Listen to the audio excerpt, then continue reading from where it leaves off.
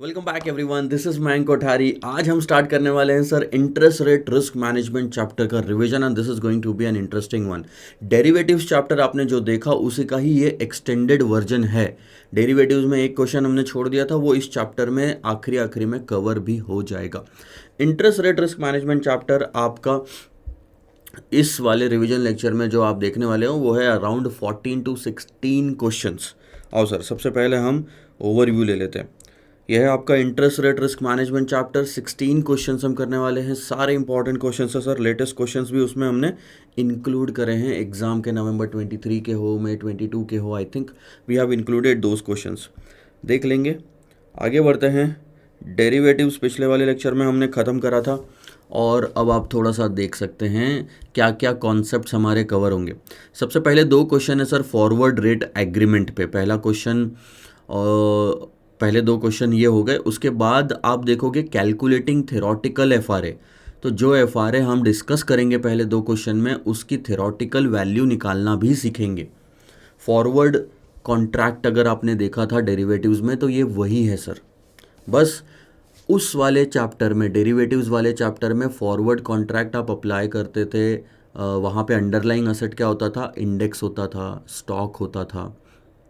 ठीक है, यहाँ पे इंटरेस्ट रेट के संदर्भ में, रेलेवेंस में हम फॉरवर्ड कॉन्ट्रैक्ट को इस्तेमाल करेंगे। जैसे फॉरवर्ड कॉन्ट्रैक्ट दो पार्टीज़ के बीच में मिल के डिसाइड किया हुआ, कस्टमाइज किया हुआ कॉन्ट्रैक्ट है, वैसे ही फॉरवर्ड रेट एग्रीमेंट होता है। मोस्टली ये बैंक के साथ किया जाता है। Calculating theoretical forward rate agreement और उसके बाद आर्बिट्राज विथ एफआरए, ये भी है। ठीक है, फिर ये क्वेश्चन फॉरवर्ड रेट एग्रीमेंट और इंटरेस्ट रेट फ्यूचर्स। यहाँ से देखो इंटरेस्ट रेट फ्यूचर्स शुरू होगा। एक क्वेश्चन, दो क्वेश्चन, आई थिंक ये भी होगा। और चीपेस्ट टू डिलीवर बॉन्ड, ये भी इंटरेस्ट रेट फ्यूचर्स के अंदर में आता है। सो पहले 4 से 5 क्वेश्चन आपके एफआरए पे हो गए, उसको हम बोलेंगे फॉरवर्ड कॉन्ट्रैक्ट। इंटरेस्ट रेट वाला फॉरवर्ड कॉन्ट्रैक्ट, सिंपल भाषा में अगर मैं बोलूँ तो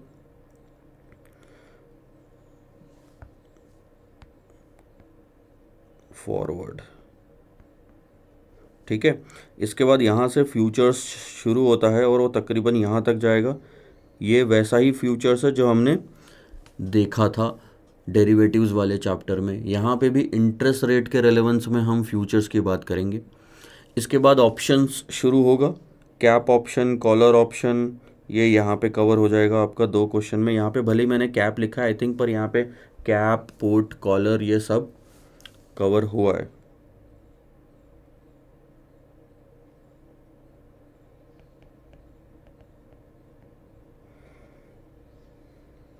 पुट का मतलब यहाँ पे क्या होगा sir? Floor option. Interest rate में हम पुट ऑप्शन को फ्लोर ऑप्शन बोलते हैं, हम डिस्कशन करेंगे उसका भी। और कॉल ऑप्शन को कैप ऑप्शन बोलते हैं। जो वहाँ पे कॉल हुआ करता था यहाँ पे कैप बन गया, जो वहाँ पे पुट हुआ करता था यहाँ पे फ्लोर बन गया, और दोनों का एक मिक्स जो बनाते हैं उसे कॉलर कहा जाता है। ठीक है, इसके बाद स्वैपिंग शुरू होगी। इंटरेस्ट रेट स्वैप्स देखेंगे 12, 13 नंबर का, फिर 14, 15, 16 भी शायद वही है। तो इस दौरान जब स्वैप्स शुरू करेंगे तब हम वो डेरिवेटिव्स का बचा हुआ एक क्वेश्चन भी ले लेंगे। ठीक है, एक आइडिया आ गया। तो मोटा मोटा हमने क्या करा, थोड़ा ध्यान दो, छोटा चैप्टर है। इंटरेस्ट रेट का जो रिस्क होता है उसको मैनेज करने के लिए हम डेरिवेटिव्स का इस्तेमाल करेंगे। डेरिवेटिव्स में ये 4 टाइप होते हैं सर, फॉरवर्ड, फ्यूचर्स, ऑप्शंस और स्वैप्स। मोटा मोटा इसके अंदर जाएंगे और कैलकुलेशन भी करेंगे। ठीक है, सबसे पहले शुरू करते हैं हमारे टॉपिक फॉरवर्ड रेट एग्रीमेंट यानी कि फॉरवर्ड कॉन्ट्रैक्ट से। अब थोड़ा सा बैकग्राउंड से लेते हुए चलेंगे, समा बांधेंगे, आपको एक आइडिया आएगा और उसके बाद धीरे धीरे स्पीड पकड़ेंगे सर। अब ध्यान दो, हमें जब भी पैसों की ज़रूरत होती है हम क्या करते हैं सर? लोन लेते हैं। जो लोन हम लेते हैं उसे बोरोविंग्स कहा जाता है, जो लोन लेता है उसे बोरोवर कहा जाता है। ठीक है, कुछ टर्म्स ध्यान देंगे। देखो, पैसे को खरीदना मतलब लोन लेना यानी बोरोविंग्स, यानी लॉन्ग जाना। ये चीज़ थोड़ा सा ध्यान देना, आप खरीद रहे हो पैसा, लॉन्ग का मतलब भी खरीदना ही होता है। आगे जो खरीद रहा है उसे कहते हैं हम बोरोवर। ठीक है, दूसरी साइड दे दो। पैसे को बेचना यानी किसी को लोन देना, उसे इन्वेस्टिंग कहा जाता है, यानी you are short at this. Short यानी बेचना, पैसा बेचा, लोन दिया, देना, ठीक है, इसको इन्वेस्टर कहा जाता है। ठीक है, ये दो चीज़ें तो आपको समझ में आ गई, दो साइड होती है। Most of the time chapter में हम बोरोवर्स की बात करेंगे। ठीक है, अब आगे बात करते हैं बोरोवर की, कि इस चैप्टर में इंटरेस्ट रेट रिस्क होता क्या है, पहले तो ये जानो, उसके बाद हम उसके मैनेजमेंट की बात करेंगे। रिस्क क्या है सर, जहां पे हमें नुकसान हो सकता है। अब आप दिमाग लगा के सोचो कि बोरोवर को नुकसान कब हो सकता है, जब पैसा लोन लेने के बाद में उसे इंटरेस्ट देने की बारी आ रही है और इंटरेस्ट का जो कॉस्ट है वो बढ़ता चला जा रहा है, या तो बढ़ता चला जा रहा है या तो वो जो दे रहा है वो उसे ज़्यादा लग रहा है, that is the risk, simple. अब इंटरेस्ट जब दिया जाता है वापस, थोड़ा ध्यान देना मेरी बात पे, जब इंटरेस्ट बैंक को वापस दिया जाता है तो वो ये दो तरीके से दिया जाता है। हो सकता है बैंक से जब हमने लोन लिया तो वो फिक्स्ड रेट पे लिया हो या फिर फ्लोटिंग रेट पे लिया हो, दो तरह के इंटरेस्ट रेट होते हैं, ध्यान दोगे यहाँ पे। ठीक है, सो फिक्स्ड रेट पे लोन लिया, लेट से 10% पे हमने लोन लिया, तो होगा क्या कि ओवर अ पीरियड, 1 साल 2 साल 3 साल 4 साल 5 साल, ओवर अ पीरियड हम जो लोन दे रहे हैं वो सेम रह रहा है। आप देख रहे हो यहाँ पे कॉस्ट उसकी सेम है। ठीक है, पर अगर फ्लोटिंग रेट पे हमने लोन लिया, इसका मतलब ऐसा हो सकता है कि वो है लाइबोर प्लस 2% पे। लाइबोर का फुल फॉर्म क्या है sir, London inter bank offered rate. ये रेट फ्लोटिंग रेट है, हर दिन बदलेगा, हर दिन 11 साढ़े 11 बजे के आसपास में कहीं रिलीज होता है, साल भर का रेट होता है बाय डिफ़ॉल्ट। सो ये आज 10% का है तो आपका टोटल कॉस्ट 12% हो गया। ठीक है, 10 + 2 12 हो गया। हो सकता है कि वो बाद में 12% हो जाए तो 14% हो जाएगा आपका। इस तरह से आपका अगर लाइबोर बढ़ता गया तो आपका कॉस्ट जो है वो बढ़ता जाएगा। सो दोनों तरीके से आपको नुकसान हो सकता है, एक तो ये रेट बढ़ता गया, दूसरा मार्केट में रेट गिर गए लेकिन अभी भी आप फिक्स्ड दे रहे हो। ये देखो, क्योंकि आपने तो लोन फिक्स रेट पे ले लिया पर ओवर अ पीरियड मार्केट में रेट गिर गए। सो करंट सिचुएशन क्या है मार्केट की, ये, और आप कितना इंटरेस्ट पे कर रहे हो ये। सो दोनों केसेस में ऐसा हो सकता है कि आप इंटरेस्ट ज़्यादा पे करो, दैट इज़ द रिस्क। थोड़ा सा ध्यान दो। फ्लोटिंग रेट की बात करेंगे सर, थोड़ा सा तो समझने में आसान होगा। बोरोवर जो होता है लोन लेने वाला, वो उम्मीद लगाता है कि इंटरेस्ट रेट जो है मार्केट में गिरेंगे, इसमें उसका फ़ायदा है, क्योंकि इंटरेस्ट रेट अगर गिरे तो आगे जाके कम इंटरेस्ट पे करना पड़ेगा, क्योंकि इंटरेस्ट तो उसकी कॉस्ट है, वो चाहेगा कि कॉस्ट गिरे तो इंटरेस्ट रेट भी गिरना चाहिए। पर रिस्क कहाँ है सर, जहाँ पे इंटरेस्ट रेट बढ़ जाता है। सो इस सिचुएशन की तो उसको चिंता नहीं है। बोरोवर को रिस्क रहेगा कि इंटरेस्ट रेट फ्यूचर में जाके कहीं बढ़ ना जाए। अब बढ़ जाए तो this is a kind of a loss वाली सिचुएशन। ये सिचुएशन जो लॉस वाली है, क्या इसे हम अवॉइड कर सकते हैं? हाँ सर, अवॉइड कर सकते हैं। कैसे? हेजिंग करके। सिंपल सा बात है। हमने डेरिवेटिव्स वाले चैप्टर में भी लॉस को अवॉइड करने के लिए हेजिंग करी थी, फॉरवर्ड लिया था, फ्यूचर्स लिया था, ऑप्शंस लिए थे, ताकि हमें नुकसान ना हो। यहाँ पे भी हम वही करेंगे, हेज करेंगे इंटरेस्ट रेट के रिस्क को, समरी। और उसको हेज करने के 3-4 तरीके हैं। एक, फॉरवर्ड कॉन्ट्रैक्ट ले लो इंटरेस्ट रेट का, जिसे हम FRA कहते हैं, फॉरवर्ड रेट एग्रीमेंट। दूसरा, इंटरेस्ट रेट फ्यूचर्स ले लो। तीसरा, ऑप्शंस ले लो या स्वैप्स वाले कॉन्ट्रैक्ट कर लो। सो पहला जो था आपका FRA और आखिरी जो है स्वैप्स, ये ओवर द काउंटर मार्केट में ट्रेड होते हैं, यानी कि इसे कोई कंट्रोल नहीं करता, दो पार्टीज मिलके ये ट्रांजैक्शन डिसाइड करती है। तो कहीं पे भी कोई भी बैठ के दो पार्टीज ये ट्रांजैक्शन कर सकती है। पर इसके बीच में जो दो चीज़ें थी, इंटरेस्ट रेट फ्यूचर्स और ऑप्शंस, ये आप कस्टमाइज्ड नहीं है, ये दो पार्टीज के बीच में या ओवर द काउंटर नहीं है, ये स्टॉक एक्सचेंज जो होता है अपना, तो एक्सचेंज जो होगा उस पे ये ट्रेड होते हैं, वहाँ से आपको ये खरीदना बेचना पड़ता है।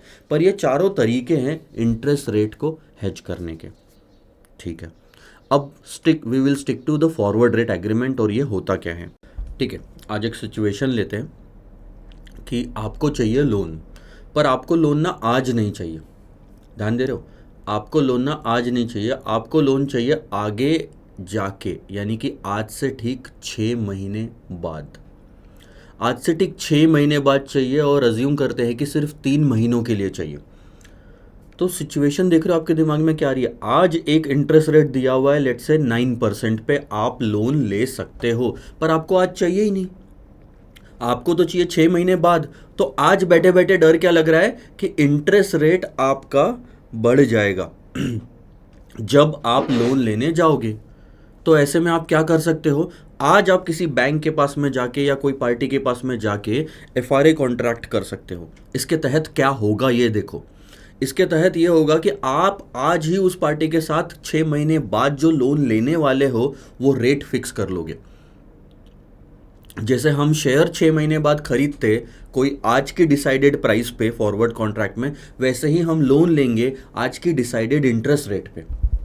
ठीक है, अगर मार्केट में रेट बढ़ भी गया तो भी आपको उसी रेट पे मिलेगा। पहली बात, आज कितना रेट मैंने बोला 9%। लेट्स से कि आज हम फिक्स कर लेते हैं कि 9.3% में हम 6 महीने बाद 3 महीने के लिए लोन ले लेंगे, और ये जो रेट है ये पर एनम है। ठीक है, कितना 9.3%। अब आज से ठीक 6 महीने बाद आपने इंतज़ार करा और देखा मार्केट में रेट क्या हो गए 9.6%। अब थोड़ा सा लिख लेते हैं इन सब चीज़ों को ध्यान देना। सिचुएशन क्या है कि आप लोन लेना चाहते हो 60 करोड़ रुपए का, आज का मार्केट का रेट चल रहा है 9% पर, आज आपको लोन नहीं चाहिए, आपको चाहिए लोन आज से ठीक 6 महीने बाद और वो भी 3 महीने के लिए। ठीक है, अब तो आपने क्या करा कि आपको लग रहा है कि मार्केट में रेट बढ़ जाएंगे, इससे अच्छा मैं आज ही कॉन्ट्रैक्ट कर लेता हूं। तो आप स्पॉट मार्केट में आज स्पॉट मार्केट से आप एंटर कर गए डेरिवेटिव्स मार्केट में। इसमें आपके पास में कई सारे ऑप्शंस है उस इंटरेस्ट रेट के रिस्क को, बढ़ने वाले रिस्क को हेज करने का। उसमें सबसे पहला है फॉरवर्ड कॉन्ट्रैक्ट, जिसके तहत आप एफआरए खरीद लोगे क्योंकि आप लोन लेना चाहते हो, देना नहीं चाहते। सो आप एफआरए खरीद लोगे तो you will be called long on FRA. So rate fix हो गया 9.30% का, कि आज से ठीक 6 महीने बाद में 9.30% पे मैं लोन ले लूंगा। अब होगा क्या, आपने ऐसा करके अपना इंटरेस्ट का कॉस्ट फिक्स कर दिया। अब आपको फर्क नहीं पड़ता मार्केट में रेट गिरे या बढ़े, आपका कॉस्ट फिक्स हो गया 9.30%। ठीक है, अब देखो क्या होगा, मार्केट में अगर 9.60% रेट चला गया तो आपने तो फिक्स करा था 9.30%, तो आपका यहां पे फायदा हो गया गेन और लॉस 0.30 का। कैसे फायदा हुआ, दो चीजें सर। अब मैं यहां पे हेजिंग की भी बात कर सकता हूं, स्पेकुलेशन की भी बात कर सकता हूं। हेजिंग की बात करें तो आपको 0.30% सस्ता मिल रहा है मार्केट के कॉस्ट से लोन, तो फायदा है ना। या स्पेकुलेशन की बात करता हूं, आपको लोन चाहिए ही नहीं था, आप बस पार्टी से 0.3% का डिफरेंस अमाउंट जो था 0.30% ऑन द प्रिंसिपल अमाउंट ले लो और घर चले जाओ, क्योंकि आपका तो डिसाइडेड था ना ये रेट पे लोन लेने का, मार्केट में ये रेट चल रहा है। तो सामने वाली पार्टी जिसने आपको फॉरवर्ड बेचा वो आपको इन दोनों का डिफरेंस देके बोलेगी कि अपना कॉन्ट्रैक्ट खत्म, 0.30% का आपका गेन है। ये है स्पेकुलेशन, जहां पे आपको लोन तो चाहिए नहीं था, आप सिर्फ खेल रहे थे इंटरेस्ट रेट पे। ठीक है, आपने सस्ते में खरीदने का डिसाइड कर लिया था, आज रेट महंगा चल रहा है तो आपने उस पर बेच दिया, 9.6 पे बेचा, 9.3 पे खरीद लिया, 0.3 का फायदा। ठीक है, तो ये 0.30% का फायदा होगा, लेकिन थोड़ा सा ध्यान देना मेरी बात पे। ये था पर एनम, ये था पर एनम, और हमने तो लोन की जो डिमांड करी थी वो अगले 3 महीनों के लिए करी थी। ये है हमारा वो लोन का पीरियड। आज से ठीक 6 महीने बाद 3 महीनों के लिए हम लोन लेना चाहते थे। तो अगर ये दोनों रेट पर एनम है तो ये जो गेन आपको हुआ ये भी पर एनम हुआ। इसको हम कन्वर्ट कर लेंगे, 0.30 को डिवाइड कर दो 4 से, क्योंकि एक क्वार्टर का ही निकालना है अपने को, या मल्टीप्लाइड बाय 3/12 कर लो। सो वो आपके पीरियड का गेन आ गया 0.0075%। ये 0.0075% आप प्रिंसिपल अमाउंट पे लगाओ, यानी कि 60 करोड़ पे आपकी टोटल जो अमाउंट ऑफ गेन आएगी वो होएगी 4.5 लाख रुपए। ठीक है, अब आप मुझे बताओ कि ये जो 4,50,000 रुपीज़ है ये आपको यहाँ पे मिल जाना चाहिए कि यहाँ पे मिलना चाहिए। देखो, लेना तो सेटल तो यहीं पे करना है, लेकिन ये जो 4,50,000 का गेन आ रहा है उसका टाइमिंग ये आ रहा है। कैसे, मैं आपको समझा देता हूँ।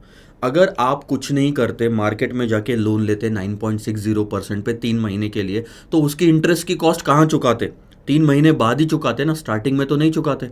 ठीक है, आपने 9.3 पे भी अगर लोन लिया होता फॉरवर्ड रेट के तहत, तो उसकी कॉस्ट कहाँ चुकाते? एंड में ही चुकाते।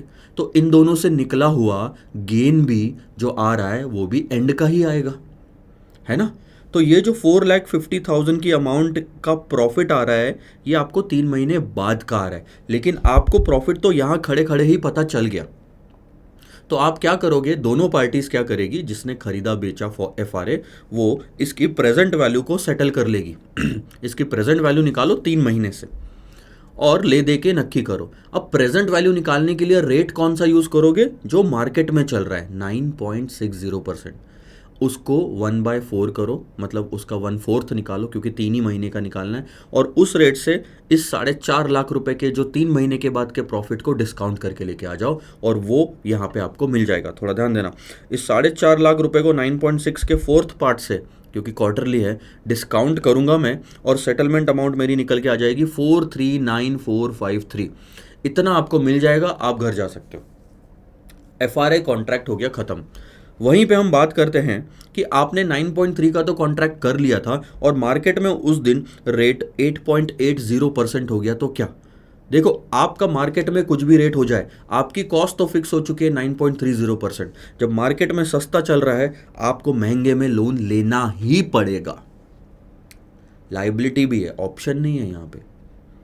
सो ऐसे केस में आपका हो गया नुकसान। या ध्यान देना, आप मार्केट में इतने का लोन चुकाओ 8.80% पे, और बैलेंस अमाउंट आप अपने फॉरवर्ड की दूसरी पार्टी को दे दो, दैट इज योर लॉस। ये तो हो गया हेजिंग वाला पार्ट। स्पेकुलेशन में क्या होगा, लोन वोन की चिंता छोड़ो, लोन लिया नहीं दिया नहीं, तो 8.8% चुकाना भी नहीं। आपने इतने का प्रॉमिस करा था, मार्केट में ये चल रहा, आप सामने वाली पार्टी को जो आपको लॉस होना बनता है वो दे दो, है ना।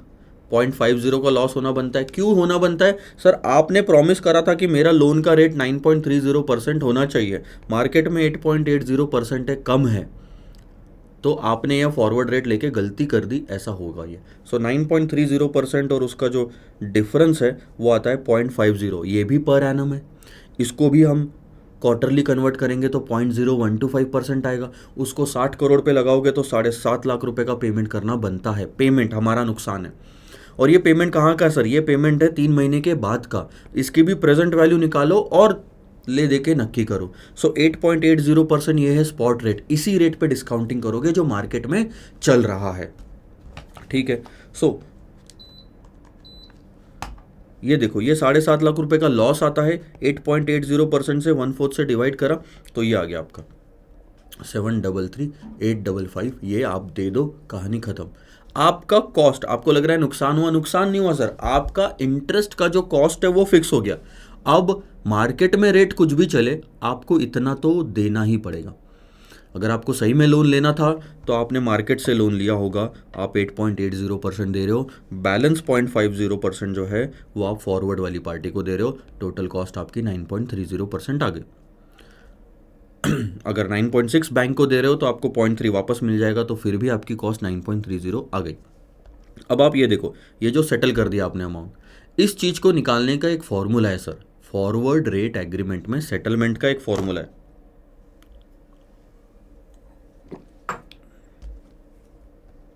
ध्यान देना,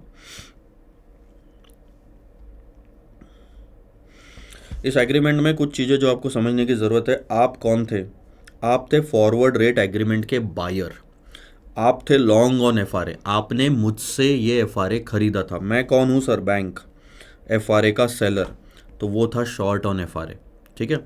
FRA क्या था सर, 9.30%, ये थी obligation to both the parties, कि 9.30% आप पे आपको लोन मिलेगा।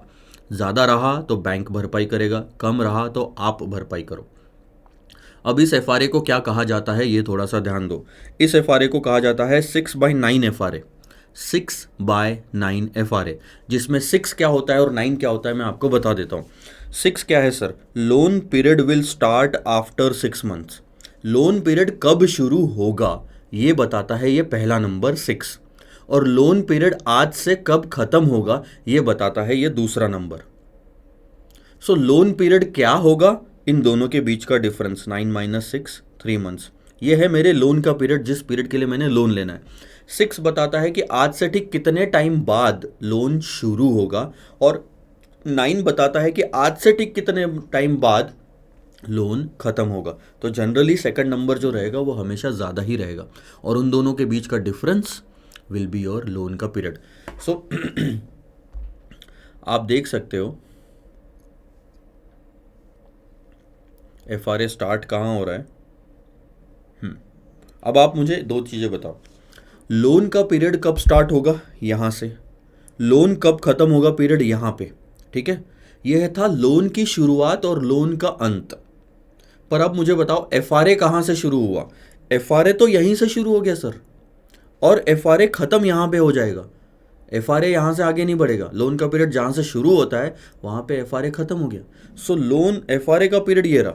इस 6 महीने में ही आपको सब ऊंच नीच करनी है, क्योंकि इस 6 महीने में ही ऊपर नीचे हो जाएगा रेट, ये डर था आपको।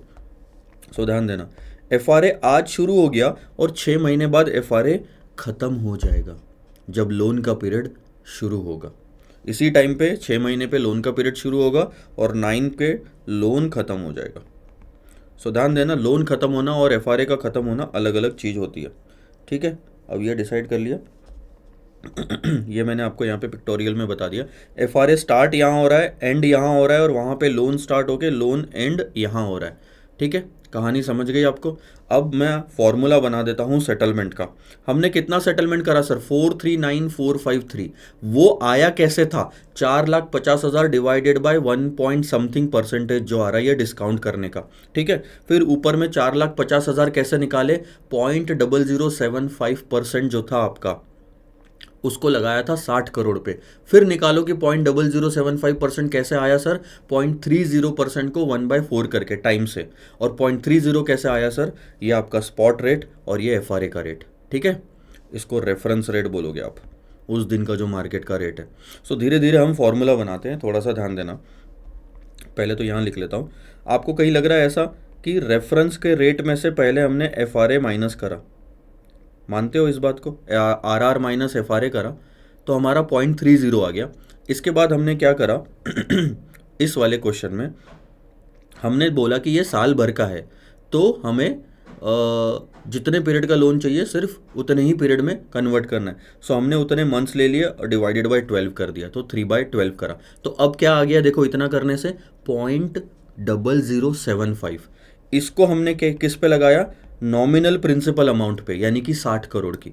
नॉमिनल इसीलिए बोलते हैं कि स्पेकुलेशन के टाइम पे ये 60 करोड़ की कोई अदला बदली नहीं होती, ये सिर्फ आपने एक अमाउंट डिसाइड करके रखा था जिस पे रेट लगना था। सो ये एक्चुअल में कभी ट्रांसफ़र हुआ ही नहीं, ठीक है। तो ये नॉमिनल अमाउंट हो गया। अब इतना करने से क्या आ गया, 4.5 लाख आ गया। डिवाइडेड बाय आप क्या करोगे, ये रहा डिवाइडेड बाय 1 प्लस आप 9.6% को 3 महीने में कन्वर्ट करोगे। सो वो आ गया आपका reference rate into total months divided by 12। ये फॉर्मूला समझ में आया क्या आपको, ऐसा ही हम आगे बनाएंगे ये वो स्टेप बाय स्टेप है। पहले ये सेटलमेंट था, उल्टा जा रहे हैं हम, ये वो सेटलमेंट इस तरीके से आया, 60 करोड़ पे हमने 0.0075 लगाया। धीरे धीरे आगे बढ़ते गए। मैं अब डायरेक्ट फार्मूला पे आता हूँ, ये रहा। थोड़ा सा अब इस चीज़ को ध्यान दो। नॉमिनल प्रिंसिपल अमाउंट आपकी 60 करोड़ की थी, ये आपको समझ में आया। रेफरेंस रेट था यानी कि मार्केट का स्पॉट रेट उस दिन का 9.6%, ये था 9.3%। इन दोनों के डिफरेंस से आ जाएगा कि हमें गेन कितना हो रहा है। वो पर एनम होने की वजह से हम क्या कर रहे हैं, कन्वर्ट कर रहे हैं उसको इसमें। ये MTM और DTM क्या है सर, मंथ टिल मेचोरिटी और मंथ इन अ ईयर। अगर आप मंथ्स में कैलकुलेट कर रहे हो तो MTM/MY हो गया, अगर डेज में कैलकुलेट कर रहे हो तो DTM/DY हो जाएगा। थोड़ा ध्यान देना, days till maturity, days in a year, ठीक है। और डिवाइडेड बाय क्या है, ये पूरा डिस्काउंटिंग का चक्कर है जो डिवीजन में आ रहा है। RR यानी कि उस दिन का स्पॉट रेट, उसको कन्वर्ट कर रहे हो आप 3 महीने में, और 1 प्लस, तो ये आ गया आपका फॉर्मूला।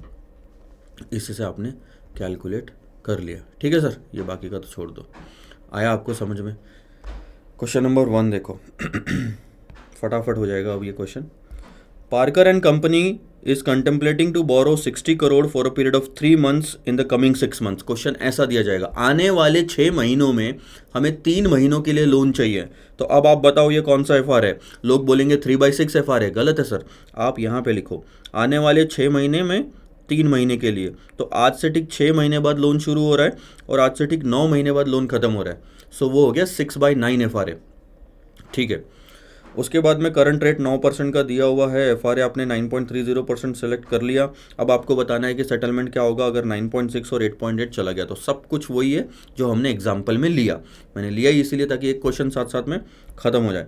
यही फॉर्मूला यहाँ पे रखा है। अब आपको इस फॉर्मूले से कोई डर नहीं लगेगा, थोड़ा सा ध्यान दो। नॉमिनल प्रिंसिपल अमाउंट दोनों के बीच का डिफरेंस यानी कि गेन, उसको कन्वर्ट करा आपने मंथ्स में, और ये हो गया 1+ आपका टोटल डिस्काउंटिंग रेट।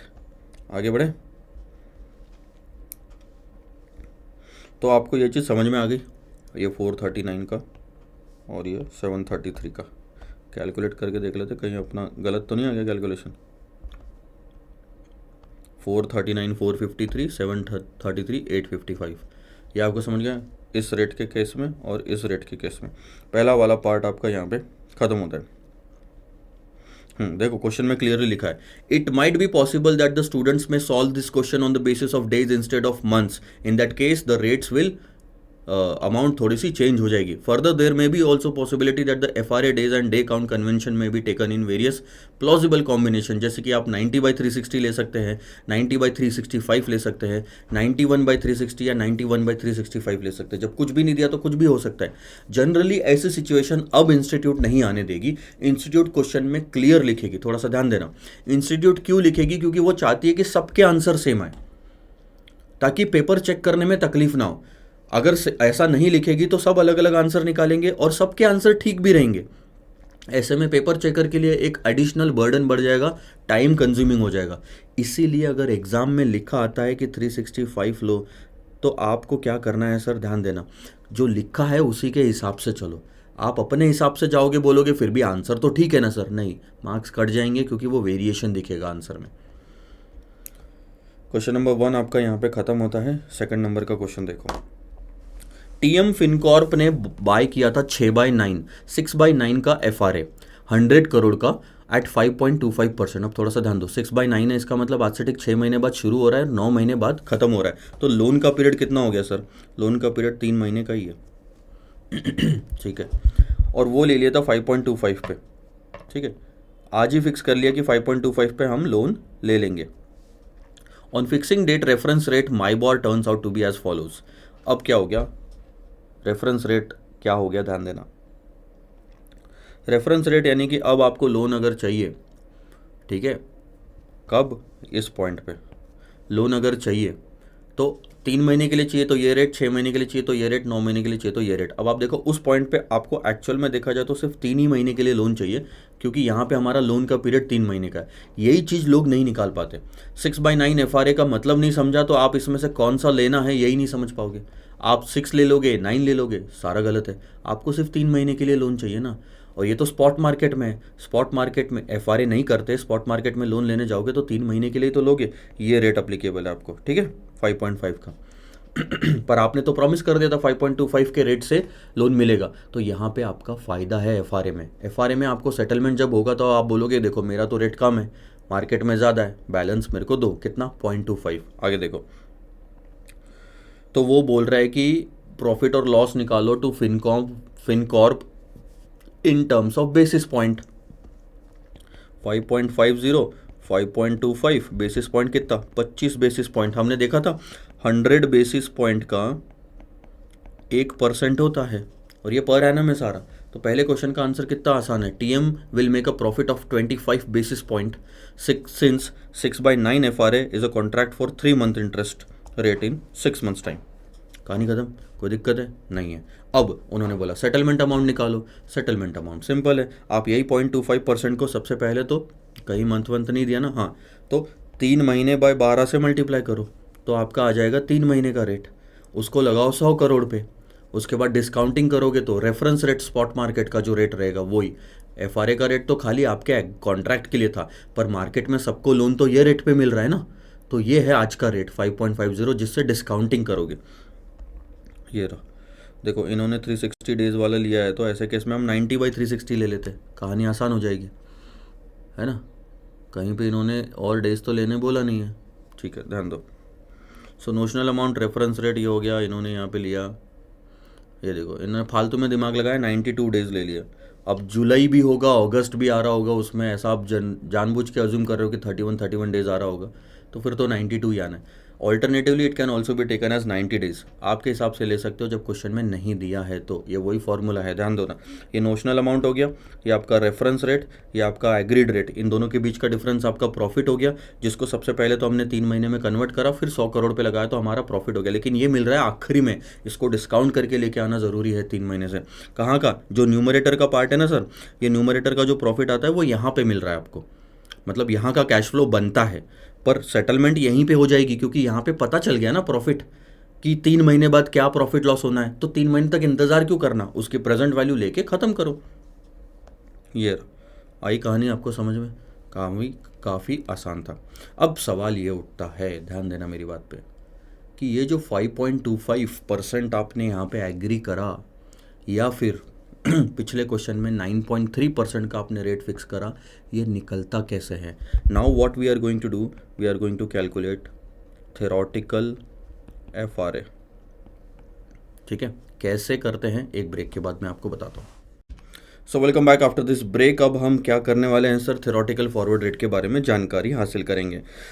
याद दिलाता हूं सर, सिक्योरिटी वैल्यूएशन में हमने एक क्वेश्चन देखा था जहां पे हमें मार्केट प्राइस निकालनी थी, और हमें एक क्वेश्चन में फॉरवर्ड रेट दिए हुए थे और एक क्वेश्चन में स्पॉट यील्ड्स दिए हुए थे। तो हमने अलग अलग तरीके से ट्रीटमेंट लेके आपकी मार्केट प्राइस निकाली थी, और मैंने वहाँ पे एक्सप्लेन भी करा था कि उसका मतलब क्या होता है। एक बार वापस से उसको रिवाइज करते हैं। लेट से आप 1 साल के लिए 1 साल वाले बॉन्ड में इन्वेस्टमेंट करना चाहते हो, ठीक है। 1 साल वाले बॉन्ड में इन्वेस्टमेंट करना चाहते हो, और उसका आज का रेट दिया हुआ है 10% का, यानी कि अगर आप यहाँ पे इन्वेस्टमेंट करते हो 100 रुपये का, तो 110 रुपये आपको यहाँ पे मिल जाएंगे। ये जो यील्ड है ये रिटर्न है सर, ये कूपन रेट नहीं है, ये रिटर्न है। 1 साल के लिए इन्वेस्टमेंट करते हो तो आपका रिटर्न हो गया 10% का, S1। इसको हम बोलेंगे स्पॉट यील्ड फॉर 1 ईयर। मान लो कि अगर आप 2 साल के बॉन्ड में इन्वेस्टमेंट करना चाहते हो, तो 2 साल के बॉन्ड के लिए जो रेट है वो है 12% पर एनम, ये हो गया S2। तो अब आपको क्या होगा, यहाँ पे इन्वेस्टमेंट करोगे तो 12% पहले साल मिलेगा, 12% दूसरे साल मिलेगा, और आपको मेच्योरिटी जो है यहाँ पे मिल जाएगी। जाहिर सी बात है, ज़्यादा टाइम के लिए इन्वेस्टमेंट कर रहे हो किसी के पास में, तो सामने वाला ज़्यादा ऑफर कर रहा है। 3 साल के लिए रेट ले लो, 13% S3 हो गया। तो S3 का मतलब स्पॉट यील्ड फॉर 3 ईयर्स, ठीक है। और 4 साल के लिए अगर इन्वेस्टमेंट कर रहे हो तो लेट से 14% S4 आ गया आपका। कम भी हो सकता है, ऐसा ज़रूरी नहीं कि सर बढ़ता ही जाएगा। 4 साल के लिए हो सकता है कि भैया 4 साल का ओवरऑल जो मार्केट कंडीशन है वो कम लग रही है, तो रेट गिर भी सकता है यहाँ पे 11%, वापस से 10% एक्सेट्रा, ठीक है। तो अब ये क्या हो गया सर, 14% क्या है, पर एनम रेट है for every year in those 4 years. So this is spot yield for 4 years. So S का मतलब क्या है, स्पॉट यील्ड्स। ये स्पॉट यील्ड सारे सालों में सेम लगती है, पहला बात, ठीक है। ये ऐसा देखो, समझ आ रहा है, 10%, 12, 13, 14, इसी को सॉल्व करते हैं तो ये इस तरीके से भी कर सकते हैं, क्योंकि सारे ईयर्स में सेम लग रहा है। तो हम क्या करेंगे, बार 1.14 मल्टीप्लाई करने के बजाय हम 4 साल का है तो टू द पावर 4, 3 है तो टू द पावर 3, 2 है तो टू द पावर 2। अब मैं बात करता हूँ फॉरवर्ड यील्ड की। Unlike spot yields, forward yields जो कैलकुलेट होती है वो 1 ही साल की होती है, ठीक है। सो फर्स्ट ईयर के लिए जो फॉरवर्ड यील्ड रहेगी वो मैच करेगी फर्स्ट ईयर के स्पॉट यील्ड से, क्योंकि यहीं से स्टार्ट कर रहे हो। आज से 1 साल दोनों में मतलब सेम ही होता है, इसलिए सेम रेट आ गया, ठीक है। अब थोड़ा ध्यान देना, अगर मैं बोलूँ कि फॉरवर्ड यील्ड 12% है, इसका मतलब क्या है, सेकंड ईयर की फॉरवर्ड यील्ड 12% है, तो ये रेट सिर्फ सेकंड ईयर में लगेगा, पहले साल में नहीं लगेगा। तो अब आपको ये 10 और 12 ऐसा लिखना पड़ेगा। 10% सर सेम रहेगा पहले साल के लिए, और ये जो फॉरवर्ड यील्ड थी 12% की, ये उस बॉन्ड से या आपके इन्वेस्टमेंट से रिलेटेड नहीं, दूसरे साल में आपको रिटर्न इतना ही मिलेगा, कितने भी साल के लिए इन्वेस्टमेंट करो। सो ये 12 आप देख रहे हो, इसमें हमने स्पॉट यील्ड 12% थी तो दोनों साल लगाया था, क्योंकि दोनों साल का रिटर्न वो बनता है। इसमें फॉरवर्ड यील्ड थी 12%, यानी कि सिर्फ दूसरे साल का वो रिटर्न बनता है, पहले साल का जो पहले में दिया हुआ था, ठीक है। बात में फ़र्क देखो, यहाँ जो मैंने 2 लिखा ये 2 ईयर्स का था, पर यहाँ जो 2 लिखा ये सेकंड ईयर का रेट था सिर्फ।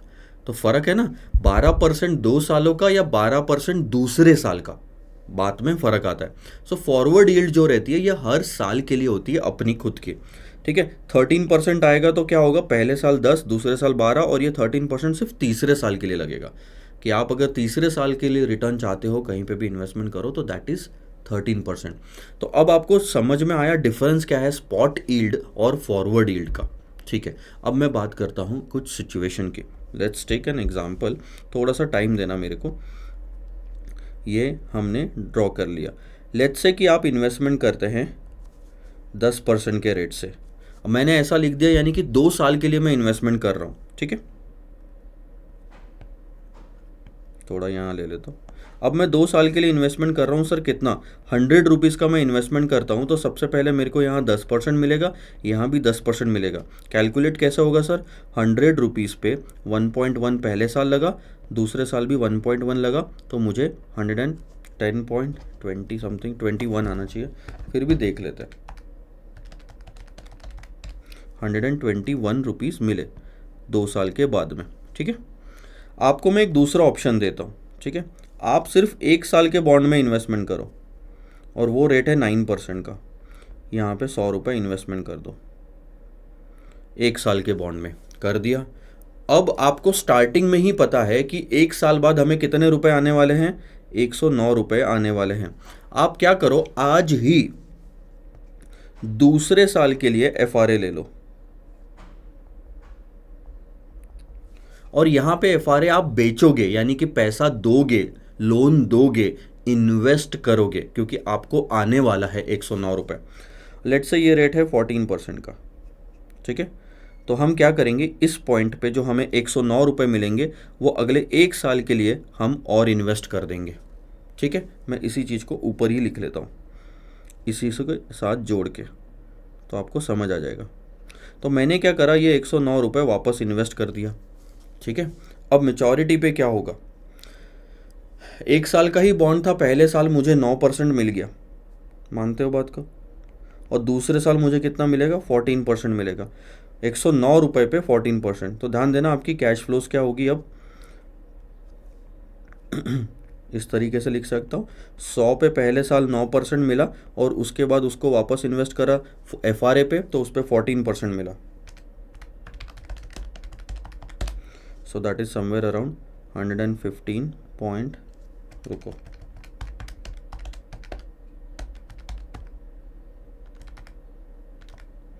124.26। अब इस सिचुएशन को थोड़ा सा ध्यान से देखो। अब आप मुझे बताओ कि अगर आपके पास में ये 2 अपॉर्चुनिटीज़ है, पहली अपॉर्चुनिटी 2 साल के लिए एक साथ पैसा डाल दो 10% के रेट से, दूसरी अपॉर्चुनिटी की भैया 9% का 1 साल का बॉन्ड मार्केट में चल रहा है, डाल दो और FRA बेच दो जो 14% पे चल रहा है, यानी 14% पे FRA किसी और ने खरीद लिया, वो लोन ले रहा है आपसे, आपने इन्वेस्टमेंट कर दिया 14% पे, ये आपकी इनकम हो गई। You are short on FRA in this case, क्योंकि आपने बेचा है, इन्वेस्ट करा है।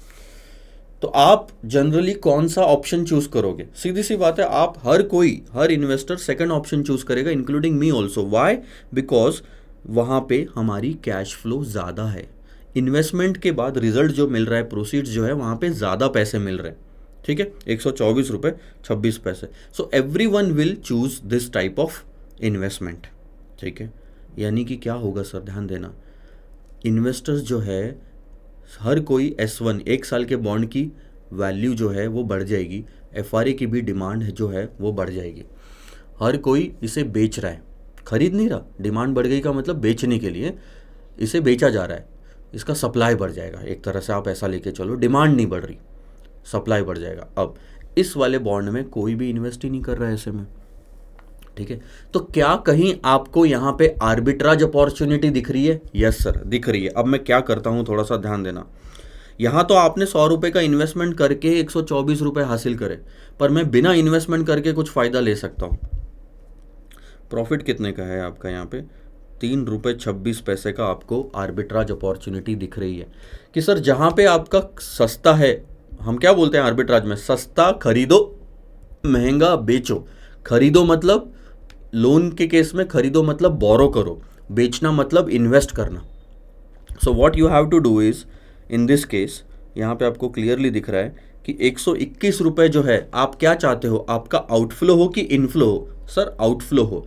आउटफ्लो कब होगा? जब आप लोन लोगे और वो चुकाना पड़ेगा। So what you are going to do, सस्ता यहाँ दिख रहा है तो यहाँ हम खरीदेंगे पैसे को, और महंगा यहाँ दिख रहा है तो यहाँ हम बेचेंगे। अब थोड़ा सा ध्यान देना मैं क्या सिचुएशन निकाल रहा हूँ। मैं मार्केट में जाके 2 साल के लिए 100 रुपये बोरो कर लेता हूँ। हम यही मान के चलेंगे कि बोरोविंग और इन्वेस्टमेंट का रेट सेम रहेगा, प्रैक्टिकली नहीं रहता। चलो 100 रुपये मैंने 2 साल के लिए बोरो कर लिए, वही बोरो करा तो मेरे पास पैसा आया और मैंने 1 साल के लिए इन्वेस्ट कर दिया दूसरे वाले केस में 9% पे। मुझे पता है कि ये इन्वेस्टमेंट, आज ही मुझे पता है कि ये इन्वेस्टमेंट 1 साल बाद 109 रुपये हो जाएगा, मेरे पास आ जाएगा। इसीलिए मैंने आज ही FRA भी बेच दिया। मैंने क्या करा, S2 का बॉन्ड खरीदा, S1 का बेचा और FRA बेचा। मैंने आज बेच दिया 1 साल के लिए सिर्फ सेकंड ईयर का FRA 14% पे। सो ठीक 1 साल बाद में मेरे पास 109 रुपये आएंगे, मैं उसे FRA के तहत वापस दे दूंगा।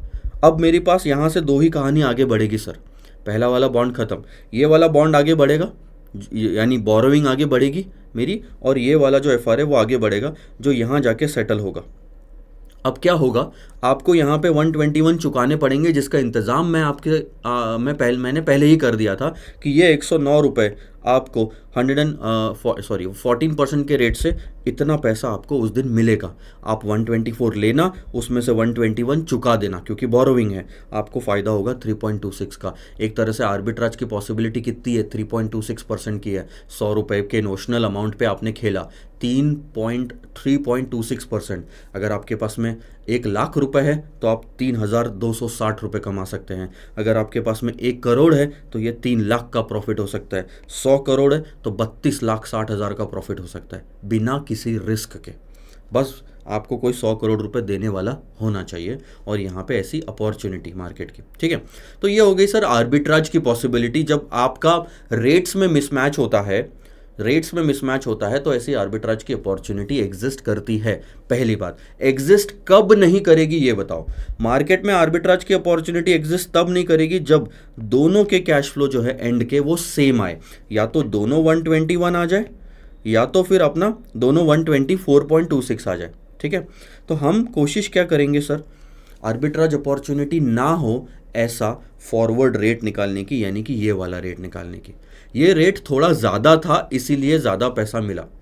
और देखना आप, सप्लाई यहाँ पे ज़्यादा है FRA का, डिमांड कम है, कोई FRA खरीदने के लिए रेडी नहीं है। हर कोई चाहता है कि मैं बोरो तो कर लूँगा फिर बेचूँ FRA को। जब ज़्यादा हो जाएगा और शॉर्ट होने लग जाएगा ये, तो डिमांड उसकी कम हो जाएगी। आप बेचोगे किसको, कोई खरीदने वाला होना भी तो चाहिए। इसका मतलब ये जो 14% का रेट है, डिमांड कम होने पे ये कम कम होता जाएगा, और ये इतना होगा कि यहाँ पे मल्टीप्लाई करने के बाद टोटल 121 ही आए। क्योंकि जब दोनों की टोटल 121 आएगी तो अब सारे इन्वेस्टर आर्बिट्राज करने वाले जो है वो भाग जाएंगे, क्योंकि उनको फ़ायदा ही नहीं दिख रहा यहाँ पे। तो that will create a no arbitrage opportunity. So हमें यह पता करना है कि नो आर्बिट्राज अपॉर्चुनिटी के लिए थ्योरेटिकली ये 14% होना कितना चाहिए। सेकंड ईयर का फॉरवर्ड रेट है, हम इसे F2 बुलाएंगे ताकि हमारे पास क्लैरिटी रहे।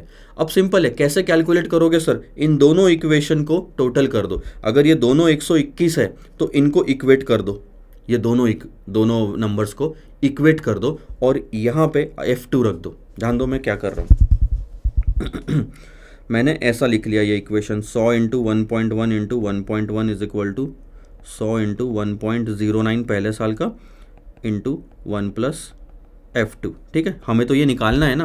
अब देखो ये मैं 100 हटा देता हूँ, 100 हमारे कोई काम का नहीं, ये तो सिर्फ प्रिंसिपल अमाउंट है जो हमने स्टार्टिंग में समझाने के लिए ली थी। ज़रूरी थोड़ी है ये हमेशा आएगी ही आएगी, ये हटा दो। अब देखो क्या बना, 1.1 क्या है सर, स्पॉट रेट है आपका 2 साल का। सो मैं क्या इसको ऐसा लिख सकता हूँ, 1 plus S2 into 1 plus S2, ठीक है। फिर यहाँ पे 1.09 को क्या लिखूँ, 1 साल का स्पॉट यील्ड है, 1 plus S1 into 1 plus F2। अब आप थोड़ा सा इक्वेशन इधर उधर कर लो, आपको F2 की वैल्यू निकल जाएगी। देखना S1 को हम इधर भेज रहे हैं और इधर स्क्वायर कर देते हैं, 1 प्लस S2 का square divided by 1 plus S1 is equal to 1 plus F2। और F2 यानी क्या होगा सर, यही 1 प्लस S2 का square divided by 1 plus S1 -1, आप रख के देख लो, 1.10 का square 1.09 -1, 1.21 divided by 1.09 -1, so that's around 11%। यानी कि अगर वो 14% का रेट गिर के 11% पे आ जाए तो आपके दोनों केस में कैश फ्लोज 121 हो जाएगी। ये जो आपने रेट निकाला इसको बोलते हैं थेरोटिकल फॉरवर्ड रेट, एग्रीमेंट का रेट, ये थेरोटिकल फॉरवर्ड रेट है। इस रेट पे आप क्या करोगे सर, इस यही एग्जैक्टली अगर रेट मार्केट में रहे, यानी कि एक्चुअल मार्केट रेट या बोलो एक्चुअल फॉरवर्ड रेट, ठीक है, यही आपका एक्चुअल फॉरवर्ड रेट अगर रहा तो there will be no arbitrage, कोई भी इधर उधर ट्रांजैक्शन करके पैसा नहीं कमा पाएगा। ऐसे निकालता है थेरोटिकल सेकंड ईयर का। क्या करना है sir, fill in the blank, simple. अगर आपको सेकंड ईयर का रेट निकालना है तो आप ऐसे सिचुएशन करो कि एक स्पॉट यील्ड दिया हो 2 साल का और एक दिया हो 1 साल का, तो बचा क्या, ये फिल इन द ब्लैंक्स। बस इस 2 साल के रेट को 1.1 इंटू 1.1 को should be equal to 1.09 and this 1 plus F2, खत्म। आप ऐसी इक्वेशन बनाओ। अब मैं आपको एक और चीज़ बताता हूँ, सिचुएशन थोड़ी सी बदल के। लेट्स से कि 3 साल है, ठीक है, और आपको तीसरे साल का FRA निकालना है, थेरोटिकल। मार्केट में हो सकता है कुछ और दिया हो, तो कैसे निकालोगे, बहुत सिंपल सर। 3 साल का है तो 3 साल का बॉन्ड ले लो, S3 S3 S3, तीनों साल सेम लगेगा, और यहाँ S2 ले लो, ठीक है, तो आप ये F3 निकाल सकते हो। कैसे निकालोगे, 1 प्लस S3, ये 1 plus S3 into S3 into S3, ऐसा करोगे तो ये आ गया 1 प्लस S3 का क्यूब तीनों साल, और इसको क्या करोगे 1 प्लस S2 का स्क्वायर, तो 2 साल आ गए, इंटू 1 प्लस F3, ये तीसरा साल है, ऊपर भी 3 साल नीचे भी 3 साल हो गए। अब आप इसको इक्वेट कर दो सर, कितना आसान है, ये यहाँ लिख लो,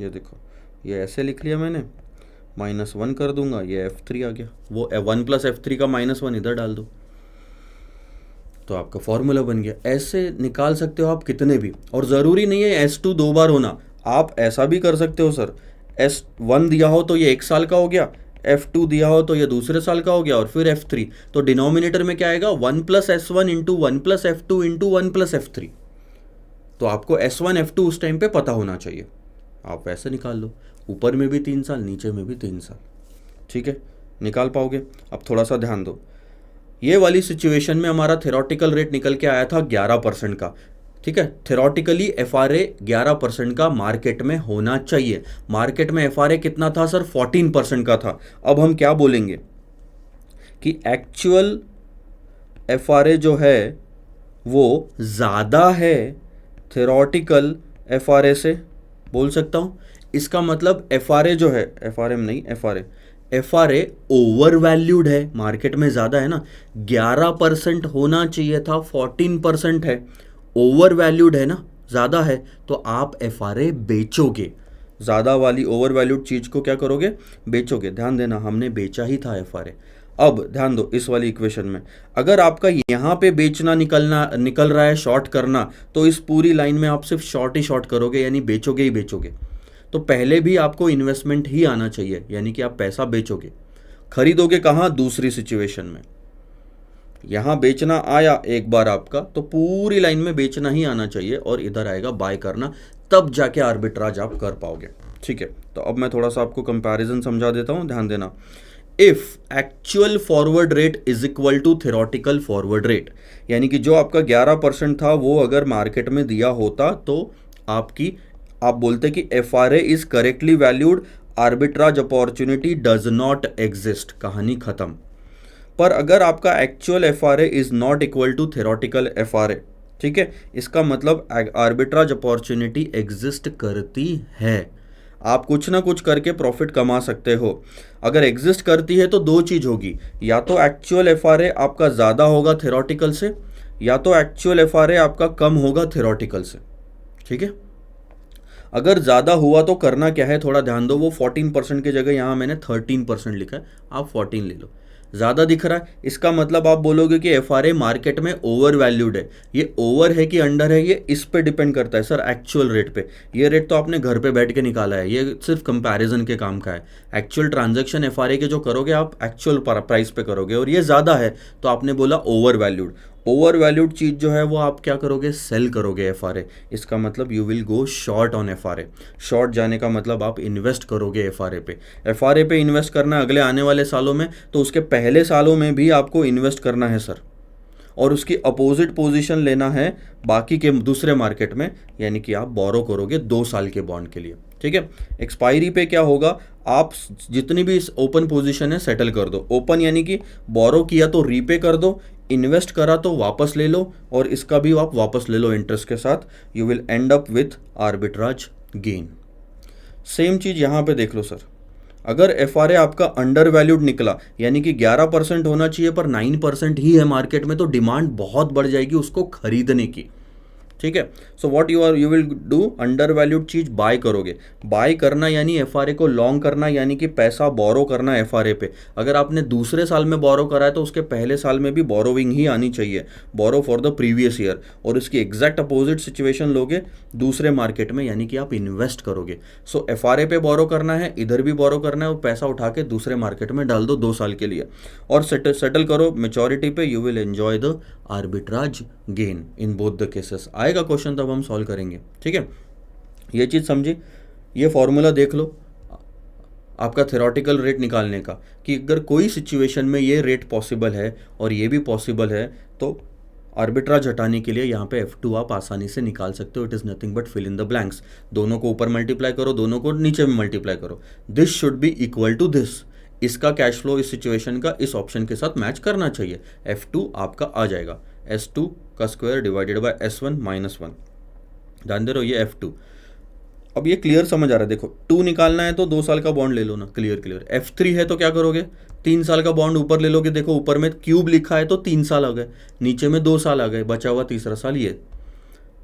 F4 निकालना है तो आप S4 ले लोगे, S3 नीचे ले लिया तो बचा हुआ 1 साल ये रहा। आप S3 के जगह पे ऐसा भी ले सकते हो, S1 F2 F3, ये मैंने अभी आपको बताया। सो ये हो गया सर आपका फॉर्मूला। आप ऐसे कितने ही सालों के लिए बना सकते हो, आप ऐसे टाइमलाइन बनाओ, इक्वेट कर दो, कहानी खत्म। अब आते हैं सर हम हमारे क्वेश्चन पे, क्वेश्चन नंबर 3। देखो sir, consider the following data for the government securities. आपको डेटा दिया हुआ है। सबसे पहले देखो फेस वैल्यू दी है, 4 अलग अलग बॉन्ड है ये, थोड़ा सा ध्यान देना। फेस वैल्यू दी है चारों बॉन्ड की। प्रिंटिंग मिस्टेक है सर, यहाँ पे कुछ भी नहीं था। ये 12.40 जो है ये एक्चुअली कुछ भी नहीं है, 0 कूपन बॉन्ड है ये, जिसमें कोई कूपन नहीं मिल रहा आपको। मेच्योरिटी इस बॉन्ड की है 1 साल की।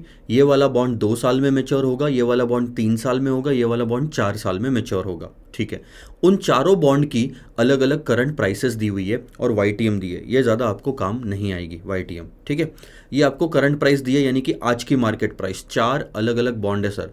क्या निकालने बोला है, forward rates for the year 1 2 3 4। मैं आपको लॉजिक बता देता हूँ, सिक्योरिटी वैल्यूएशन में एग्जैक्ट ऐसा क्वेश्चन हम कर चुके हैं। उसमें बस फर्क क्या था कि आपको फॉरवर्ड रेट्स दिए थे और मार्केट प्राइस यानी कि ये निकालने बोला था। तो आपने क्या करा था, फ्यूचर में उस बॉन्ड से जितनी भी कैश फ्लोज आने वाली है उसको डिस्काउंट करा था इन रेट से, फॉरवर्ड रेट से, और आप इस प्राइस पे आए थे। आज ये प्राइस दी है और आपको फॉरवर्ड रेट निकालना है। फॉर्मूला सेम है। ठीक है, कैसे होगा मैं आपको बता देता हूँ। सबसे पहले आप पहले साल का बॉन्ड लोगे और forward rate for the year 1 लगाओगे। आपको ये चीज़ पता है, जो फॉरवर्ड रेट आप फर्स्ट ईयर के लिए निकालोगे, ध्यान देना, ये फॉरवर्ड यील्ड्स थी। फॉरवर्ड यील्ड जो आप फर्स्ट ईयर के लिए निकालोगे वो सारे केसेस में फर्स्ट ईयर में अप्लीकेबल है। जो सेकंड ईयर के लिए रेट निकालोगे वो सारे केसेस में अप्लीकेबल है। आई बात समझ में, क्योंकि वो सेकंड ईयर की है, उसको बॉन्ड से कोई लेना देना नहीं। ठीक है, तो हम क्या करेंगे सर, F1 निकालने के लिए सिंपल सी बात है, present value of future cash flows. किसी भी बॉन्ड की market price is nothing but cash flow for the first year divided by 1 + S1 ले लो। पहले साल के लिए S1 और F1 दोनों सेम है, हमें F1 निकालना है, हम F1 लिख लेते हैं। ठीक है, ये तो 1 ही साल का बॉन्ड है तो 1 ही साल कैश फ्लो होनी है। अगर दूसरे साल होती तो प्लस और आगे ऐड करता। देखो इसमें अगर मैं रखूं तो आज की मार्केट प्राइस दी है 8897 और ये 8897। एंड ऑफ द ईयर पे मेच्योरिटी पे क्या मिलेगा, कूपन तो कुछ मिल नहीं रहा क्योंकि जीरो कूपन बॉन्ड है, तो रिडम्पशन वैल्यू मिल जाएगी एट पार, ये हो गई 10,000 डिवाइडेड बाय 1+F1। 1+F1 को उधर रखो, 8897 को इधर ले जाओ, आपका F1 निकल के आएगा। सो मैं करूँगा उसको 10,000 divided by 8897 minus 1, that's around 12.40%। ये आ गई F1 12.40%। अब आप ये आगे भी अप्लाई कर सकते हो। सेकंड बॉन्ड के केस में क्या कैलकुलेशन होगा, फॉर्मूला कैसा बनेगा कि अगर ये सर बॉन्ड 2 साल का है तो market price today is nothing but cash flow for the first year divided by 1+F1, क्योंकि पहले साल से डिस्काउंटिंग करना है, पहले साल का रेट लगेगा, ठीक है, plus cash flow for the second year divided by क्या लोगे, सेकंड ईयर की कैश फ्लो जो है वो दूसरे साल से डिस्काउंट होगी, उसके बाद फिर पहले साल से डिस्काउंट होगी, तो दोनों रेट लगेंगे। आपने यहाँ पे देखा सेकंड ईयर की कैश फ्लोज फॉरवर्ड रेट के सेकंड ईयर से भी डिस्काउंट होती है, फिर फर्स्ट ईयर से होगी, तब जाके 0 पॉइंट पे आएगी। सो हम यहाँ पे क्या लिखेंगे, 1+F1 इन ब्रैकेट 1+F2। अब आपको इसमें क्या F1 पता है, कैश फ्लोज पता है, मार्केट प्राइस पता है। मार्केट प्राइस में आप ये रखोगे, ठीक है, और ये जो 10,000 का बॉन्ड है इसका कूपन है सर 12.75%, यानी कि 1275 रुपये आपको पहले साल कूपन मिलेगा, वो आप पहले साल रख दोगे 1275 रुपये। दूसरे साल भी कूपन मिलेगा आपको 1275 का, प्लस एक्सपायर हो जाए, मेच्योर हो जाएगा बॉन्ड तो 10,000 भी मिलेंगे, तो तब जाके हम लिखेंगे यहाँ पे 1275 और 10,000, तो 11,275। ये दो कैश फ्लोज को आपको डिस्काउंट करना है। इसको करोगे 1.1240 से, क्योंकि 12.40 पहला रेट है, यहाँ भी आ जाएगा 1.1240, और अब आप F2 निकाल लो धीरे धीरे सॉल्व करके। सॉल्व नहीं करेंगे हम, ये तो पहले साल का आ गया। ये देखो इन्होंने ना बहुत ज़्यादा लिखा है, इतना सब कुछ लिखने की ज़रूरत नहीं पड़ती, सीधा सीधा लेते 1275। इन्होंने क्या लोचा करा है पता नहीं, मैं यहाँ पे आपको एक बार सॉल्व करके दिखा देता हूँ, इतना कोई डिफ़िकल्ट था नहीं। ये रहा सेकंड ईयर का, ऊपर का सब छोड़ो, ये रहा, ये आज की मार्केट प्राइस, ये cash flow for the first year, cash flow for the second year. Second year में रिडम्पशन वैल्यू 10,000 की और इंटरेस्ट वो मिलेगा। नीचे में देखो पहले साल का रेट, अगर एक ही साल से डिस्काउंट करना है तो, और 2 साल से डिस्काउंट करना है तो दूसरे साल का लगाओगे एक बार, और एक बार लगाओगे पहले साल का। ये R2 और कुछ नहीं, अपने लिए F2 है, ये F2 आपका निकल के आ जाएगा 13.96। सॉल्व करना है, अब सॉल्व करने वाली प्रोसीजर में तो कुछ सिखाने लायक है नहीं जो मैं बताऊंगा, ठीक है। अब ऐसे ही आप तीसरे साल का भी करोगे, फिर चौथे साल का भी करोगे। तीसरे साल की मार्केट प्राइस कैसे sir, cash flow for the first year 1+F1, cash flow for the second year 1+F1 into 1+F2, क्योंकि ये 2 साल से डिस्काउंट होनी है। फिर cash flow for the third year, और अब थर्ड ईयर में मेच्योरिटी आएगी, एक्सपायरी, ठीक है। तो पहले साल कूपन, दूसरे साल कूपन, तीसरे साल coupon plus redemption value divided by 1+F1 1+F2 जो अभी तक आपको पता है, और अब आप निकालोगे 1+F3। ऐसे ही आप चौथे साल का भी बढ़ाओगे और कैलकुलेशन करोगे। ये रहा, अब ये बढ़ गया ना, देखो पहले साल का cash flow divided by 1+F1, दूसरे साल का कैश फ्लो 1+F1 F2, क्योंकि 2 बार डिस्काउंटिंग करोगे। तीसरे साल का कैश फ्लो रिडम्पशन और coupon divided by 1+F2 F1 F2 F3, इससे आपका रेट आ जाएगा। यही रेट अगली बार इस्तेमाल करोगे चौथे बार जब आप बॉन्ड रखोगे। तो आप बोल रहे हो सर, आपका अगर ये डाउट होगा ना कि सर ये जो यील्ड निकला है तीसरे साल का, ये 3 साल के बॉन्ड से निकला है, तो ये चौथे साल के बॉन्ड में क्यों इंक्लूड कर रहे हैं। ध्यान देना, बॉन्ड को सिर्फ हम इस्तेमाल कर रहे हैं हर साल का यील्ड निकालने के लिए, कि तीसरे साल में चारों बॉन्ड में 4 क्या 10 बॉन्ड ले लो, यही रिटर्न होना चाहिए। ये मतलब होता है फॉरवर्ड यील्ड का। 13.85 यहाँ आ गया, ये चौथे साल का, यहाँ पे देखो बढ़ गया 1 2 3 और आखिरी में 4। तो यहाँ तक कहानी क्लियर है, मैं आगे बढ़ता हूँ। फॉरवर्ड रेट्स निकालना अब आपको आ गया। यहाँ पे आर्बिट्राज भी इस्तेमाल करेंगे हम। The following market data is available. Actually देखा जाए तो ये फॉरेक्स में कवर होना चाहिए, पर मोर और लेस ये है इंटरेस्ट रेट रिस्क मैनेजमेंट का ही। फॉर FRA से इसका ज़्यादा कोई फॉरेक्स से ज़्यादा लेना देना है नहीं, तो बाकी की चीज़ें आप इग्नोर कर देना फिलहाल। स्पॉट प्राइस आपको USD जापानीज येन की दी हुई है 116। ये जो 116 है ये और कुछ नहीं सर, 116 जापानीज येन $1 के लिए है। ये ISO मेथड होता है, कोट करने का, जिसमें ये जो पहली करेंसी यूएसडी है इसे बेस करेंसी माना जाता है और इसे प्राइस करेंसी माना जाता है। तो 116 क्या है, यूएसडी है, जापानीज येन है सर, वो जापानीज येन है $1 के लिए। अब इस पे काफ़ी कन्फ्यूजन है फॉरेक्स के चैप्टर में, जो हम चैप्टर में देखेंगे। अब देखो डिपॉजिट के रेट्स दिए हैं, अगर आप डॉलर में डिपॉजिट करते हो 3 महीने के लिए तो 4.5% पर एनम का रेट आपको दिया है, ठीक है, ये रहा। वही आप 6 महीने के लिए इन्वेस्टमेंट करते हो तो पर एनम रेट ये लगेगा। तो है सारे पर एनम रेट, बस इन्वेस्टमेंट ज़्यादा टाइम के लिए करोगे तो ज़्यादा इंटरेस्ट मिलेगा, ऐसा लिखा है। पर जापानीज येन में देखो, अगर आप जापानीज करेंसी में इन्वेस्टमेंट करते हो 3 महीने के लिए या 6 महीने के लिए, पर एनम रेट आपका सेम ही है इसमें, ठीक है। आगे देखो, उन्होंने बोला है कि FRA agreement for yen is nil. Yen वाली करेंसी में, यानी जापानीज येन वाली करेंसी में कोई FRA अवेलेबल ही नहीं है मार्केट में, कोई बात नहीं। अब what should be 3 months FRA rate at 3 months forward. जब उन्होंने बोल दिया येन में FRA नील है तो येन भूल जाओ। डॉलर देखो, वो डॉलर का FRA रेट पूछ रहा है और 3 मंथ्स का FRA पूछ रहा है 3 महीने बाद। सो यहाँ से ठीक 3 महीने बाद 3 महीने के लिए FRA का रेट निकालना है।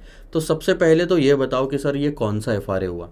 3 महीने बाद लोन चालू होगा और अगले 3 महीने के लिए है, यानी कि आज से ठीक 6 महीने बाद लोन ख़त्म हो जाएगा।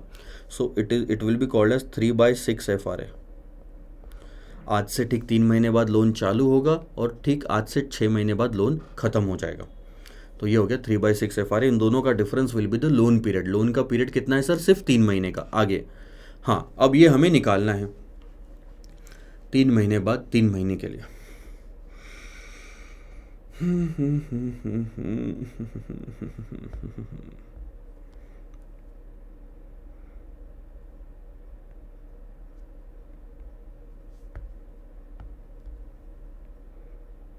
ये मंथ्स में है, थोड़ा सा आपको यहाँ पे दिमाग लगाना पड़ेगा। ये 6 महीने का है और ये 3-3 महीने के 2 है, ठीक है। FRA निकालने बोला है, यानी थेरोटिकल प्राइस निकालनी है हमको 6 महीने का एनुअल रेट दिया हुआ है USD का, वो है 5%। समझ रहे हो बात को। सो 5% आपका लगेगा इस केस में, पर ये एनुअल है, यानी कि एक्चुअल में देखा जाए तो 2.5% लग रहा है, सिर्फ 1.025025, ठीक है। 5% एनुअल है तो 6 महीने के लिए 2.5% लगा सिर्फ, तो ये तो 2.5 हो गया पूरा मिला के। अब 3 महीने वाला देखो, 3 महीने के लिए इन्वेस्टमेंट करोगे तो 4.5% रेट है यहाँ पे, 4.5। इसको डिवाइडेड बाय 4 कर दूंगा, क्योंकि 4.5 जो है ये 4 साल भर का है और हमें सिर्फ 3 महीने के लिए लगाना है, तो डिवाइडेड बाय 4 कर दूंगा, ठीक है। अब देखो, आपको एक चीज़ तो समझ में आनी चाहिए कि ये 6 महीने की cash flow should be equal to ये 6 महीने की कैश फ्लो। अब ये 6 महीने में कैश फ्लो कैसे आएगी, 1.05 डिवाइडेड बाई 2 करके, क्योंकि ये साल भर का रेट है तो 6 महीने का 2.5% हो गया, 1.025, ये इधर आ गया। इसकी कैश फ्लोज जो है it should be equivalent to this. ये 4.5% का रेट है, 3 महीने के लिए लगाना है तो डिवाइडेड बाय 4, और हमें ढूंढना क्या है, मान लो अपने को दूसरे पीरियड का F2 ढूंढना है, इसको भी डिवाइडेड बाय 4 करूँगा। ये भी साल भर का रेट है जो 4 महीने 4 बार से डिवाइड करके 3 महीने का आ जाएगा, यानी कि 1 + 0.045 divided by 4 into 1 + F2 divided by 4। ये इक्वेट कर देते हैं, ध्यान देना। 6 महीना मैंने इधर ले लिया, सही है, 5% को आधा कर दिया, और 6 महीने इधर ले लेता हूँ 3-3 महीने के। सो 0.045 डिवाइडेड बाय 4, ये आ जाएगा 1.01125, ये वाला पार्ट पहला। दूसरा 1 + F2 डिवाइडेड बाय 4। अब क्या करना है, आपको सॉल्व करना है। देखो 1.025 डिवाइडेड 1.01125 माइनस 1 इंटू 4, आपका F2 निकल के आता है 5.44% पर एनम, यानी कि आपका रेट जो है ये 5.44% पर एनम होना चाहिए। ये देखो, ठीक है। ये 6 महीने हमने इधर लिए, 5 को 6/12 करा, फिर उसके बाद 3-3 महीने के 2 पीरियड लिए, ध्यान देना सर, ठीक है। सो पहले 3 महीने में स्पॉट रेट था साल भर का 4.5%, उसको 3/12 करा, और दूसरे में ये है हमारा F जो हमें निकालना है, तो इससे आंसर आ गया 5.44% पर एनम थ्योरेटिकल रेट होना चाहिए। अब ध्यान दो दूसरा क्वेश्चन, अब थोड़ा अलग है ये। The 6 and 12 months LIBOR London interbank offered rate, 6 महीने और 12 महीने के आपको लाइबोर दिए हुए हैं। इसका मतलब क्या है सर, ये दोनों रेट जो है ये पर एनम है। 6 महीने के लिए लोन लोगे या दोगे तो 5% पर एनम लगेगा, पर साल भर के लिए लोन लोगे दोगे तो 6.5% साल भर के लिए लगेगा। ध्यान देना, ठीक है। अब bank is quoting 6/12 FRA at 6.50 से 6.75%। Is there any arbitrage opportunity available? ये एक्चुअल FRA आपको दिया हुआ है मार्केट में। आज से ठीक 6 महीने बाद और 6 महीने के लिए लोन का पीरियड है। 6/12 का मतलब क्या हो गया, ध्यान देना। ये आज से ठीक 6 महीने बाद और 6 महीने के लिए, तो आज से ठीक 6 महीने बाद लोन चालू हो रहा है और आज से ठीक 12 महीने बाद लोन खत्म हो रहा है। और उस 6/12 के बीच का जो पीरियड है ये वाला, इस पीरियड के लिए FRA दिया हुआ है एक्चुअल। अब FRA जो आपको दिया हुआ है वो कुछ इस तरह से है, 6.5 6.75, ध्यान देना 6.5 6.75, ठीक है। इसका मतलब क्या है मैं आपको थोड़ी देर में बताता हूँ। एक रेट ना देते हुए 2 रेट दिया हुआ है। तो फॉरेक्स में तो आप इसको सीखोगे, इसको बोलते हैं बिड रेट, इसको बोलते हैं आस्क रेट। बिड का मतलब होता है बैंक के एंगल से, बैंक बाय करती है इस पे पैसा, इस पे बैंक सेल करेगी पैसा। आप ध्यान देना, बैंक इस पे पैसा बाय करेगी, बैंक पैसा लेगी तो देगा कौन, हम देंगे। यानी कि हम इन्वेस्ट करना चाहते हैं तो ये रेट लगेगा हमको, क्योंकि हम पैसा देंगे बैंक खरीदेगी। पर अगर हम बोरो करना चाहते हैं तो हम पैसा लेना चाहते हैं, देगा कौन, बैंक, तो बैंक का सेलिंग रेट लोगे, आस्क सेल। ये आप फॉरेक्स में ज़्यादा देखोगे। तो अगर आपको बोरो करना है तो आपके लिए ये रेट है, सिंपल। अब आप बताओ आपको करना क्या है, ठीक है सर आगे देखेंगे। अब क्वेश्चन ये बोलता है कि आर्बिट्राज अपॉर्चुनिटी है क्या। आर्बिट्राज अपॉर्चुनिटी कब पता चलती है, जब हम थ्योरेटिकल फॉरवर्ड रेट निकाल के उसको कंपेयर करते हैं एक्चुअल फॉरवर्ड रेट से जो क्वेश्चन में दिया हुआ है। फिर हम बताएंगे कि अंडर वैल्यूड है, ओवर वैल्यूड है या आर्बिट्राज अपॉर्चुनिटी है क्या। तो सबसे पहले हम क्या कैलकुलेट करेंगे, थ्योरेटिकल फॉरवर्ड रेट किसका सर, ये वाले 6 महीने का जिसका एक्चुअल में रेट दिया हुआ है। तो उसके लिए हमें क्या लगेगा, सिंपल, आपको उसके लिए लगेगा एक तो साल भर का रेट, फिर लगेगा एक सिर्फ 6 महीने का रेट, तभी जाके वो ब्लैंक स्पेस आएगी ये वाली, उसका आप थ्योरेटिकली रेट निकाल पाओगे। आपका जो साल भर का रेट रहेगा उसको आप बोल दो S1, जो S1 मत बोलो, उसको बोलो S12 यानी साल भर का रेट है। इसको बोलो S6, ये 6 महीने का रेट है। और आप निकाल लो F6 यानी कि बाकी के 6 महीने का रेट। सो वो इक्वेशन वापस बनाना है। इससे आने वाली cash flow should be equal to 6 महीने के लिए और बाद के 6 महीनों के लिए जो करा। अब आपके पास में दोनों रेट्स हैं, ध्यान दो मैं यहाँ पे लिखता हूँ। अब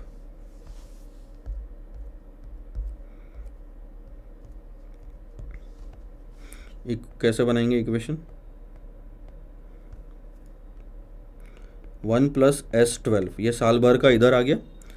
अब 6 महीने के दो, 1 + S6 ये 6 महीने का आ गया, 1 प्लस आप यहाँ पे लोगे F6, ख़त्म। अब आप साल भर का रेट लो। साल भर का क्वेश्चन में रेट दिया हुआ है 6 और 12 महीने। 12 महीने का कौन सा रेट है, 6.5%, तो मैंने यहाँ ले लिया 1.065।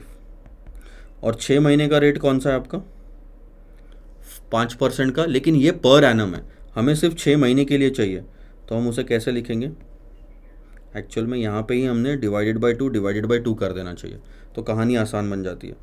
1 + 0.05 divided by 2, 1 + F6 divided by 2। अब आप इसको सॉल्व कर लो। 0.05 यानी 0.025 हो गया, 1.025। ये ऐसा दिखेगा।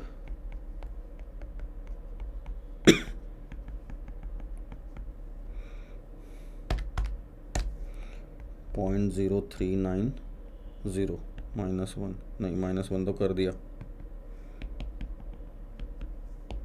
सो अब आपका F6 7.8%। थेरोटिकली इतना रेट होना चाहिए, this is called as theoretical forward rate. Actual forward rate आप दोनों कंपेयर कर लो, 7.8 से दोनों आपको नीचे नज़र आएंगे, है ना, दोनों आपको नीचे नज़र आ रहे हैं, ठीक है, बहुत बढ़िया।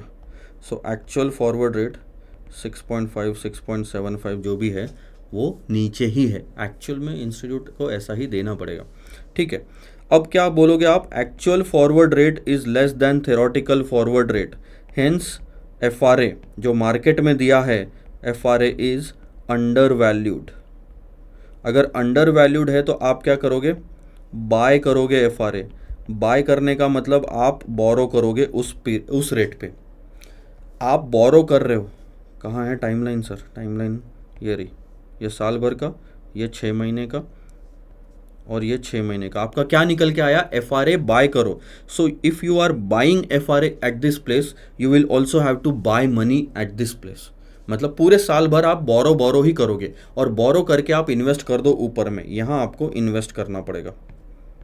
तो 6.5% के रेट से आप इन्वेस्ट करोगे और 5% के रेट से आप बोरो करोगे। ध्यान देना मेरी बात को, इस 5% के रेट से जो बोरो करा वो यहाँ पे आपको चुकाना पड़ेगा, तो वो इंटरेस्ट के साथ जो अमाउंट आएगा उसके लिए भी आप यहाँ पे FRA बाय कर लोगे कि भैया मैं FRA के तहत लोन लेके पहले वाले लोन को चुका दूंगा। फिर आपको सिर्फ FRA चुकाना पड़ेगा यहाँ पे, और ये इन्वेस्टमेंट का पैसा आएगा यहाँ पे।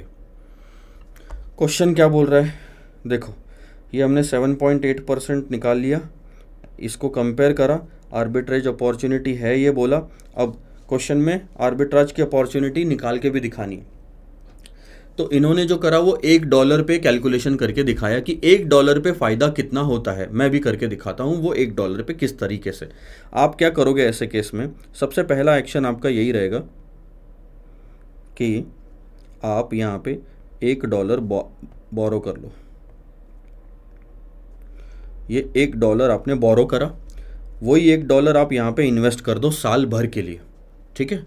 अब आप मुझे बताओ, ये जो $1 आपने बोरो करा, आपको आज ही पता है कि यहाँ पे जाके वो $1 1.025 हो जाएगा जो चुकाना पड़ेगा।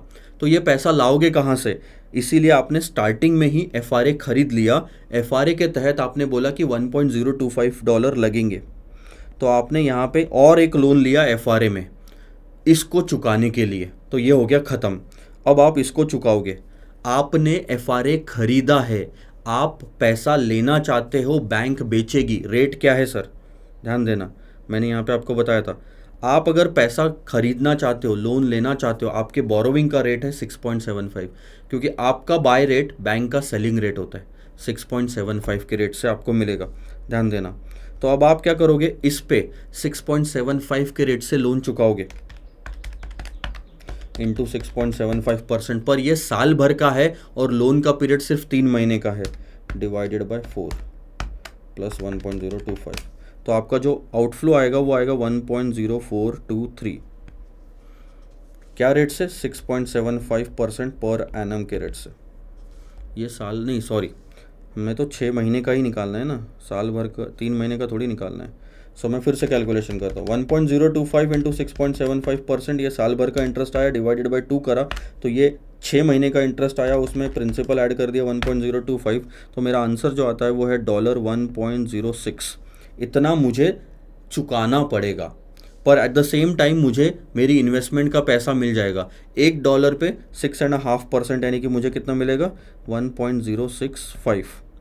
देखो 1.065 मिलेंगे, 060 आप चुकाओगे, आपका फ़ायदा आएगा $0.005 ऑन एवरी $1 आप इतने सेंट्स कमाओगे। देखो यही ट्रांजैक्शन यहाँ करके दिखाया हुआ है, नेट गेन आपका आ गया 0.005 का रिस्कलेस प्रॉफिट, ठीक है ना। तो अगर आपका FRA पे बोरो करने का आ रहा है तो उसके पहले भी बोरो करके इन्वेस्ट कर दो, ये पूरे साल भर के लिए।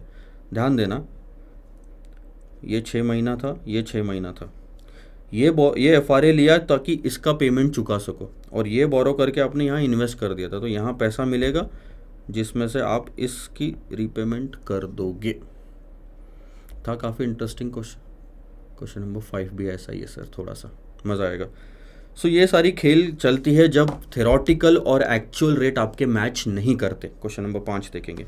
2 कंपनीज है ABC और XYZ की, ये अप्रोच करती है DEF बैंको फॉर FRA। दो कंपनीज अप्रोच कर रही है FRA के लिए। दे वॉन्ट टू बोरो, वो खरीदना चाहते हैं, a sum of 100 crore after 2 years for a period of 1 year। बताओ कौन सा FRA है?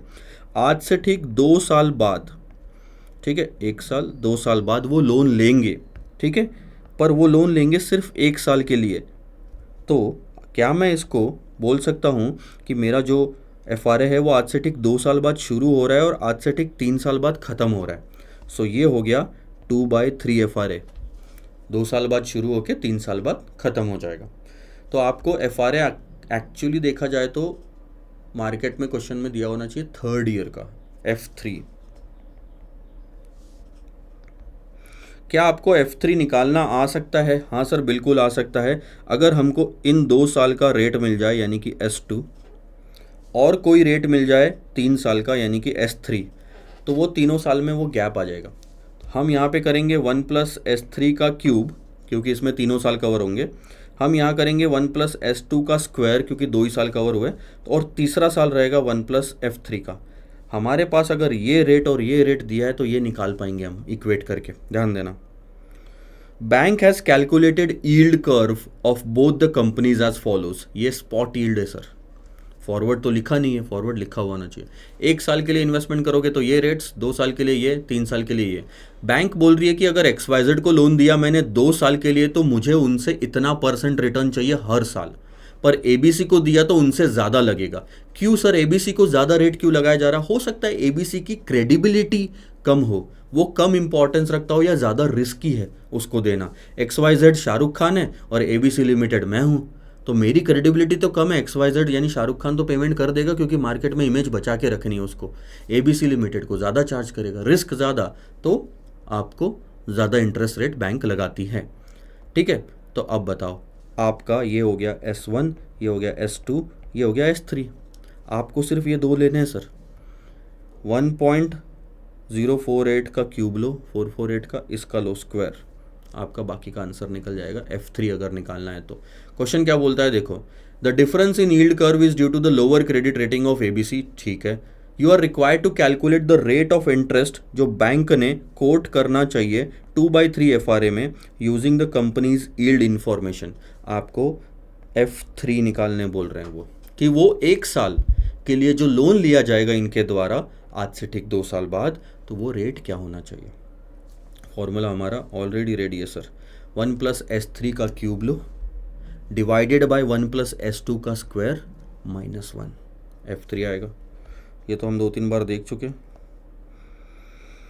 ये देखो 1 + S3 का क्यूब लिया यहाँ पे, should be equal to 1 + S2 का स्क्वायर और 1 + F3, ये F3 है। या सिंपल इक्वेट करो, फॉर्मूला याद नहीं रखना, तो उधर भी 3 साल इधर भी 3 साल कवर होने चाहिए। इधर हुए 1 और 2 करके, उधर तीनों हुए, इससे आपका F3 निकल के आ जाएगा। ध्यान देना, कौन से दो रेट लोगे सर? 3 साल का रेट 4.48, 2 साल का रेट 4.20, 4.20 का स्क्वायर, 4.48 का क्यूब, आपका ये रेट निकल के आ गया। सो DEF बैंक को 5.04% कोट किया जाएगा, ये है F3। अब वैसे ही आप ABC का निकाल लोगे, उसके लिए ये 2 रेट लोगे, 5.78 का क्यूब करो, 1.0578 का क्यूब डिवाइडेड बाय 1.0548 का स्क्वायर -1, तो आपको वो तीसरी जो साल है उसका रेट निकल के आ जाएगा। ऐसा ही यहाँ पे करा, उनका भी रेट आ गया 6.38%। अब अगला क्वेश्चन देखो, सपोज बैंक ऑफर करता है इंटरेस्ट रेट की guarantee for a premium of 0.1%। Bank बोलता है कि भैया आपका इंटरेस्ट रेट यही स्पेसिफाइड रहेगा, जो भी एग्री हो रहा है, हम उसकी गारंटी देते। इसका मतलब एक्सपायरी पे अगर आपके हिसाब से इंटरेस्ट रेट नहीं रहा, ज़्यादा रहा, तो फिर भैया आपको हम एक्स्ट्रा पैसा दे देंगे, कम रहा तो वो आपका फ़ायदा। उसके लिए उन्होंने आज प्रीमियम चार्ज करा है 0.1%। आपको याद है फॉरवर्ड फ्यूचर ऑप्शन में प्रीमियम कहाँ आता था? वो आता था कॉल और पुट ऑप्शन में। ये भी इंटरेस्ट रेट ऑप्शन ही है एक तरह से। उन्होंने बस वर्ड्स यूज़ नहीं करे, उन्होंने यही बोला कि आपका हम रेट फिक्स कर देते हैं, उससे ज़्यादा रेट नहीं रहेगा। कम रहा तो आपका फ़ायदा, ज़्यादा रहा तो हम आपको देंगे एक्स्ट्रा। पर क्योंकि हमारा तो कहीं प्रॉफिट हो ही नहीं रहा, कम रहा तो आपका फ़ायदा हो रहा है, ज़्यादा रहा तो हम आपको कंपनसेट कर दे रहे, तो हमारी इनकम क्या, हमारी इनकम सिर्फ प्रीमियम है जो सेलर होता है। सो 0.1% ऑफ द लोन अमाउंट आज मैं प्रीमियम ले लूँगा और आपको गारंटी देता हूँ सर कि रेट जो है वो फिक्स हो जाएगा। फिक्स हो जाएगा मतलब उससे ऊपर नहीं जाएगा। So you are required to calculate the interest payable by XYZ limited. किसके लिए? XYZ का ही देखो सिर्फ। और XYZ को बैंक ने कितना कोट करा है? ये रहा 5.04। तो बैंक क्या बोल रही है पता है XYZ को कि भैया आपका रेट 5.04% की मेरी गारंटी है, इससे ज़्यादा नहीं जाएगा। ज़्यादा गया मार्केट में तो मैं दूंगा डिफरेंस अमाउंट आपको, ठीक है, पर कम रहा तो आप मेरे को मत देना, वो आपका फ़ायदा। यानी कि आप ये ऑप्शन कब एक्सरसाइज करोगे? आप ये ऑप्शन कब एक्सरसाइज करोगे? जब मार्केट में रेट इससे ज़्यादा जाएंगे तो आप मेरे से लेने आ जाओगे पैसा। पर आप रेट एक्सरसाइज कब नहीं करोगे? जब आपके पास मार्केट में रेट इससे कम रहेंगे तो आप कम रेट पे लोन चुका देना, मेरे से क्या कोई लेन देन नहीं रहेगा। इन दोनों के लिए आपको स्टार्टिंग में बस एक प्रीमियम चुकाना है, that is my maximum income, that is your maximum loss, ठीक है। और इन्होंने ये भी बोला है कि बताओ दोनों केस में अगर मार्केट में उस दिन ये रेट हो जाते हैं तो क्या? सिंपल है, यहाँ देखो, सबसे पहले तो देखो कि अगर मार्केट में रेट 4.5% हो जाते हैं, गारंटी कितने परसेंट की थी? 5.04% की बैंक से ली हुई, ठीक है। उसके लिए आपने प्रीमियम भी चुकाया था 0.1% ऑफ 100 करोड़, यानी कि 10 लाख रुपए, 0.10 करोड़, ठीक है। ये आपने प्रीमियम चुका दिया, ये तो आपका परमानेंट एक्सपेंस है सर दोनों केस में, रेट कुछ भी चले जाए। पर अगर मार्केट में रेट 4.5% चला गया तो क्या आप इस रेट पे लोन लोगे या जो प्रॉमिस करा था उस रेट पे लोगे? आप जो मार्केट में कम रेट है उस रेट पे लोगे, तो उसका क्या हुआ? ये जो कॉन्ट्रैक्ट करा था ये हो गया सर लैप्स, ऑप्शन हो गया ये expire. You will not exercise this option of borrowing at 5.04%। आप मार्केट में जाके सस्ते में ही लोगे, सस्ते में लोगे तो इतना ही आपको कॉस्ट पे करना पड़ेगा। 100 करोड़ पे कितना पे करोगे? 4.5%, यानी कि हो गया आपका कॉस्ट इतना। तो अब इस केस में आप बैंक को इतना इंटरेस्ट दे रहे हो और वो ऑप्शन का आपका प्रीमियम इतना गया, टोटल मिला के आउटफ्लो इतना हो गया, ठीक है। पर अगर मार्केट में रेट 5.5 चला गया तो क्या आप मार्केट रेट पे लोन लोगे? नहीं सर, आप फिर ये ऑप्शन एक्सरसाइज करोगे और आप सिर्फ 5.04 का लोन दोगे, रेट दोगे। तो 5.04 का रेट लगेगा 100 करोड़ पे। ये आपको अगर ऐसा नहीं लगता तो आप एक काम करोगे, यहाँ से डिफरेंस अमाउंट ले लो इनसे, वो आती है 0.46 की, और मार्केट में 5.04 ही दो, सॉरी 5.50 दो, तो आउटफ्लो ये, इनफ्लो ये, अल्टीमेटली पड़ेगा 5.04 ही। हम कैश में अगर सेटलमेंट करते भी हैं तो ऐसा दिखेगा, ये स्पॉट मार्केट में जाके लोन ले लूँगा महंगा वाला, और डेरिवेटिव्स मार्केट यानी इंटरेस्ट रेट और फॉरवर्ड में मैं ऑप्शन में 0.46 वापस ले लूँगा, तो मेरा कॉस्ट नेट में इतना ही पड़ेगा, और प्रीमियम जो मैंने दिया मेरी टोटल कॉस्ट आ गई इतने। तो किसी भी केस में ध्यान देना, किसी भी केस में आपकी टोटल कॉस्ट ये वाला जो रेट फिक्स करा प्लस प्रीमियम से ज़्यादा नहीं हो सकती, यानी कि ये 5.14 ज़्यादा से ज़्यादा रहेगी या उससे कम ही रहेगा आपका टोटल कॉस्ट। आपको ये गारंटी मिली है, इंटरेस्ट रेट गारंटी इसको बोलते हैं। तो ये एक तरह से आपका कैप ऑप्शन हो गया था। 5.04 was the strike price of cap option. आप आगे देखोगे कि कैप और फ्लोर्स क्या होता है, ठीक है। इसी के साथ हमारा ये पार्ट हो गया ख़त्म। देखो सर, क्वेश्चन नंबर 6 आपका बेस्ड है इंटरेस्ट रेट फ्यूचर्स वाले कॉन्सेप्ट पे। इस कॉन्सेप्ट को पहले हम समझेंगे शांति से और उसके बाद क्वेश्चन को सॉल्व करेंगे। आइए सर, इंटरेस्ट रेट फ्यूचर्स होता क्या है? ये भी एक तरीका है आपका फॉरवर्ड रेट एग्रीमेंट के जैसे इंटरेस्ट रेट फ्यूचर्स, ये एक्सचेंज पे ट्रेड होता है। सबसे पहली बात तो फॉरवर्ड रेट एग्रीमेंट आपका कस्टमाइज था, दो पार्टीज़ के बीच में था, ओवर द काउंटर मार्केट में था। ये एक्सचेंज पे है, ये स्टैंडर्डाइज्ड है, जो आपको डिटेल दी गई है बस उसी में आपको ट्रेड करना है। सो ध्यान देना सर कुछ चीज़ों पे। Interest rate futures is exchange traded derivative contract. First, interest rate futures is based on the prices of bond and not on the interest rate. So यहाँ पे आपको थोड़ा उल्टा सोचना पड़ेगा, ध्यान देना मेरी बात पे। आपने सिक्योरिटी वैल्यूएशन में एक कॉन्सेप्ट पढ़ा था कि YTM of the bond is inversely related to its market price, ठीक है। अब जब हम इंटरेस्ट रेट फ्यूचर्स की बात करेंगे तब इसका मतलब ये नहीं है कि हम इंटरेस्ट रेट की बात कर रहे हैं। हम इंटरेस्ट रेट के बदलाव की वजह से market price of the bonds में क्या बदलाव आएगा उस पर डिपेंड करता है कि इंटरेस्ट रेट फ्यूचर्स में हम क्या पोजीशन लेंगे। थोड़ा थोड़ा धीरे धीरे इंटरेस्ट रेट फ्यूचर्स में अंडरलाइंग असेट आपको लगता है कि इंटरेस्ट रेट है तो गलत बात है, वो होती है सर बॉन्ड की प्राइसेस। अब ध्यान देना यहाँ पे, ये जो इंटरेस्ट रेट्स होते हैं ये इन्वर्सली रिलेटेड होते हैं बॉन्ड की प्राइसेस से। ये हमने सिक्योरिटी वैल्यूएशन में देखा था कि YTM of the bond is inversely related to the market price. ठीक है, मान लो कि रिटर्न बॉन्ड का गिर गया, यानी रिटर्न कम हो गया। किसी भी इन्वेस्टमेंट में रिटर्न कम कब होगा, जब आप वो चीज़ महंगी खरीदोगे तभी तो रिटर्न कम होगा, और महंगी है यानी कि प्राइसेस बढ़ गई। तो आप देख रहे हो there is an inverse relationship. अगर आपको लग रहा है कि इंटरेस्ट रेट बढ़ने वाले हैं यानी कि बॉन्ड की प्राइसेस सस्ती होने वाली है, तभी तो मार्केट में रेट बढ़ेगा, तभी लोगों को ज़्यादा रिटर्न मिलेगा। Are you getting it? तो इंटरेस्ट रेट बढ़ने वाले हैं यानी कि बॉन्ड की प्राइसेस गिरने वाली है। और इंटरेस्ट रेट फ्यूचर्स क्या है, ये है क्या? नहीं सर, ये है। और अगर वो गिरने वाली है तो आप क्या एक्शन लोगे? बेचोगे आज हायर प्राइस पे। ध्यान देना, इंटरेस्ट रेट फ्यूचर्स की जो थ्योरेटिकल प्राइस है वो और कुछ नहीं सर, 100 में से इंटरेस्ट रेट को आपको माइनस कर देना है। 100 एक बेसिस बनाया गया जिससे कंपैरिजन आसान हो जाए। तो 100 में से इंटरेस्ट रेट को आपने माइनस करा तो हम मान के चलते हैं कि उसकी जो दूसरी साइड है वो है मार्केट प्राइस यानी इंटरेस्ट रेट फ्यूचर्स। ठीक है, अगर मान लो कि 5% की जगह इंटरेस्ट रेट गिर के 4% हो गए तो आपको समझ आएगा कि मार्केट में बॉन्ड की प्राइसेस 95 से 96 हो गई। यहाँ तो क्लियर समझ में आ रहा है कि जब इंटरेस्ट रेट गिर रहा है तो बॉन्ड की प्राइस बढ़ रही है because of this inverse relationship. अब आपका इंटरेस्ट रेट फ्यूचर्स खरीदना या बेचना, ध्यान देना, इंटरेस्ट रेट फ्यूचर्स को खरीदना या बेचना यानी कि इस प्राइसेस पे आपका खेलना। ठीक है, अब आप मुझे बताओ, सिंपल सा सवाल कर रहा हूं, आपको लगता है कि इंटरेस्ट रेट गिरने वाले हैं ऐसा, इसका मतलब बॉन्ड की प्राइसेस बढ़ने वाली है ऐसा, तो ये प्राइस जो आज की है उस पे आप बाय करना पसंद करोगे इंटरेस्ट रेट फ्यूचर्स की सेल? यहां बाय करेंगे सर और हाई वैल्यू पे बेचेंगे तभी तो प्रॉफिट होगा।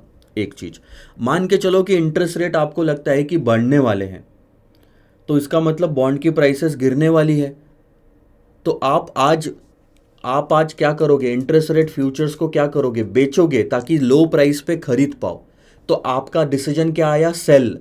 इंटरेस्ट रेट फ्यूचर सेल करना कब? जब मार्केट में बॉन्ड की इंटरेस्ट रेट बढ़ने वाले हैं। सो यही चीज़ अब यहाँ पे देखेंगे, थोड़ा सा ध्यान देना मेरी बात पे। इंटरेस्ट रेट रिस्क है ये, ठीक है। बोरोवर अगर आप हो, आपने लोन लिया है तो आपको डर होता है कि कहीं इंटरेस्ट रेट बढ़ ना जाए। अगर इंटरेस्ट रेट बढ़ेंगे तो बॉन्ड की प्राइसेस गिरेगी सर, आपको दिख रहा है। और अगर बॉन्ड की प्राइसेस गिरने वाली है तो इस प्राइस पे जो कि हाई लग रही है उस पे आप बेचोगे इंटरेस्ट रेट फ्यूचर्स को। यानी एक चीज क्लियर हुई कि अगर आप बोरोवर हो तो आप आईआरएफ को जनरली बेचने के पीछे जाओगे, खरीदने के पीछे नहीं। यही अगर हमारा फॉरवर्ड रेट एग्रीमेंट होता तो हम बाय करते ना कि सेल करते। यहाँ हम पहले सेल कर रहे हैं क्योंकि इंटरेस्ट रेट पे हम कंपैरिजन डायरेक्टली नहीं कर रहे हैं इंटरेस्ट रेट फ्यूचर्स का, हम उसके बॉन्ड की प्राइसेस से कर रहे हैं। वहीं अगर आप इन्वेस्टर हो और आपको लग रहा है कि मुझे मिलने वाला इंटरेस्ट जो है आगे जाके गिरेगा, इसका मतलब उसकी बॉन्ड की प्राइसेस जो होती है वो इंटरेस्ट रेट फ्यूचर्स में बॉन्ड की प्राइसेस बढ़ेगी, तो आप आज क्या करोगे? इस प्राइस पे जो कम लग रही है आपको, आप बाय करोगे।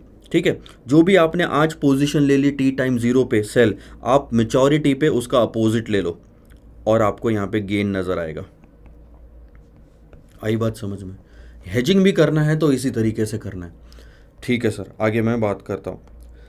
क्लियर हो गया सर। आप अगर बोरोवर हो, आपने लोन लिया है या लेने वाले हो, तो एफआरए जनरली आप बाय करते हो पर इंटरेस्ट रेट फ्यूचर आप सेल करते हो, क्योंकि ये एफआरए तो डायरेक्ट इंटरेस्ट रेट से रिलेटेड है पर इंटरेस्ट रेट फ्यूचर बॉन्ड की प्राइसेस से रिलेटेड है इसीलिए, और वो इन्वर्स रिलेशनशिप है बाय सेल।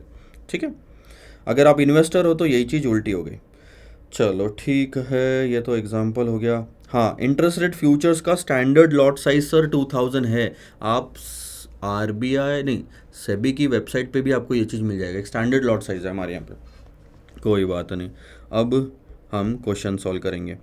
देखो, E space PLC is a consumer electronic wholesaler. The business of the firm is highly seasonal in nature, and in 6 months of a year firms has a huge cash deposit and especially near Christmas time.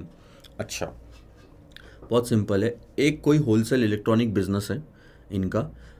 साल के 6 महीने बढ़िया market चलता है और साल के 6 महीने बिल्कुल बैठा रहता है मार्केट, ठंडा जिसको बोलते हैं, ठीक है। अब और उस ठंडे मार्केट में हमको कैश की क्रंच हो जाती है, हमारे खर्चे नहीं निकल पाते, ऐसी सिचुएशन आ जाती है कि हमें लोन लेना पड़ेगा उन 6 महीनों के लिए, ठीक है। Leading to borrowing of money, यानी कि अब आप इस क्वेश्चन में क्या हो, बोरो। थोड़ा ध्यान देना, अगर एफआरए लेने बोलेंगे तो बाय करेंगे, इंटरेस्ट रेट फ्यूचर्स लेने बोलेंगे तो सेल करेंगे पहले, है ना।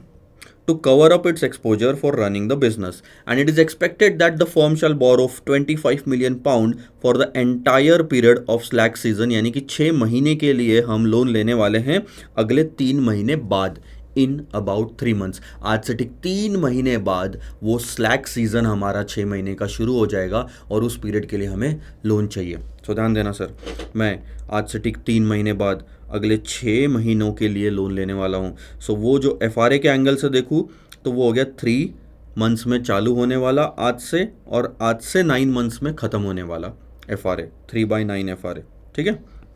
यहाँ गलती करी, आगे रेट्स लेने में गलती होती है, ठीक है। The banker of the firm has given the following FRA, spot rate आपको दिए हुए आज के, और ये भी आपके बिड और आस्क के फॉर्म में दिए हुए हैं, मैं फिर से इंटरप्रेट करूंगा।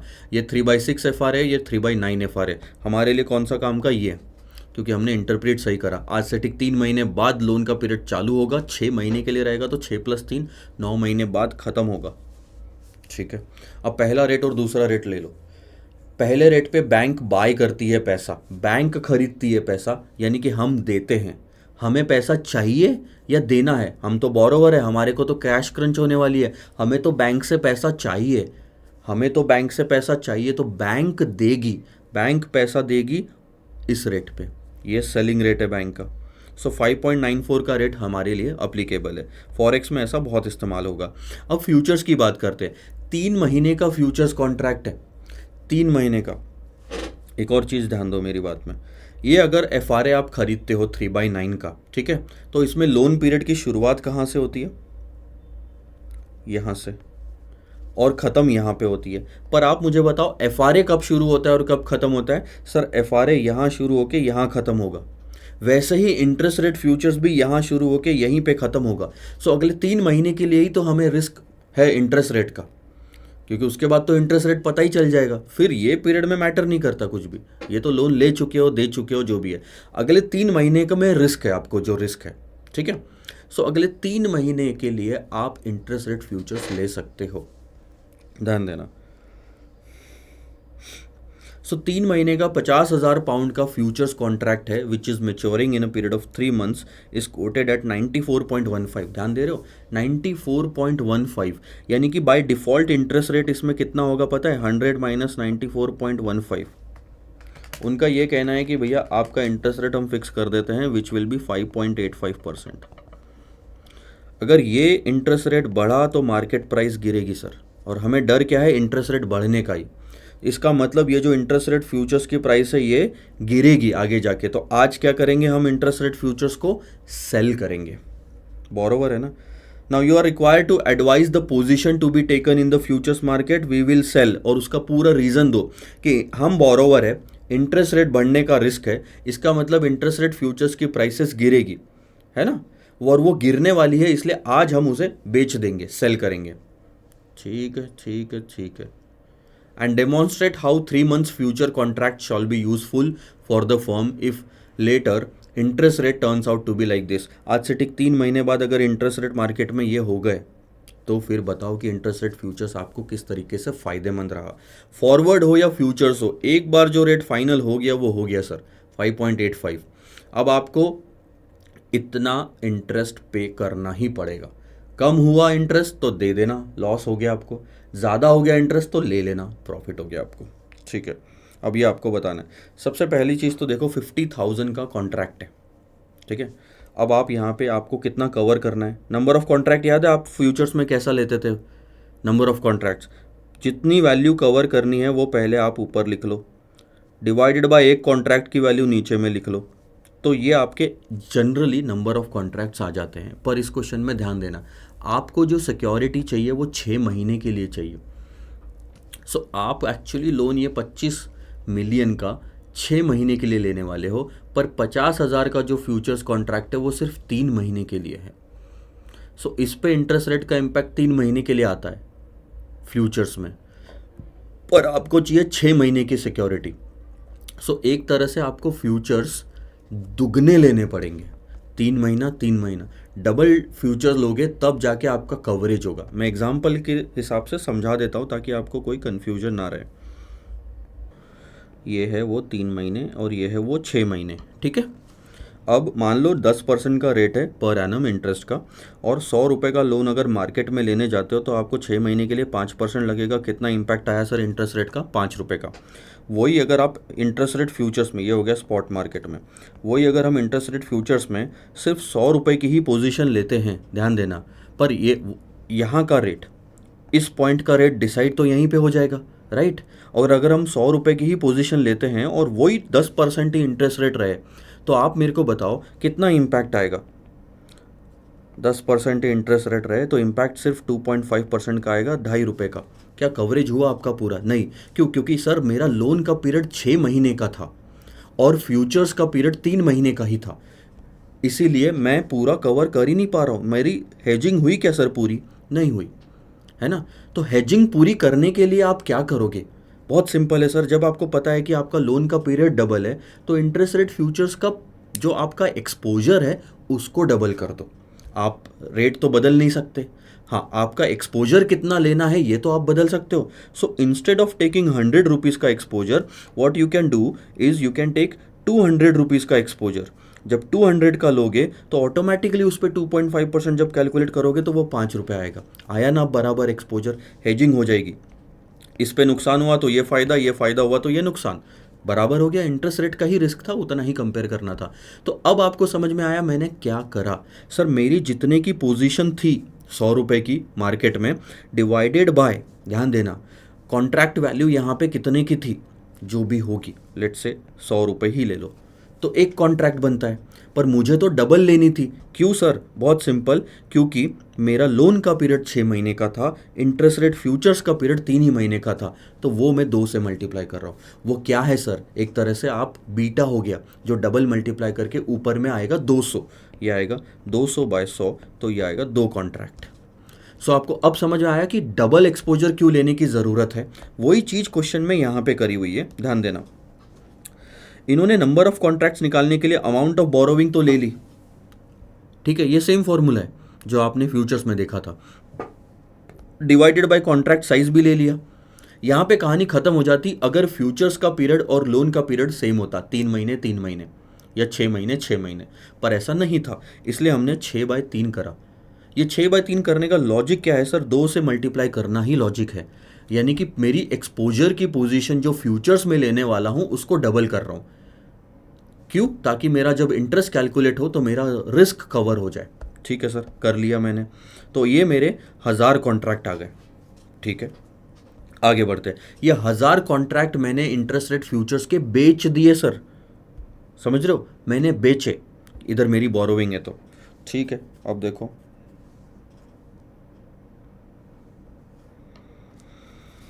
जब आपने बेचे तो क्या भाव से बेचे सर? 94.15 के रेट से बेचे। अब हम क्या करेंगे आगे जाके? क्वेश्चन बोल रहा है कि देखो आगे जाके अगर इंटरेस्ट रेट 4.5 हो जाते हैं, ठीक है, इंटरेस्ट आपने क्या भाव से बेचे बताओ? 94.15 बेच दिए, आज बेचे टाइम T0 पे। अब 3 महीने बाद अगर मार्केट में इंटरेस्ट रेट 4.5 हो गए तो इंटरेस्ट रेट फ्यूचर्स क्या हो जाएगा? 100 रुपये माइनस 4.5, यानी कि ये हो गया आपका 95.50, और दूसरे केस में 93.50, ठीक है। और आपने क्या करा था सर? आपने तो इस पे बेचा था, तो इस पे आप क्या करोगे? खरीदोगे। प्रॉफिट और लॉस पता चल जाएगा। देखो पहले वाले केस में आपको लॉस हो रहा है ना, 94 में बेच के 95 में खरीद रहे हो, लॉस है आपका तकरीबन 1 रुपये और 35 पैसे का, 1.35 का। और दूसरे वाले केस में आपने 94.5 में बेच के 93.5 में खरीदा, तो आपका यहाँ पे प्रॉफिट आ रहा है 0.75 का। क्या करोगे सर? बहुत सिंपल है, ये तो सिर्फ एक बॉन्ड की प्राइस हो गई, ऐसे एक की प्राइस 1 रुपये 35 पैसे। ठीक है, आपके टोटल 1000 कॉन्ट्रैक्ट है। सो यही कैलकुलेशन अब हम आगे बढ़ाएंगे। ये देखो, ये 1.35% बोलो रुपी बोलो, 0.65% बोलो रुपी बोलो, इतने का आपको प्रॉफिट और लॉस होगा। पहले वाले केस में लॉस है, लॉस को इन्होंने पॉजिटिव दिखाया है, गेन को ब्रैकेट में दिखाया है। ठीक है, अब ध्यान दो कि इतना जो आपका प्रॉफिट लॉस हुआ, ये रुपीज़ में भी आप निकालो तो इंटरेस्ट रेट फ्यूचर्स हो गया, अगर परसेंटेज में निकालो तो ये मेरा परसेंटेज हो गया। कैसे कैलकुलेट करना था, सिंपल सी बात है, आपका 5.85 पे फाइनल हुआ था, आप 5.85 से इसको कंपेयर कर लो, आपका यही परसेंटेज निकल के आएगा, तब ये परसेंटेज बन जाएगा। सो इतने का लॉस और इतने का गेन एज अ परसेंटेज हुआ है। दोनों रेट जो थे 4.5 और 5.85 ये पर एनम थे, तो लॉस और गेन भी पर एनम हुआ है। ठीक है, आगे देखो, अब मैंने कैलकुलेशन करना है। मैंने 50,000 पाउंड के 1000 कॉन्ट्रैक्ट बेचे थे और उस पे मुझे 1.35% का लॉस हुआ है। ठीक है, पर वो है पर एनम, तो मैंने 3/12, क्योंकि फ्यूचर्स तो सिर्फ 3 ही महीनों के लिए थे, तो 3/12 से मल्टीप्लाई करोगे। ये आप प्रॉफिट लॉस किसका निकाल रहे हो, फ्यूचर्स का निकाल रहे हो, और वो सिर्फ 3 ही महीने का था, तो ये आपने निकाल लिया। अरे भाई ये 3 ही महीने का था, इसीलिए डबल साइज लिया यहाँ पे कॉन्ट्रैक्ट। ये ऑलरेडी 6 महीने का होता तो डबल लेना ही नहीं पड़ता, 500 ही लेते। ठीक है, सेम चीज़ आपने यहाँ पे कैलकुलेट करी कि आपकी फ्यूचर्स में कॉन्ट्रैक्ट की जो वैल्यू थी ये टोटल 50,000 इंटू 1000 थी, उस पर इतना परसेंट फ़ायदा हुआ, पर वो पर एनम था, उसको 3 महीने में कन्वर्ट करा तो 81,000 का फ़ायदा निकल के आया। ठीक है सर, इसके बाद क्या होगा, इसके बाद आप, ये तो हो गया फ्यूचर्स का सेटलमेंट। एक्चुअल मार्केट में लोन जो है आपने लिया होगा, क्योंकि आपको तो इस क्वेश्चन में स्पेकुलेशन या आर्बिट्राज की बात नहीं करी गई है, रिस्क को हेज करने की बात करी गई हुई। आपने एक्चुअल मार्केट में लोन लिया होगा, तो जो एक्चुअल रेट है स्पॉट का, उसी रेट पे लिया होगा, उसी रेट पे इंटरेस्ट कैलकुलेट कर लो। तो हमने क्या करा, 25 मिलियन का लोन उठाया 4.5 के रेट से, लेकिन अब ध्यान देना, अब आप 6 महीने के लिए लोन उठा रहे हो, क्योंकि लोन तो हमें 6 महीने के लिए चाहिए। ये 3 महीने का कॉन्ट्रैक्ट था, पर ये 6 महीने का लोन है, तो 6/12 कर दिया आपने, आपका इंटरेस्ट का अमाउंट आ गया। यहाँ पे भी आप 6/12 कर दोगे 6.5 के रेट से, तो इंटरेस्ट का अमाउंट आ जाएगा। दोनों केस में नोटिस करना, आपका जो टोटल कॉस्ट है दैट इज 731,250 आ गया। कैसे, ये लॉस आउटफ्लो हुआ, ये भी आउटफ्लो हुआ, टोटल कर लिया। ये आउटफ्लो हुआ 8 का, लेकिन वो तो इनफ्लो हुआ गेन, तो टोटल कर लिया। अब आप निकालो कि अगर 731 की कॉस्ट आप इतने पे उठा रहे हो और वो भी 6 महीने के लिए, तो पर एनम रेट कितना हो गया, 5.85। ये आपने स्टार्टिंग में ही फाइनल कर लिया था जब इंटरेस्ट रेट फ्यूचर्स लिया था। So no matter what the where the interest rate will go up और down, you had fixed your interest rate at 5.85%, that's it. ये तो वापस से एक रिकैलकुलेशन करने का तरीका हो गया। ठीक है, ये सो उन्होंने बोला एडवाइस करो क्या पोजीशन लेनी चाहिए, और बाद में हमने ये चीज दिखाई। अब ध्यान देना, evaluate whether the interest cost to E space PLC should shall be less had it adopted the route of FRA. क्या इंटरेस्ट रेट फ्यूचर्स न लेते हुए एफआरए लेता तो क्या मुझे कॉस्ट कम पड़ती? ध्यान दे दो, आपको इंटरेस्ट रेट फ्यूचर्स में जो इंटरेस्ट की कॉस्ट पड़ी है दैट इज 5.85%, राइट, दोनों केस में, किसी भी केस में। पर अगर आप फॉरवर्ड रेट एग्रीमेंट लेते तो हमने स्टार्टिंग में ही डिस्कस करा था, फॉरवर्ड रेट कौन सा था, 3/9 का, और हमें पैसा चाहिए, बैंक बेचेगा, तो सेल का रेट ये था 5.94। तो एफआरए में आपको कितना रेट पड़ता सर, 5.94। तो क्वेश्चन बोल रहा है कि क्या एफआरए लेते तो सस्ता पड़ता? बिल्कुल नहीं सर, आपको एफआरए में तो महंगा पड़ रहा है, आप इंटरेस्ट रेट फ्यूचर्स ही लो, यहाँ सस्ता पड़ रहा है आपको लोन। बस क्वेश्चन खत्म। No, the interest cost shall not be less for E space PLC had it taken the FRA instead of interest rate futures. ये वही चीज़ बाद में बताई गई है। ठीक है, ये 2 रेट थे, उसमें से ये रेट अप्लीकेबल है बोरोविंग का। कहीं दिक्कत आई आपको ये चीज़ समझने में, इंटरेस्ट रेट फ्यूचर्स कैसे काम करते हैं ये भी मैंने आपको बताया। अब अगला क्वेश्चन देखो, और एक ट्रेडर है जो एक्सपेक्ट करता है कि लॉन्ग टर्म इंटरेस्ट रेट बढ़ेंगे। इंटरेस्ट रेट बढ़ेंगे, इसका मतलब ये बोरोवर वाली कैटेगरी में होगा, तभी तो इसको चिंता है रेट बढ़ने की। और बोरोवर वाली कैटेगरी में है तो एफआरए जनरली आप क्या करोगे, बाय करोगे, और अगर इंटरेस्ट रेट फ्यूचर्स की बात आई तो वो आप सेल करोगे। He decides to sell interest rate futures as he shall benefit from the following futures prices. ध्यान दे रहे हो, इंटरेस्ट रेट बढ़ेगी, बॉन्ड की प्राइस गिरेगी, यानी कि आईआरएफ की प्राइस गिर रही है, इसलिए उसने आज बेचने का डिसाइड किया। 5 अक्टूबर 2017 फ्यूचर्स की डिलीवरी डेट देखो 1 दिसंबर 2019। अक्टूबर के बाद नवंबर, नवंबर के बाद दिसंबर तो आया ही नहीं, स्टार्ट ही हुआ था। करंट फ्यूचर की प्राइस दी हुई है 93.50, यानी कि बाय डिफ़ॉल्ट इंटरेस्ट रेट इसमें कितना काउंट करा उन्होंने 6.50% का, 100 में से माइनस करके आ जाता है। फ्यूचर्स की यील्ड उन्होंने दी है 7.36% की, लॉट साइज है आपका 2000 का। ट्रेडर ने क्या करा 250 कॉन्ट्रैक्ट बेच दिए, ठीक है, ऑफ दिसंबर 17। 10 साल के फ्यूचर्स के contract, 10 year future contract on NSC on 5 October 2017 at 93.50, यही वाले, ठीक है, 10 साल, ठीक है, देखते हैं कुछ मिस्टेक वगैरह होगी वो। Show daily mark to market transaction due to change in futures prices. अब अगले ही दिन ध्यान देना, 5 अक्टूबर 2017 को आपने स्टार्ट करा था 93.50 पे, शायद उसी दिन शाम को प्राइसेस बदल गई, ठीक है। सो 5 अक्टूबर, 6 अक्टूबर, 7 और 8, 9, आपको क्या निकालना है मार्क टू मार्केट, कि भैया हर दिन आपका डेरिवेटिव्स में, फ्यूचर्स में हमने नहीं निकाला था मार्क टू मार्केट की पुराने रेट पे कॉन्ट्रैक्ट क्लोज होके नए रेट पे आ जाता है और प्रॉफिट लॉस मार्जिन अकाउंट में एडजस्ट हो जाता है। इनिशियल मार्जिन कितना है ये तो क्वेश्चन ने नहीं दिया, पर कितना दिन का प्रॉफिट लॉस हो सकता है वो हमें निकालना है। 93.5 पे सर मैंने बेचा था, तो वो प्राइस मैं पहले रख दूंगा, माइनस 93.6925, ये हो गया एक, ठीक है।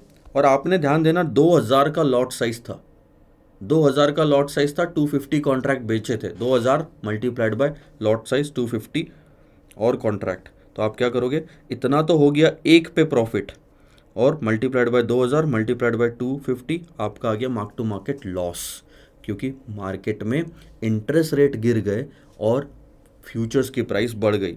अगर फ्यूचर्स की प्राइस बढ़ी है इसका मतलब इंटरेस्ट रेट गिरे हैं, और आपको डर तो बढ़ने का था, तभी आपने एक्शन लिया। जब जब इंटरेस्ट रेट बढ़ेगा तब फायदा होगा यहाँ पे आपको, क्योंकि आपने बढ़ने के लिए यहाँ पे प्रॉफिट आ जाए ये पहले ही हेजिंग की पोजीशन ले ली थी, पर अगर उल्टा हुआ तो नुकसान होगा। अब आपका ये रेट पे कॉन्ट्रैक्ट आगे बढ़ेगा और ये सेल की रेट मानेंगे और ये बाई की रेट मानेंगे।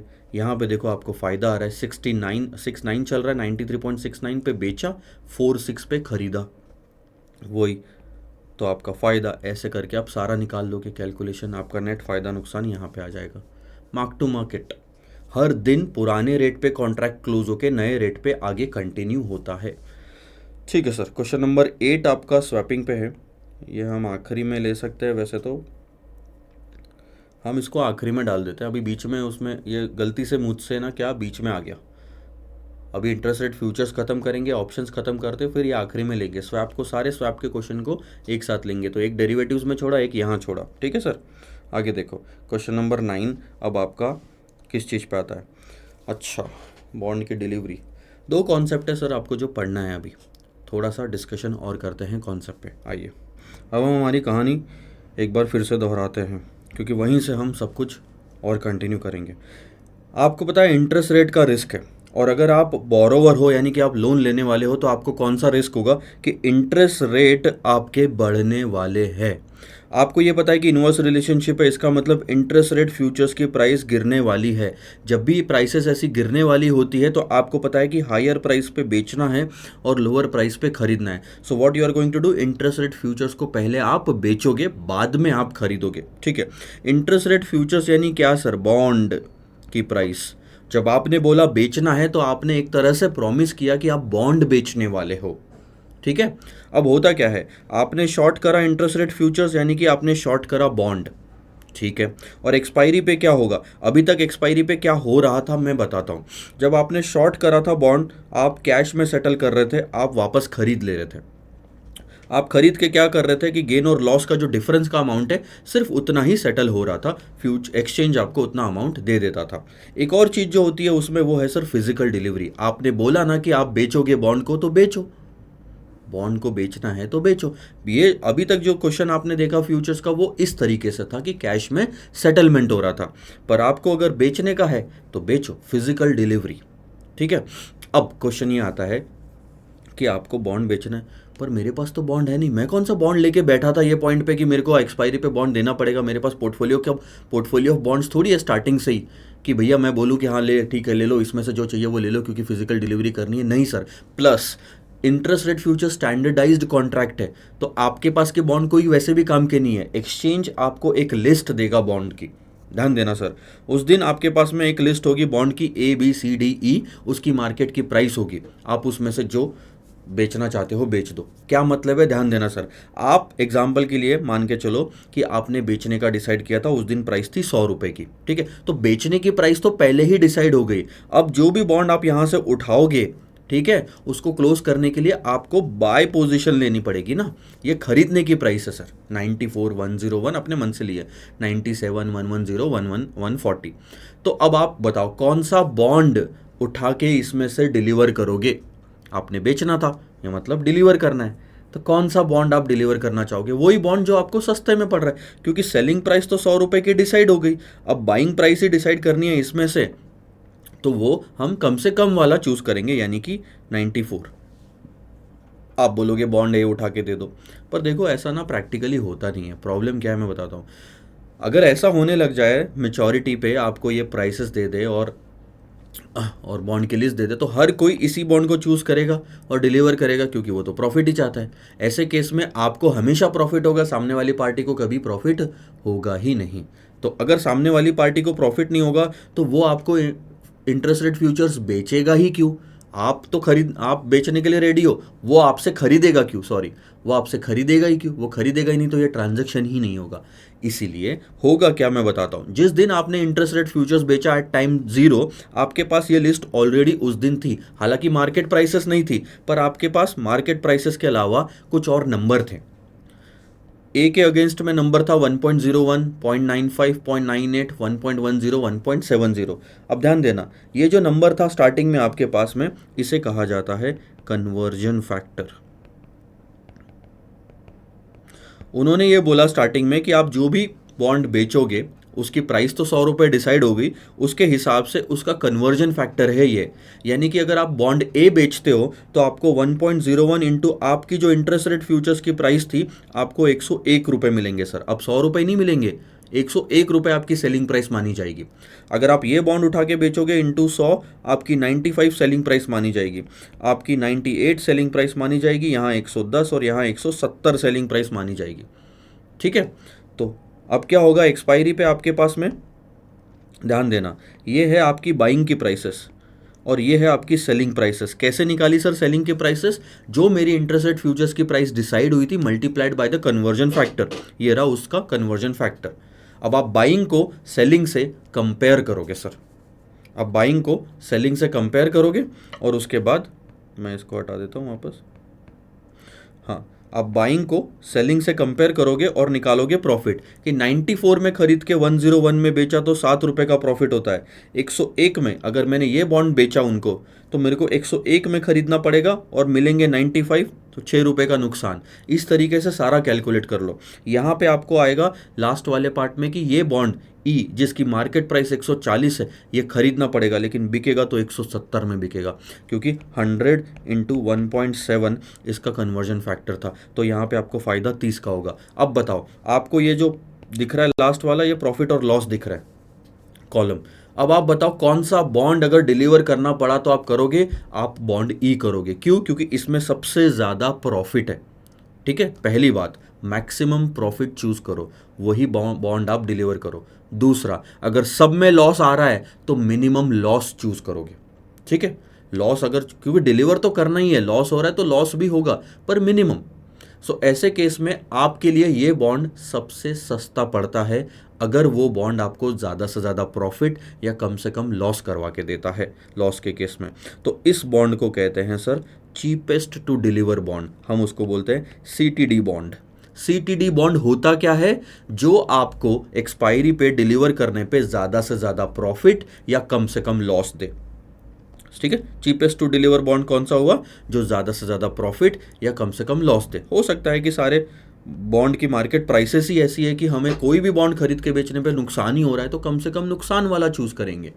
ये तो दो चीजें आपने यहाँ पे सीखी कि कन्वर्जन फैक्टर क्या होता है और सीटीडी बॉन्ड क्या होता है। सीटीडी बॉन्ड यानी चीपेस्ट टू डिलीवर। एक्सपायरी पे आप क्या करोगे, जो भी उसकी मार्केट प्राइस है उसको कंपेयर करोगे इससे। अब एक और चीज़ ध्यान देना, ये तो मैंने आपको बोला इन केस आप शॉर्ट कर रहे हो इंटरेस्ट रेट फ्यूचर्स को।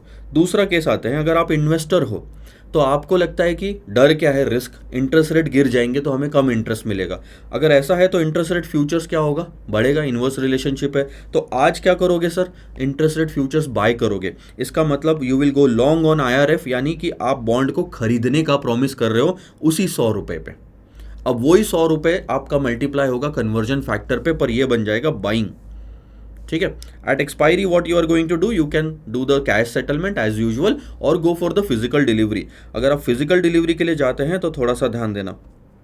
अब क्या हो जाएगा, अब आपने बाय करने का प्रॉमिस किया तो ये आपकी बाइंग अमाउंट बन जाएगी और ये आपकी सेलिंग बन जाएगी। ठीक है। तो क्या होगा एग्जैक्टली जो यहाँ पे प्रॉफिट लॉस देखा उसका उल्टा हो जाएगा। ये 7 रुपये अब आपका लॉस बन जाएगा, ये प्रॉफिट, ये तो जीरो ही था और ये लॉस, क्योंकि आपने बाइंग सेलिंग प्राइसेस बदल दी। ठीक है। अब आप देखो इसमें से कोई बॉन्ड अगर आपको डिलीवर करना है तो आप कौन सा बॉन्ड डिलीवर करोगे सर, जिसमें सबसे ज़्यादा प्रॉफिट हो रहा है, ये वाला सेकंड बॉन्ड। देख रहे हो, सेम प्राइसेस के साथ अगर आपकी सिचुएशन बदली शॉर्ट टू लॉन्ग तो आपका चीपेस्ट टू डिलीवर बॉन्ड बदल गया। अब आपको सीटीडी बॉन्ड ये पड़ रहा है। आई बात समझ में?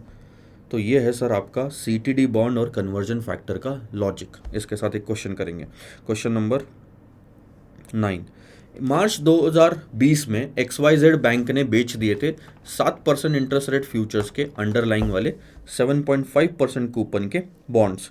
एक्सचेंज प्रोवाइड करता है आपको नीचे दी गई detail to be deliver that can be delivered. ठीक है। क्या कर दिए थे हमने, बेच दिए थे futures, we have sold futures. ठीक है। अब आपको सिक्योरिटीज दी हुई है, देखो अलग अलग तरह के बॉन्ड दिए हुए हैं, उनका कूपन रेट ध्यान देना, पढ़ते भी आना चाहिए। ये होता है कूपन रेट, ये है गवर्नमेंट ऑफ इंडिया के बॉन्ड, और ये होती है सर उसकी एक्सपायरी यानी कि मेचोरिटी बोल सकते हैं, एक्सपायरी बोलना गलत है, ये है सर मेचोरिटी। ठीक है। अब उनकी कोटेड बॉन्ड की प्राइस आपको यहाँ पे दी हुई है और कन्वर्जन फैक्टर दिया हुआ है।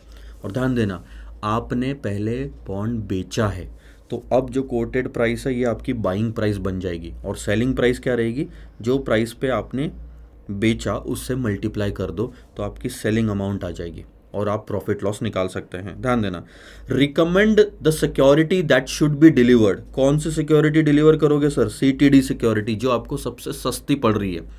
सस्ती पड़ने का मतलब जो सबसे ज़्यादा प्रॉफिट दे रहा है या कम से कम लॉस दे रहा है। By XYZ bank if future settlement price is 1000, ये रही, ये है फ्यूचर की सेटलमेंट प्राइस 1000, तो आप क्या करोगे 1000 से सबको मल्टीप्लाई कर दो और ये सेलिंग बनेगी। आपको ये भी ध्यान देना है सर।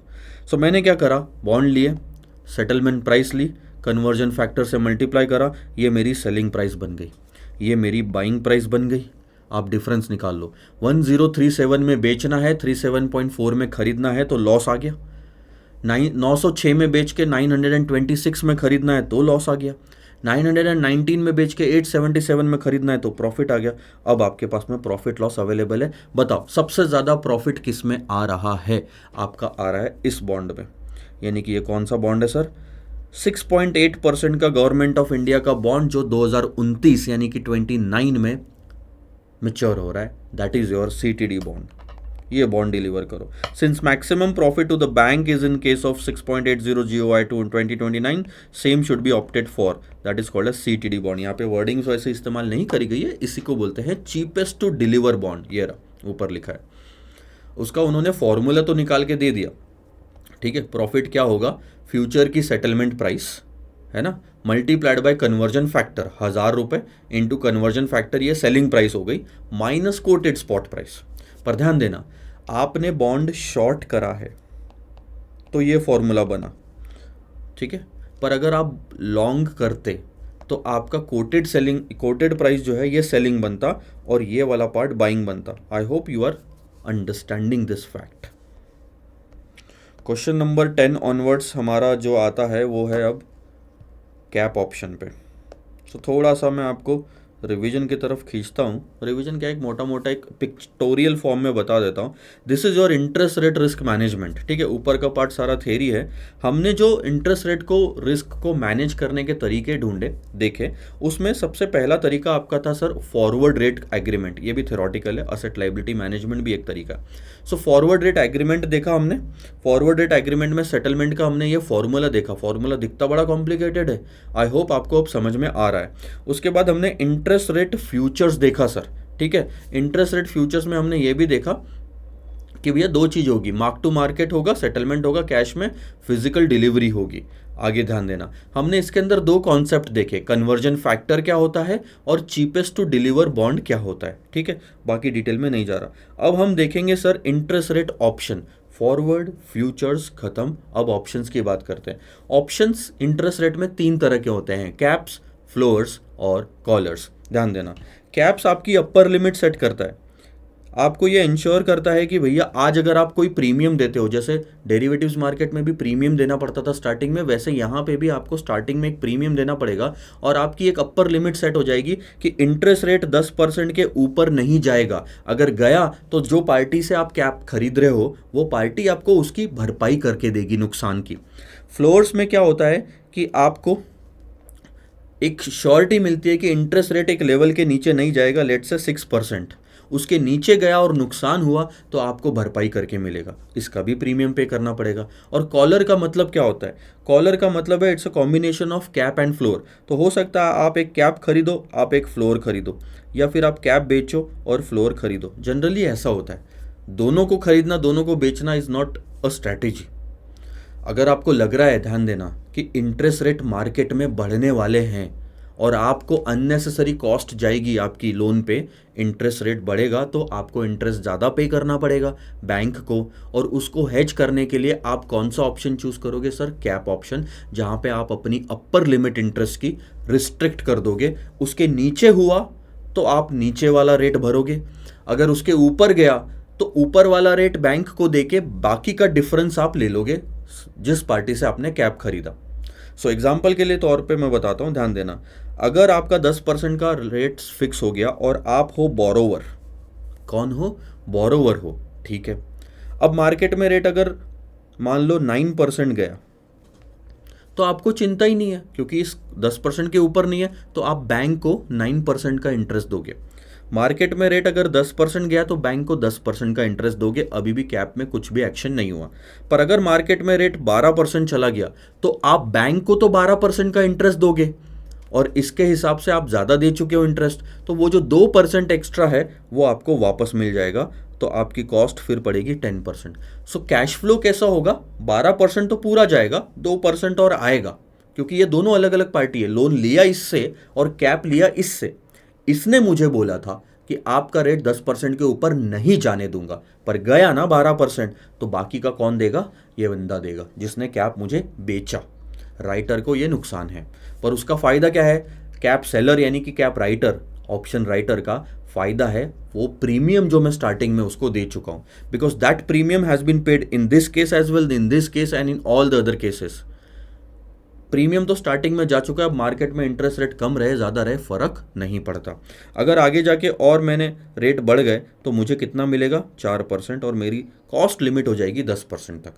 यानी 10% के ऊपर मेरा इंटरेस्ट का कॉस्ट नहीं आएगा, और टोटल कॉस्ट मेरा ये इंटरेस्ट कैप का प्लस प्रीमियम जो मैंने पे करा। हम एक ऐसा ही क्वेश्चन अभी देख चुके थे, गारंटी वाला, इंटरेस्ट रेट गारंटी। अब आप बताओ कि कौन सा ऐसा बंदा है जो फ्लोर खरीदेगा? फ्लोर खरीद रहा है यानी कि 6% के नीचे इंटरेस्ट रेट नहीं जाना चाहिए।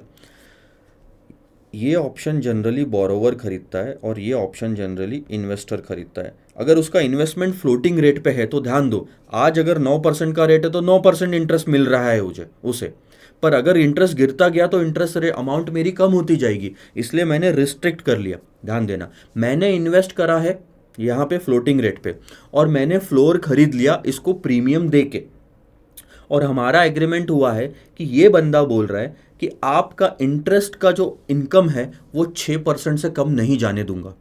So let's say for example वो चला गया 8%, बहुत बढ़िया बात है, आपको यहाँ से 8% आ रहा है। 7%, बहुत बढ़िया, 7 आ रहा है, 6%, 6% बहुत बढ़िया, 6 आ रहा है। पर अगर यहाँ पे 4% चला गया तो मुझे यहाँ से कितना मिलेगा सर? सिर्फ 4% मिलेगा। कम मिला ना। उसने बोला था कि 6% से नीचे नहीं जाने दूंगा, गया नीचे, तो बाकी के नुकसान की भरपाई कौन करेगा? ये बंदा। तो 4 में मुझे और 2 ऐड करके वापस 6 मिलेगा। अब 3 चला गया तो 3 ऐड करके 6 मिलेगा, 2 चला गया तो 4 ऐड करके 6 मिलेगा। यानी कि अब मेरा जो टोटल रिसिप्ट है वो 6 के नीचे नहीं जाएगा, माइनस जो भी आप प्रीमियम दे चुके हो। वो तो प्रीमियम हर केस में जा चुका है। The maximum that a cap और floor buyer will lose is the amount of premium. Premium से ज़्यादा का नुकसान उसमें नहीं होता। ठीक है। अब एक और चीज़ ध्यान देना, कॉलर की बात करते हैं। अगर मैं बोरोवर हूं, ध्यान देना, अगर मैं बोरोवर हूं तो मैं कौन सा ऑप्शन खरीदता हूं? कैप्स ऑप्शन खरीदता हूं। ठीक है, मैंने ये खरीद लिया, पर मैंने फ्लोर बेचा क्यों? मैंने फ्लोर बेचा इसलिए क्योंकि मुझे पता है कि मार्केट में रेट बढ़ने वाले हैं। तो मैंने तो खुद को प्रोटेक्ट कर लिया इंटरेस्ट रेट के रिस्क से, प्लस मैं एक ऐसे पागल इंसान का फायदा उठा रहा हूं जिसे लग रहा है कि मार्केट में रेट गिरने वाले हैं, इसलिए उसने फ्लोर खरीदा, मैंने बेच दिया। जो भी मैंने फ्लोर ऑप्शन बेचा है इसमें मेरी मैक्सिमम इनकम क्या है? प्रीमियम की। और मैं श्योर हूं कि भैया मेरे को इसमें कोई आउटफ्लो नहीं आएगा, पेमेंट नहीं करना पड़ेगा। तो इसलिए मैं बस ये जो बेचता हूं इसमें मैं स्पेकुलेट कर रहा हूं। Basically writing an option is nothing but speculation. तो ये वाला, अरे सॉरी, तो आप ये वाला, अरे रे रे रे, ये वाला केस लो या ये वाला केस लो, जहां पे भी आपको लगता है कि ऑप्शन बेचा गया है, कैप्स हो या फ्लोर्स हो, इसमें पर्पस सिर्फ एक ही होता है, प्रीमियम कमाना है। आपको लगता है कि नहीं, इस फ्लोर किसी और ने खरीदा आपसे, यानी कि वो एस्टिमेट कर रहा है मार्केट में प्राइसेस गिरेगी, पर आपको लगता है कि नहीं गिरेगी, इसका मतलब आपका कोई पे ऑफ नहीं आएगा and you will end up with pocketing this premium amount. आपको लगता है कि प्रीमियम अमाउंट में फ्री में बैठे बैठे खा सकता हूँ। So this is how you create a collar option. Opposite is also same. अगर आप इन्वेस्टर हो तो फ्लोर खरीदोगे, आपको लगता है कि रेट नीचे जाने वाले हैं, तो आप इस किसी पागल इंसान को कॉल और कैप्स ऑप्शन बेचोगे जिसको लगता है कि रेट ऊपर जाने वाले हैं। आप बेचोगे तभी जब, ध्यान देना, आप बेचोगे तभी जब आपके एक्सपेक्टेशन के अगेंस्ट में कोई सोच रहा होगा। आप सोच रहे हो गिरने वाले हैं, वो सोच रहा है बढ़ने वाला है, आप सोच रहे हो बढ़ने वाले हैं, वो सोच रहा है गिरने वाला है, तभी आपका ऑप्शन आप बेचोगे। सो आप स्पेकुलेट करोगे, यहाँ पे प्योर स्पेकुलेशन का पर्पस होता है, और आप प्रीमियम कमाते हो ऑप्शन बेच के। ऑप्शन खरीद के जनरली क्या होता है, हम हेजिंग करते हैं, रिस्क कम करते हैं, और बेच के आप स्पेकुलेशन करते हो, सिर्फ प्रॉफिट कमाने के लिए काम करते हो। ठीक है सर। सो कॉलर ऐसा बनाया जाता है। और बहुत बार क्या होता है, मैं आपको एक और चीज़ बताता हूँ। जनरली आप जब कैप खरीदते हो और फ्लोर बेचते हो सेम पार्टी के साथ में, तो यहाँ पे अगर आपने कुछ 1% प्रीमियम दिया तो यहाँ 1% लेना बनता है। सो ध्यान देना, आपने खरीदा तो प्रीमियम दिया, आपने ऑप्शन बेचा तो प्रीमियम लिया, नेट में आपको कॉस्ट कितनी पड़ी? 0 पड़ी। प्रीमियम तो आपका आया गया 0 हो गया, 1-1%। इसको बोलते हैं zero cost collar. Zero cost collar का मतलब ही है कि कैप जो भी ऑप्शन खरीदा उसमें जो प्रीमियम दिया वो एग्जैक्टली इक्वल था जितना ऑप्शन बेचने पे प्रीमियम आपको मिला। ठीक है सर। तो ये 3 ऑप्शन आपके समझ में आ गए। ये जो 10% यहाँ सेट करा था, ये जो 6% यहाँ सेट करा था, उसको बोलते हैं सर स्ट्राइक प्राइस। अगर आपको याद होगा, कॉल और पुट में भी स्ट्राइक प्राइस हम सेट करते थे, प्रीमियम स्टार्टिंग में देते थे, वैसे ही कैप, फ्लोर और कॉलर में स्ट्राइक प्राइस सामने में सेट होगी, प्रीमियम सामने में दिया जाएगा, और आखिरी में सेटलमेंट होगा बिटवीन द प्राइसेस। उस रेट के ऊपर या नीचे जाता है, जहां आपको नुकसान हो रहा है बायर को, तो उतनी भरपाई आपको करके मिलेगी। ठीक है, क्वेश्चन देखो।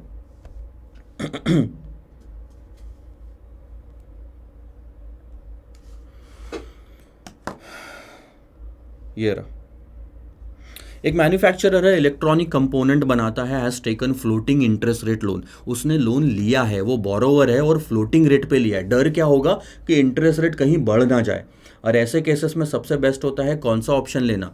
FRA है, ध्यान देना, मैं वापस स्टार्टिंग से ही बताऊंगा।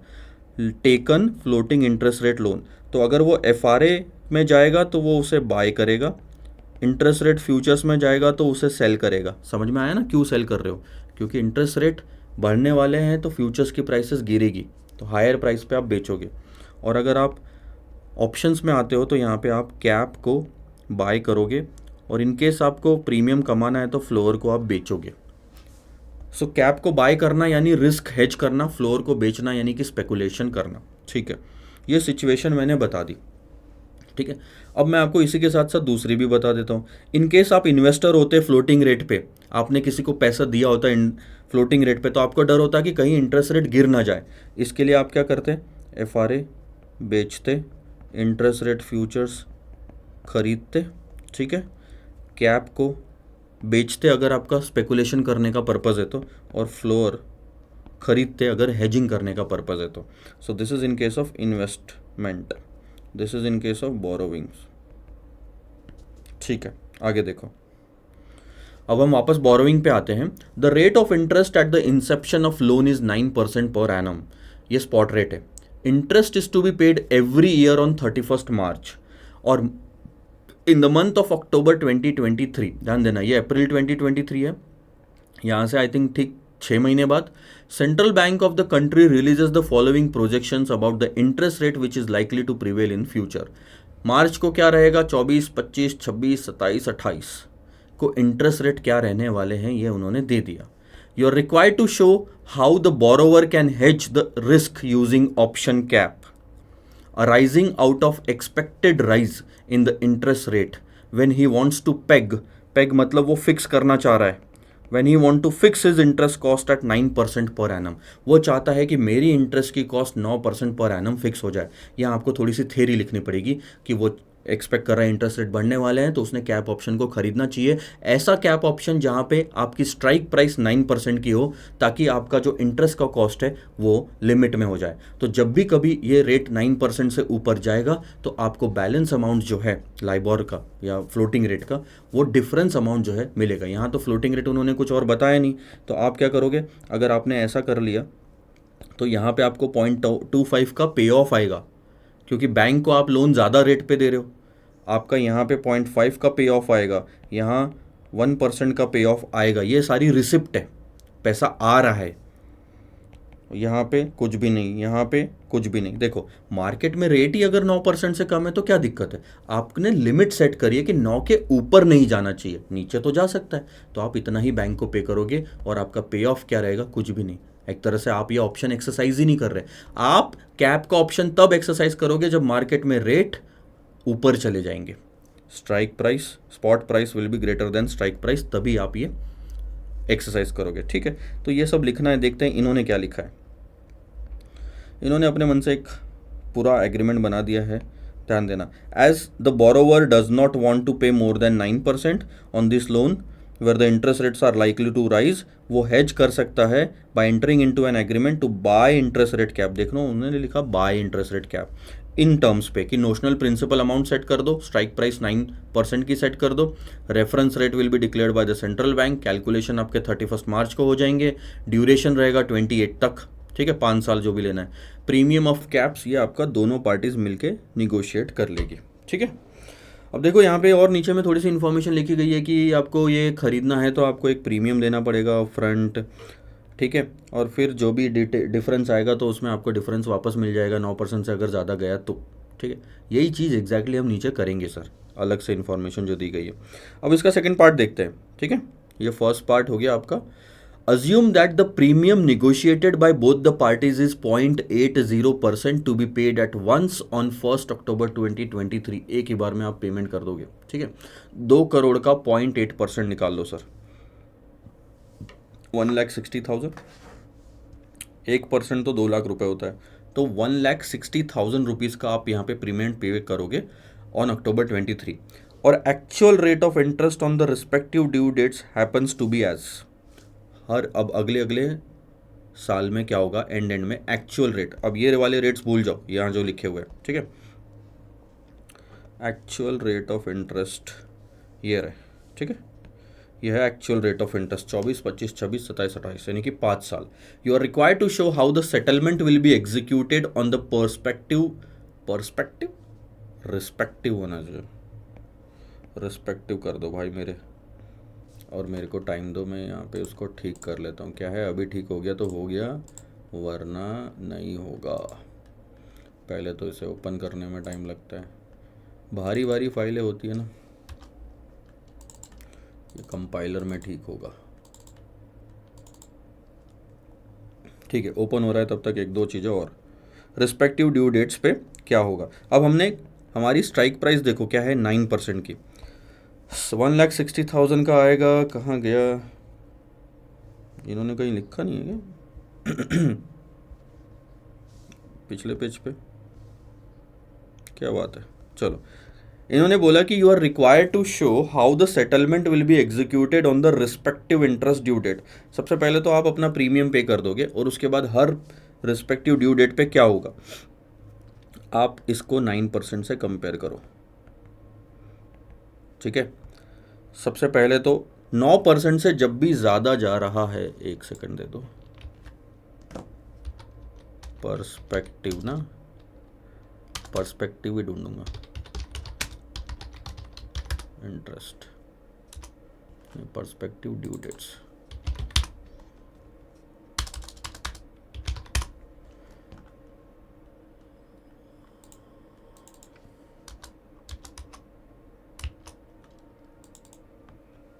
स्पेलिंग पर्सपेक्टिव इंटरेस्ट, तो इसी में होना चाहिए था। दो भाई, एक सेकंड और दो। इंटरेस्ट रेट कॉलर इसमें कहाँ है आंसर, आंसर ये क्वेश्चन, ये रहा पर्सपेक्टिव, इसको कर देते हैं रिस्पेक्टिव। ठीक है,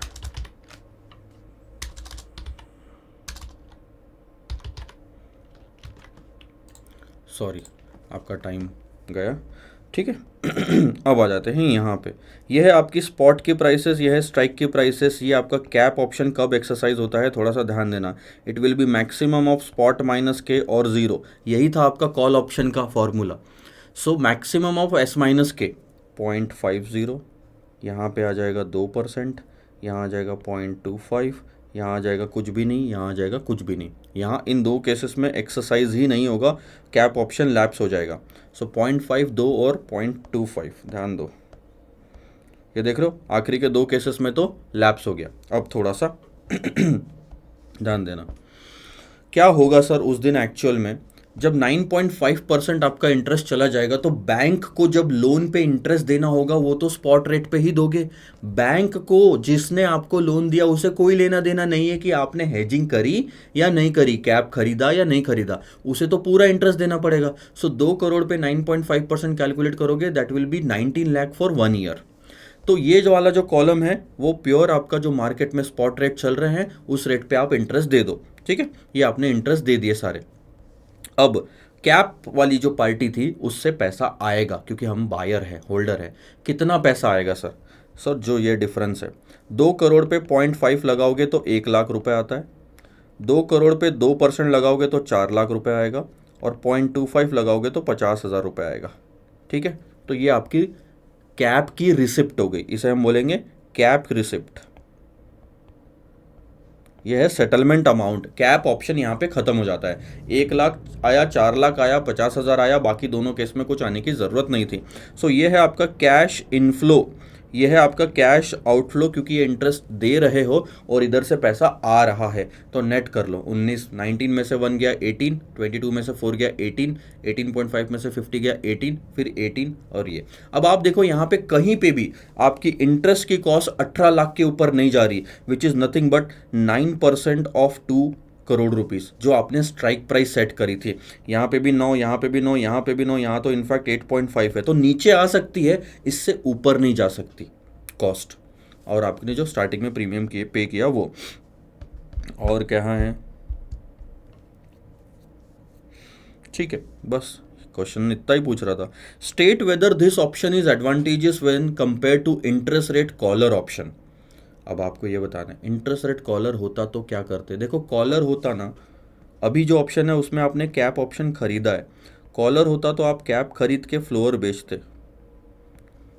ठीक है, कैप खरीद के फ्लोर बेचते।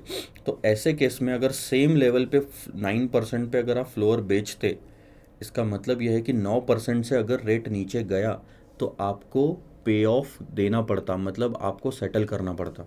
सो इन सारे केसेस में, फ्लोर बेचने के केस में स्ट्राइक प्राइस तो वैसे सेम नहीं आनी चाहिए। जहाँ पे भी कैप ऑप्शन आपका एक्सरसाइज हो रहा है ना, ठीक है, वहाँ तो कुछ नहीं होगा, 0,000 आ जाएगा, यहाँ पे भी 0 आएगा। पर ये देखो 9% से नीचे रेट यहाँ गया तो 0.5 आपका देना बनेगा। अब इंस्टीट्यूट ने क्या आंसर लिखा है, बहुत सिंपल आंसर दिया उन्होंने, कोई कैलकुलेशन नहीं दिया। Comparing to interest rate collar, cap option appears to be better because even though collar may not involve initial outflow of cash on account of premium, collar में क्या होगा, आप जीरो कॉस्ट कॉलर बना लोगे तो starting का जो आपने प्रीमियम कैप ऑप्शन में दिया था वो कॉलर ऑप्शन में नहीं देना पड़ता, बिकॉज कॉलर ऑप्शन में कैप के खरीदने और फ्लोर के बेचने पे प्रीमियम मिलेगा। कैप के खरीदने पे प्रीमियम देना पड़ेगा, फ्लोर के बेचने पे प्रीमियम मिलेगा, तो वो जीरो कॉस्ट बन जाता है। सो उन्होंने यही बोला कि भैया भले ही कैप ऑप्शन में कॉलर की तरह आपको प्रीमियम नहीं देने वाली सिचुएशन नहीं आती, आपको प्रीमियम देना पड़ेगा, बट पुट ऑप्शन बेचना या फ्लोर बोल लो यहाँ पे at 9% can lead to cash outflow, massive cash outflow. आप ध्यान देना, अगर गलती से रेट गिर गए ना तो आप पे लाइबिलिटी आ जाएगी, क्योंकि सामने वाला बंदा फ्लोर ऑप्शन एक्सरसाइज कर लेगा। लेट से रेट 7% चले जाएंगे, आपने तो 9% पे बोला था उसको कि उसका रेट 9% से नीचे नहीं जाएगा, चला गया तो आपको 2% देना पड़ेगा, 2 करोड़ पे 4 लाख का फालतू का नुकसान। और आप फ्लोर बेच क्यों रहे हो, कैप खरीदा ठीक है, पर फ्लोर बेचा और ये कॉलर बना लिया तो ये करा क्यों, सिर्फ प्रीमियम के लिए? क्यों रिस्क उठाना है आपको? स्पेकुलेशन करना है तो करो, हेजिंग करना है तो कभी ऐसा मत करो। अगला क्वेश्चन ध्यान देंगे सर, ये था आपका मई 2022 में 8 मार्क्स के लिए। एमपीडी लिमिटेड ने इशू करा 50 मिलियन का floating rate loan on July 1, 2018, जिसका resetting of coupon rate every 6 months equals to LIBOR plus 50 basis point. ध्यान देना, कभी भी कैप फ्लोर कॉलर में जो स्ट्राइक रेट आप कंपेयर करते हो, ध्यान देना, ये जो स्ट्राइक प्राइस आप कंपेयर करते हो ये फ्लोटिंग रेट से कंपेयर किया जाता है।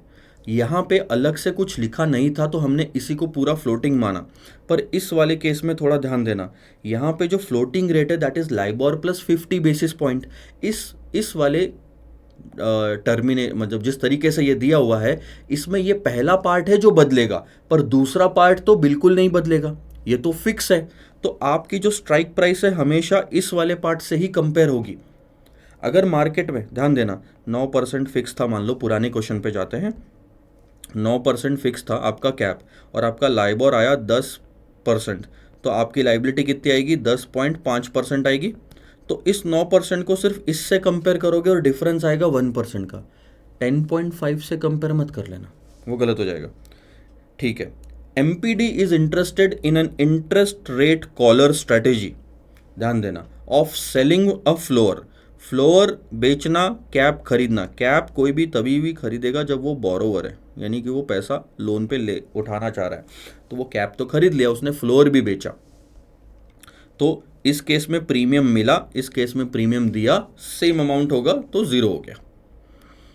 एमपीडी ने बाय करा 3 साल का कैप ऑप्शन और 3 साल का फ्लोर ऑप्शन उसने बेचा, और डिटेल्स ये है, उस कैप और फ्लोर की प्रिंसिपल अमाउंट थी 50 मिलियन की, एक तरह से ये हो गया। स्ट्राइक रेट आपको 5% दिया है, फ्लोर का 8% दिया है कैप का, यानी कि आपका इंटरेस्ट रेट 8% के ऊपर जाना नहीं चाहिए, गया तो आपको प्रीमियम, आपको रिसिप्ट मिलेगी, फ़ायदा होगा एक्स्ट्रा का, जो भी एक्स्ट्रा आपने बैंक को देना है वो आपको मिलेगा। पर 5% के नीचे अगर रेट गया तो आपको सामने वाली पार्टी को पे करना पड़ेगा, because you are the writer in this case. You have promised कि भाई तेरा 5% से नीचे रेट मैं नहीं जाने दूंगा, और गया तो मैं नुकसान की भरपाई करके दूंगा। ये फ्लोर में आपने बोला। कैप ऑप्शन जिससे खरीदा उसमें सामने वाली पार्टी ने बोला कि भैया आपका 8% का जो रेट है उससे ऊपर आपका इंटरेस्ट रेट नहीं जाएगा, और गया तो वो आपको भरपाई करके देगा। ठीक है, 6 महीने का LIBOR is the basis reference rate.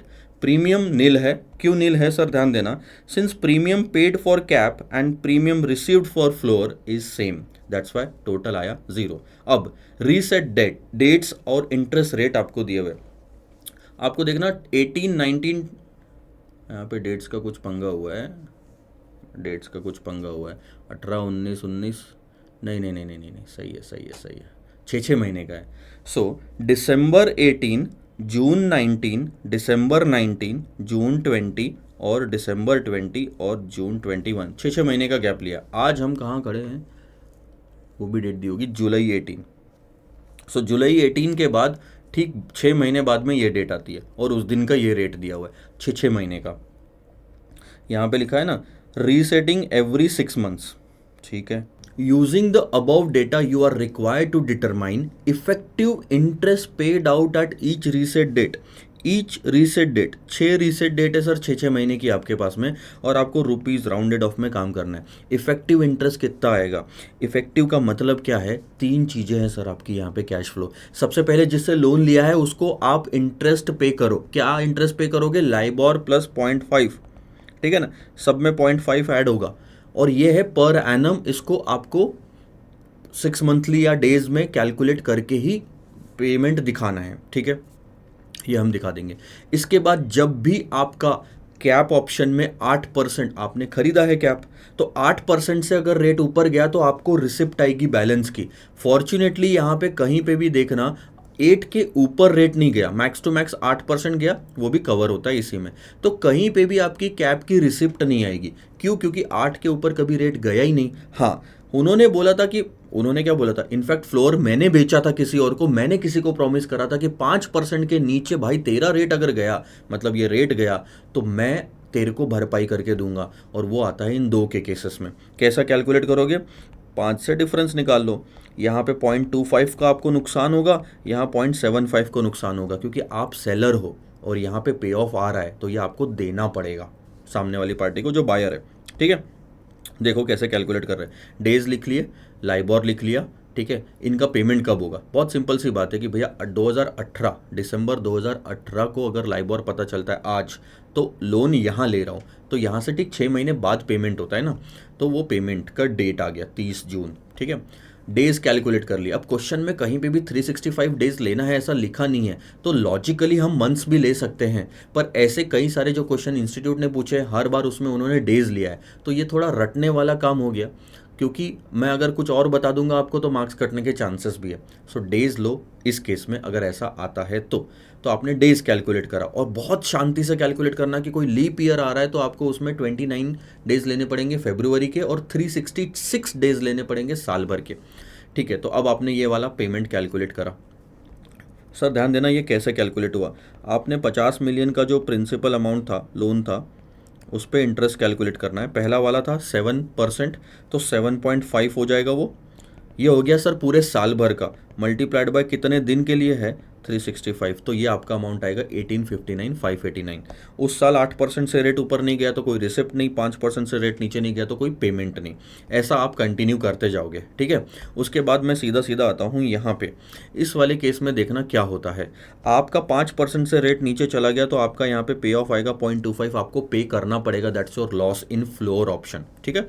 But 2020 is the leap year, अब ये आता है लीप ईयर में, ठीक है, 182 डेज ऊपर लिए 2020, यानी कि ये यहाँ पे ये जो पीरियड आ रहा है आपका, ये लीप ईयर में आ रहा है, ठीक है।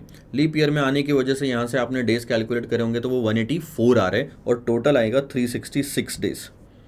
तो डिनोमिनेटर में 366 लो। थोड़ा सा मेरे को लगता है कि ऐसा नहीं करना चाहिए इंस्टीट्यूट ने, कि आप एक सिस्टम बिठा लो 365 का, और लीप ईयर भी इग्नोर करना चाहिए, एक्स्ट्रा डेज भी इग्नोर करना चाहिए, सो सेम कैलकुलेशन आना चाहिए। But this is too much of going in two days, और कॉन्सेप्ट को छोड़ के आप इतनी प्रायोरिटी दे रहे हो डेज की, कि अगर 1-2 रुपये भी मेरा, मतलब 10-20 रुपये भी मेरा आंसर कुछ और लिख दिया तो आप मेरे मार्क्स काट दोगे, ठीक है, कोई बात नहीं। सो यहाँ उन्होंने कैलकुलेशन किया 366 के हिसाब से, बाकी 365 था पहला वाला जैसे आपका, पर लीप ईयर है तो 366 के हिसाब से कैलकुलेशन होगा। तो ये कैलकुलेशन कैसा हुआ ये भी बताता हूँ। 50 मिलियन इंटू आपका पे ऑफ देना बनता है 0.25% का, पर यह है साल भर का, तो इंटू 184/366 करो, आपका आंसर आएगा 62,842। वापस अगले बार जब आओगे तो ये तो 365 के हिसाब से ही कैलकुलेट करना है, 181/365, तो ये भी बराबर आएगा। ये पैसा आपको देना बनता है। और एक चीज़ ध्यान दो, इंटरेस्ट जो आप दे रहे हो वो कैश आउटफ्लो है, कैप की रिसिप्ट अगर होती तो कैश इनफ्लो होती, और ये पे ऑफ जो है ये भी कैश आउटफ्लो है। तो ध्यान देना, आउटफ्लो में इनफ्लो माइनस होता है और आउटफ्लो में आउटफ्लो ऐड होता है। और ऐसे ही आपकी पूरे 3 साल की कॉस्ट आ गई। यहाँ पे आपको बहुत क्लियर हो गया कि 98 लाख रुपीज़ मिला के मैंने एवरेज इफेक्टिवली दिया है। लास्ट वाले पार्ट में उन्होंने यही पूछा कि भैया average overall effective rate of interest बता दो, ओवरऑल एवरेज।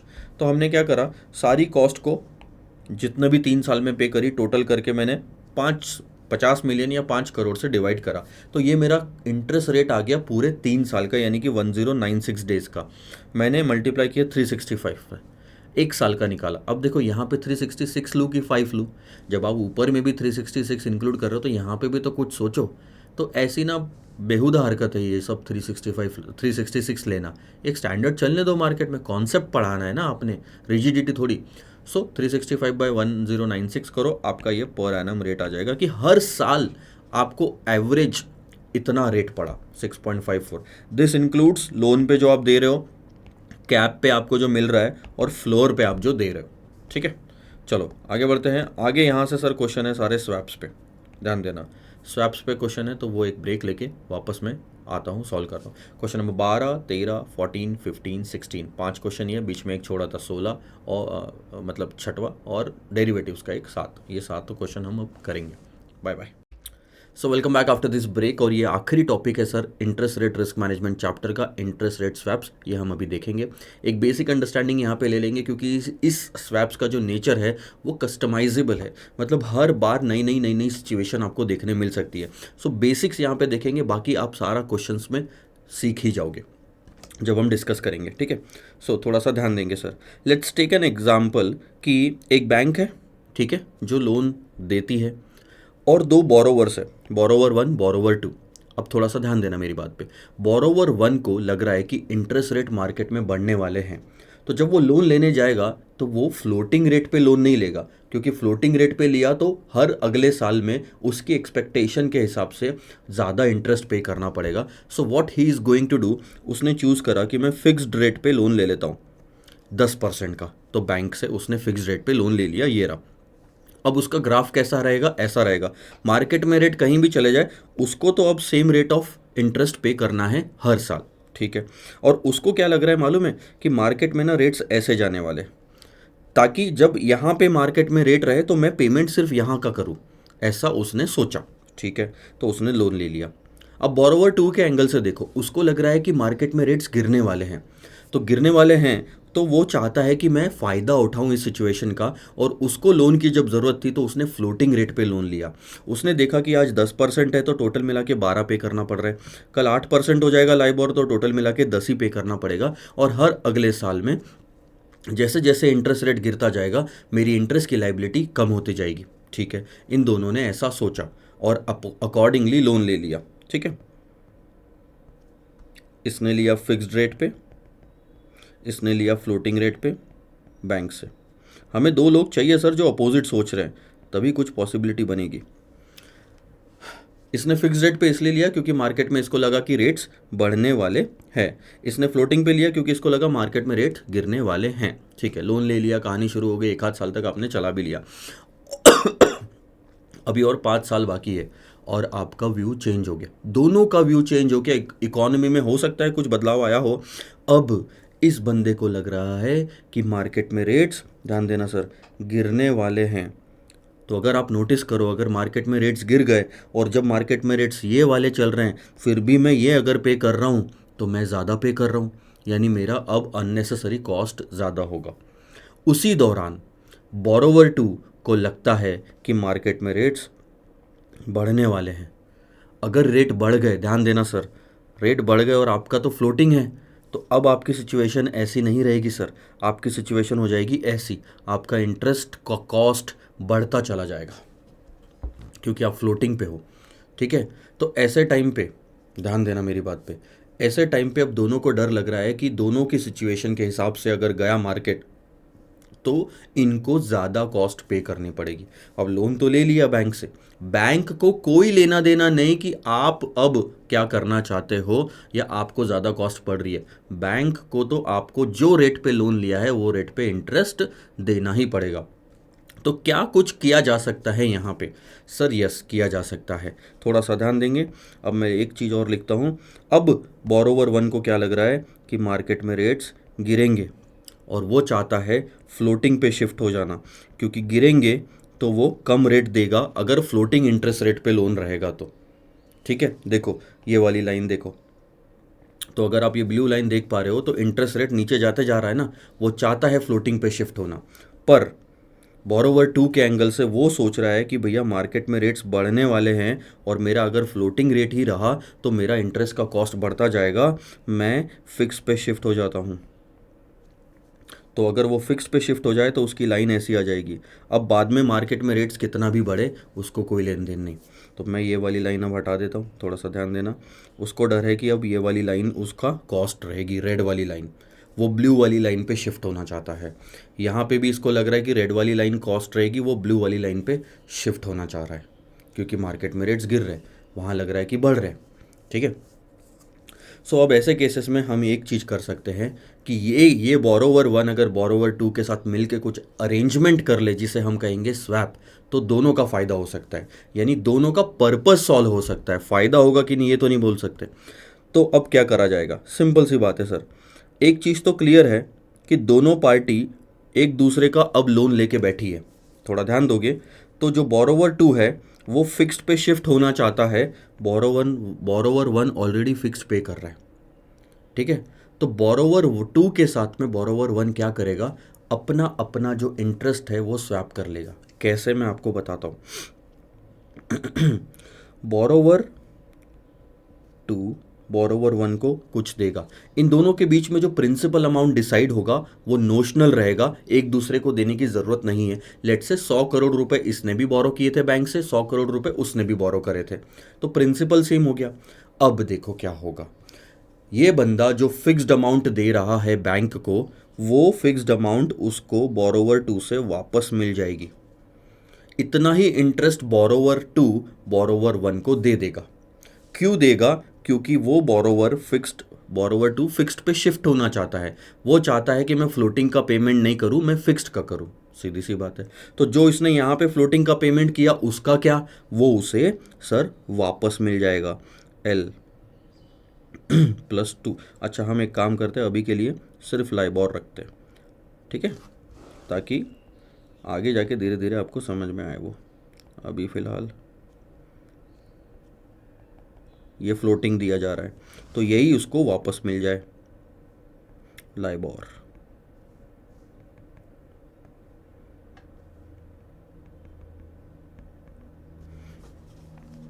क्या अब दोनों का पर्पस सॉल्व हो गया? सर बिल्कुल हो गया, दोनों का पर्पस सॉल्व, और कुछ करने की ज़रूरत नहीं है। एक तरह से अगर हम देखें वापस से तो थोड़ा ध्यान देना सर, ये बंदे के एंगल से देखो, इसने 10% दिया और यहाँ से वापस ले लिया, है ना। तो अब नेट में इसने क्या दिया, लाइबोर ही दिया, यानी कि हर साल जो भी लाइबोर का पेमेंट रहेगा वो बोरोवर वन ने बोरोवर टू को पेमेंट करना है। जितना भी वो बैंक को देगा उतना तो बोरोवर टू से वापस मिल जाएगा, वो हो गया ज़ीरो। अब सिर्फ इसका आउटफ्लो रहेगा ये, यानी कि ऑटोमेटिकली वो फ्लोटिंग पे शिफ्ट हो गया, बिना अपने ओरिजिनल लोन को छेड़े हुए वो फ्लोटिंग पे शिफ्ट हो गया because of this swap arrangement. Borrower two के एंगल से देखो, वो फ्लोटिंग दे रहा था, ध्यान देना, फ्लोटिंग दे रहा था लाइबोर, उसे लाइबोर वापस मिल गया, इसके लिए तो हो गया फ्लोटिंग ज़ीरो। अब वो क्या दे रहा है, सिर्फ फिक्स दे रहा है, हर साल ऐसा होगा, हर साल ये दो चीज़ें होगी एक दूसरे के साथ में। तो ये जो अरेंजमेंट हुआ है लाइबोर देने का और फिक्स्ड लेने का, इसे कहते हैं सर स्वैपिंग करना। बैंक के साथ जो ओरिजिनल एग्रीमेंट चल रहा है वो चल रहा है, वो आप इंटरेस्ट पे करते रहो, पर अपना इंटरेस्ट जो पे किया वो दूसरे से ले लो, तो ज़ीरो हो गया। अल्टीमेटली आप अगर किसी से कुछ ले रहे हो तो देना भी पड़ेगा, लोन तो चल रहा है ना, ऐसा। सो ये हो गई आपकी अरेंजमेंट स्वैपिंग की। अरेंजमेंट में बहुत सिंपल था, मैं यहाँ पे लिख देता हूँ, borrower one borrower two, bank को 10% पे करा, बोरोवर टू से 10% वापस ले लिया और बोरोवर टू को लाइबोर दिया। तीनों को नेट करोगे तो अल्टीमेट पेमेंट सिर्फ फ्लोटिंग का आएगा, तो ये मेरा पर्पस सॉल्व हो गया, मानते हो। अब दूसरे वाले केस में ये बैंक को लाइबोर दे रहा था, है ना, वो बोरोवर वन से वापस मिल जाएगा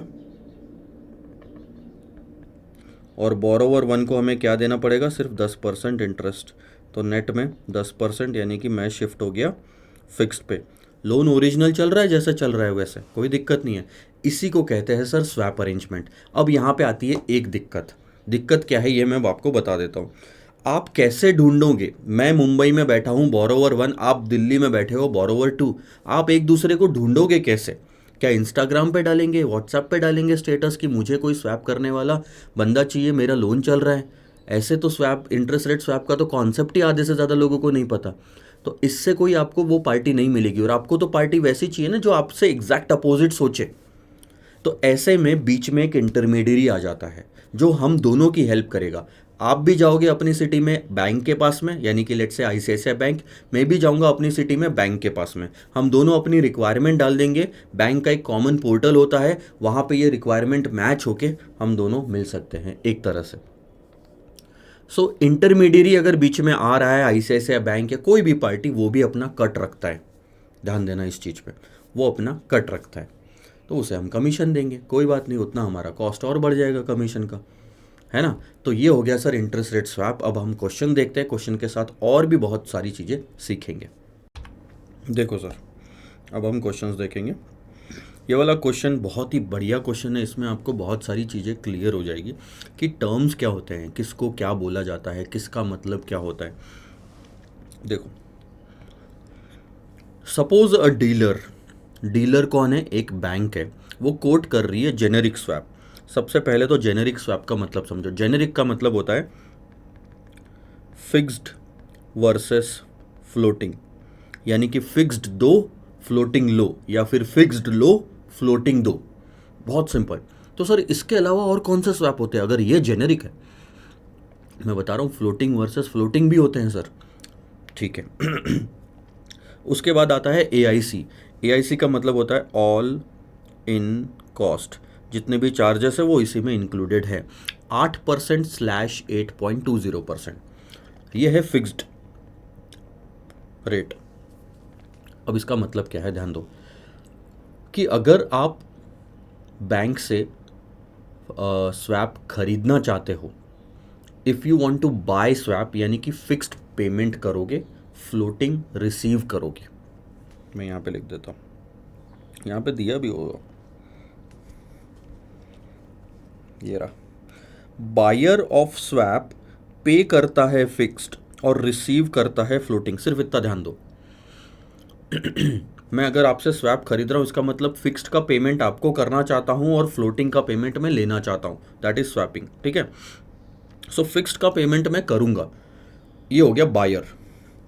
बायर फिक्स्ड का पेमेंट करेगा, है ना, फिक्स्ड पे करेगा, तो आउटफ्लो हो गया उसके लिए, उसके लिए फिक्स्ड का आउटफ्लो हो गया, और वही चीज़ इनफ्लो हो गई बैंक के लिए, ठीक है। पर अगर आप सेलर हो, आपने स्वैप सेलर, आप स्वैप सेलर हो, आपने बैंक को ये स्वैप बेचा मान लो, तो इसका मतलब होता है कि आप फिक्स्ड बैंक से लेना चाहते हो और फ्लोटिंग देना चाहते हो, तो बैंक के लिए ये आउटफ्लो हो गया।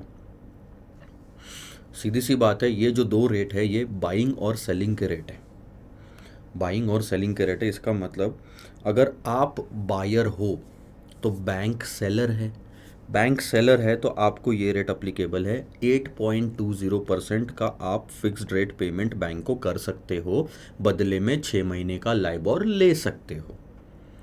पर in case if you are a seller of the swap, तो आप सेलर हो तो बैंक बायर है, तो बैंक का बिड रेट यानी कि बाइंग रेट हो गया ये 8%। क्या होगा, तो बैंक आपको 8% का पेमेंट करेगी। आप सेलर हो तो आप रिसीव करोगे, आपको जब मिलना रहेगा तो कम मिलेगा, जब देना रहेगा तो ज़्यादा देना पड़ेगा। ये बहुत सिंपल सिंपल सा रूल है। बैंक हमेशा अपना प्रॉफिट चाहती है। 8 और 8.20 के परसेंट के बीच का जो डिफरेंस है, that is the profit of the bank, commission मान लो एक। और दूसरा, जब भी आपको देने की बात आएगी फिक्स्ड रेट, तो 8.20 देना पड़ेगा, 8 नहीं। और जब लेने की बारी आएगी तो बैंक आपको 8% देगी, 8.20 नहीं। बैंक कम देती है, ज़्यादा लेती है, ठीक है। वर्सेस 6 मंथ्स लाइबोर, तो ये हो गया फ्लैट। फ्लैट का मतलब इसमें कोई कमीशन वगैरह नहीं है, ये लेना भी और देना भी सेम ही रेट है इसका, इसलिए फ्लैट है। यहाँ पे फ्लैट नहीं था, दोनों अलग अलग रेट है, लेने देने के अलग अलग रेट है, सीधी सी बात है। मेरे को एक चीज़ बताओ, ये रिमोट है या पार्ले जी बिस्किट का पैकेट है, अगर कोई ट्रेडर बेच रहा है मार्केट में तो वो लाता भी सेम भाव से और बेचता भी सेम भाव पे है क्या? नहीं। वैसे ही बैंक अगर आपको ये स्वैप दे रही है तो लाएगा 8% पे, बेचेगा 8.20% पे, ठीक है। चलो, notional principal amount of swap is 1 million and the same is for a period of 3 years, reset after every 6 month। 3 years का पीरियड है जो रीसेट होगा हर 6 महीने में, यानी कि 6 रीसेट पीरियड हो गए। In this context the following questions are, interpret करो डीलर के बैंक के कोट को। ठीक है सर, बैंक के कोट को। AIC का मतलब ऑल इन कॉस्ट, इसका मतलब सारी कॉस्ट स्वैप से रिलेटेड इंक्लूसिव है। दूसरा पार्ट 8 और 8.20 मतलब क्या होता है? Refers to the fixed leg part, यानी कि fixed payment, and the second part of the code that is 6 months LIBOR refer to the floating leg part. ठीक है, ये तो हमने पहले ही बता दिया।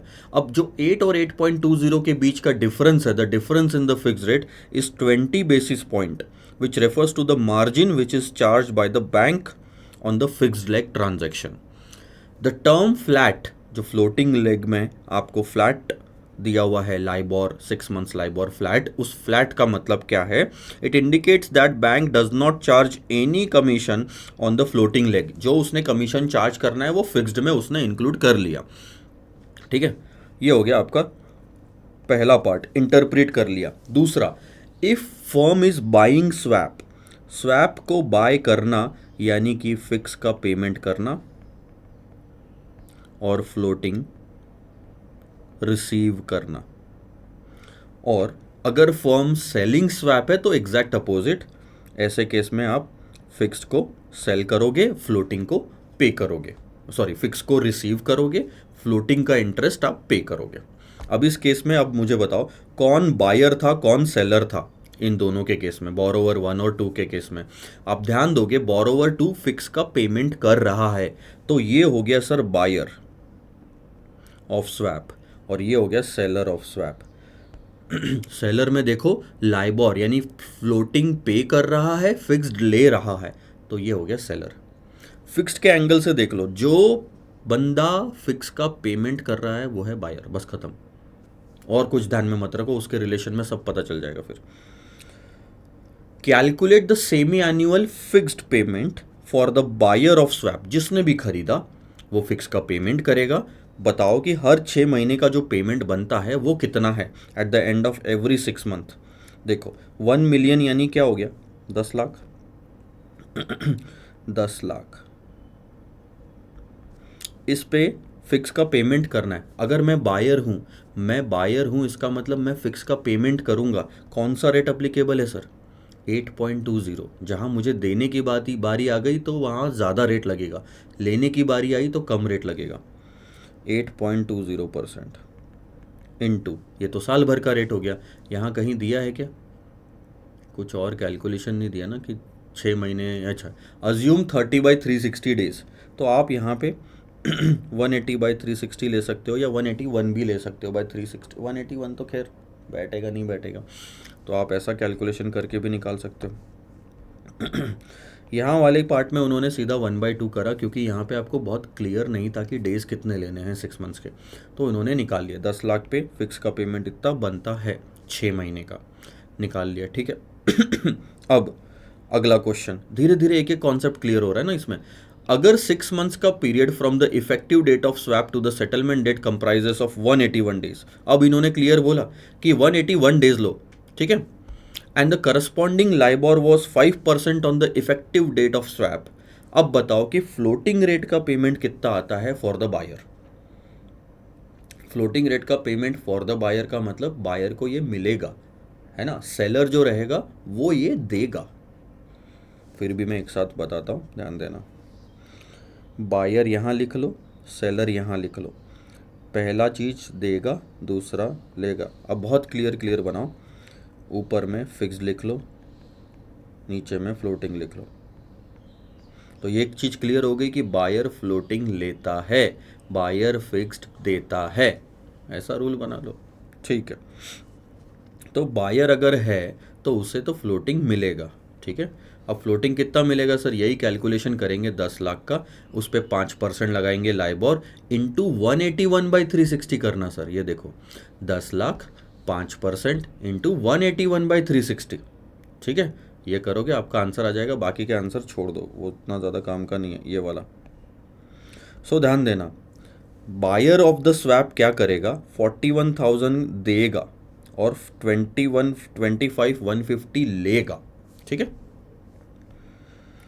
अगला क्वेश्चन, अगर सेटलमेंट जो होना है बायर और सेलर के बीच में इज ऑन नेट बेसिस, यानी कि पहले मैं पूरा फिक्स्ड दूँ फिर पूरा फ्लोटिंग लूँ, इससे अच्छा दोनों का नेट जो बनता है लेन देन करके ख़त्म करो। How much the buyer of the swap has to pay और receive at the end of the first 6 months. देखो नेट में पेमेंट कब आएगा, जब फिक्स्ड आपका फ्लोटिंग से ज़्यादा रहेगा। नेट में रिसिप्ट कब आएगी, जब फिक्स्ड आपका फ्लोटिंग से कम रहेगा। ये देखो, सो 41,000 का जा रहा है पेमेंट और 25,000 का आ रहा है नेट में।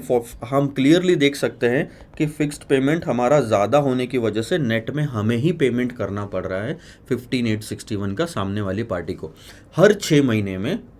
मतलब पहले एक 6 महीने में जो डिटेल दिया उसके हिसाब से तो मुझे इतना देना बनता है। अगली बार हो सकता है लेना बन जाए, वो तो डिपेंड करता है लाइबॉर कितना चेंज हो रहा है। बाकी हर 6 महीने में 41,000 तो मेरा देना बनता है, वो फिक्स्ड है।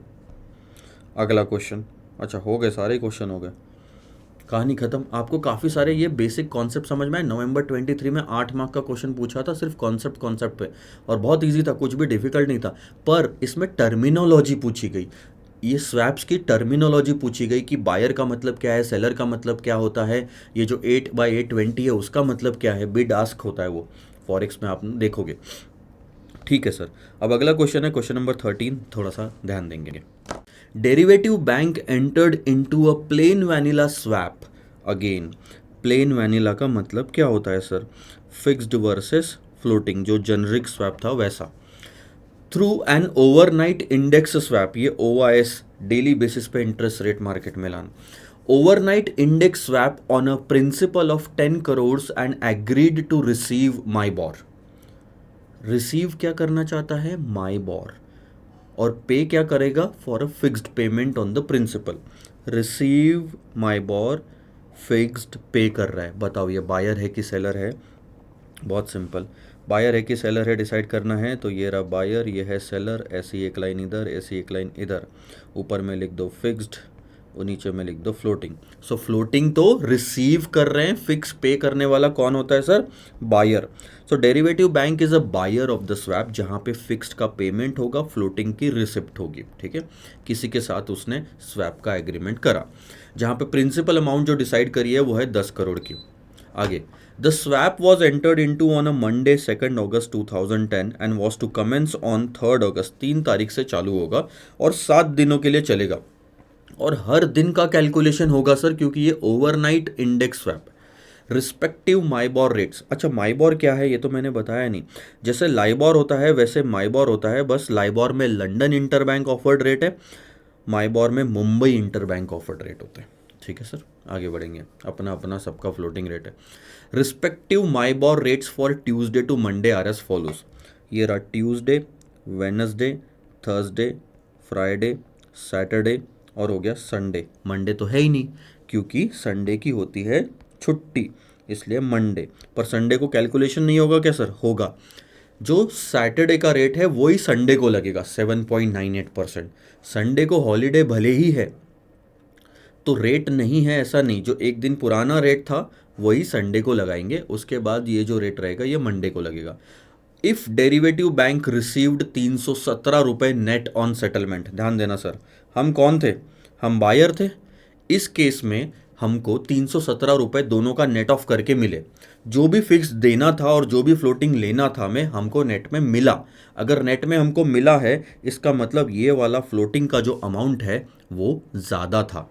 कैसा होगा मैं आपको बता देता हूँ। लेट्स से कि आपको 1000 रुपये का फिक्स का पेमेंट करना था और 1317 का फ्लोटिंग लेना था, तो 1000 का देना है, 1317 लेना है, तो आपने क्या करा, 317 रुपये नेट में ले लिए, इतना ही है ना, ये रहा। सो अब आपको क्या निकालना है सर, वो 1,000 रुपए की वैल्यू निकालनी है कि फिक्स का टोटल पेमेंट कितना हुआ, फ्लोटिंग का टोटल लेना कितना था। कोई भी एक निकल गया तो आप उसमें 317 रुपए एडजस्ट करके दूसरा निकाल सकते हो। आगे कैलकुलेट करो, पहला तो फिक्स का रेट ऑफ इंटरेस्ट क्या है और दूसरा इंटरेस्ट की अमाउंट क्या है under both the legs. Legs का मतलब क्या है सर, एक लेग होता है फिक्स्ड, एक लेग होता है फ्लोटिंग। तो टोटल फिक्स्ड और फ्लोटिंग का अमाउंट भी निकालना है। कोई भी एक निकल गया 317 का एडजस्ट करके दूसरा निकल जाएगा।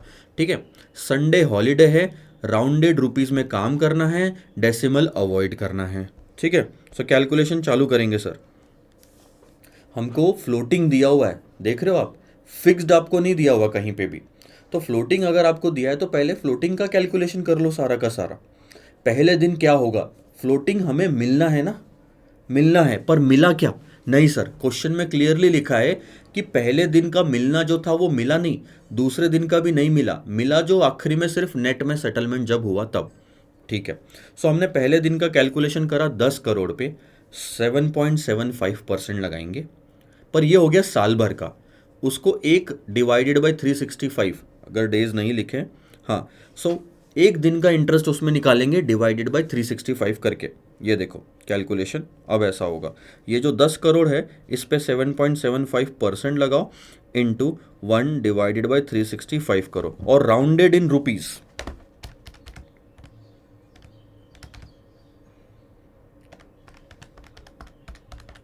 सो वो आता है 21,232.89, राउंडेड करा तो 21,233 हो गया। ठीक है, पर मिला क्या, नहीं मिला। इसका मतलब क्या हो गया सर, अब अगर आपने मुझे यहाँ पे पैसा नहीं दिया ये, तो मैं तो इस पे भी इंटरेस्ट चार्ज करूँगा जब तक आप वो पैसा मुझे देते नहीं। आपने कब दिया, 7 दिन बाद दिया, तो वो अमाउंट अगले दिन के कैलकुलेशन में ऐड हो जाएगी, क्योंकि आपने मुझे दिया नहीं था, मैं बैंक हूँ, आपने देना चाहिए था। मतलब I have the right to receive but I have not received it. So मैंने अगले दिन 10 करोड़ में वो भी ऐड करा और उस पर भी इंटरेस्ट चार्ज करा। 8.15% लगाओगे इंटू 1/365। अब आपको इतना लेना बनता है दूसरे दिन का, वो भी नहीं मिला, वो भी आप अगले दिन ऐड कर दो। देखो 21,000 में उस दिन का भी इंटरेस्ट ऐड कर दो, फिर इंटरेस्ट निकाल लो और ये कहानी चलने दो। होगा क्या, सैटरडे संडे जब आएगा तब आप 2 दिन का एक साथ कैलकुलेशन करना, इंटू 7.98% इंटू 2/365। तो ध्यान देना सर, ये बाकी 21-22 हज़ार आ रहा है, यहाँ पे सीधा 43,000 का पेमेंट आ रहा है, क्योंकि ये 2 दिन का है। ठीक है, मिला क्या, नहीं मिला, ये भी ऐड कर लो। अब यहाँ पे आप ये मत सोचना कि संडे को भी देना चाहिए था, संडे और सैटरडे के बीच की कंपाउंडिंग आएगी सर तो अलग अलग लिखो, नहीं, आपने एक ही रेट लग रहा है तो एक ही टाइम पे पेमेंट आएगा दोनों का। आपको मिला नहीं, आप दोनों को ऐड कर लो अगले दिन के कैलकुलेशन में, ख़त्म।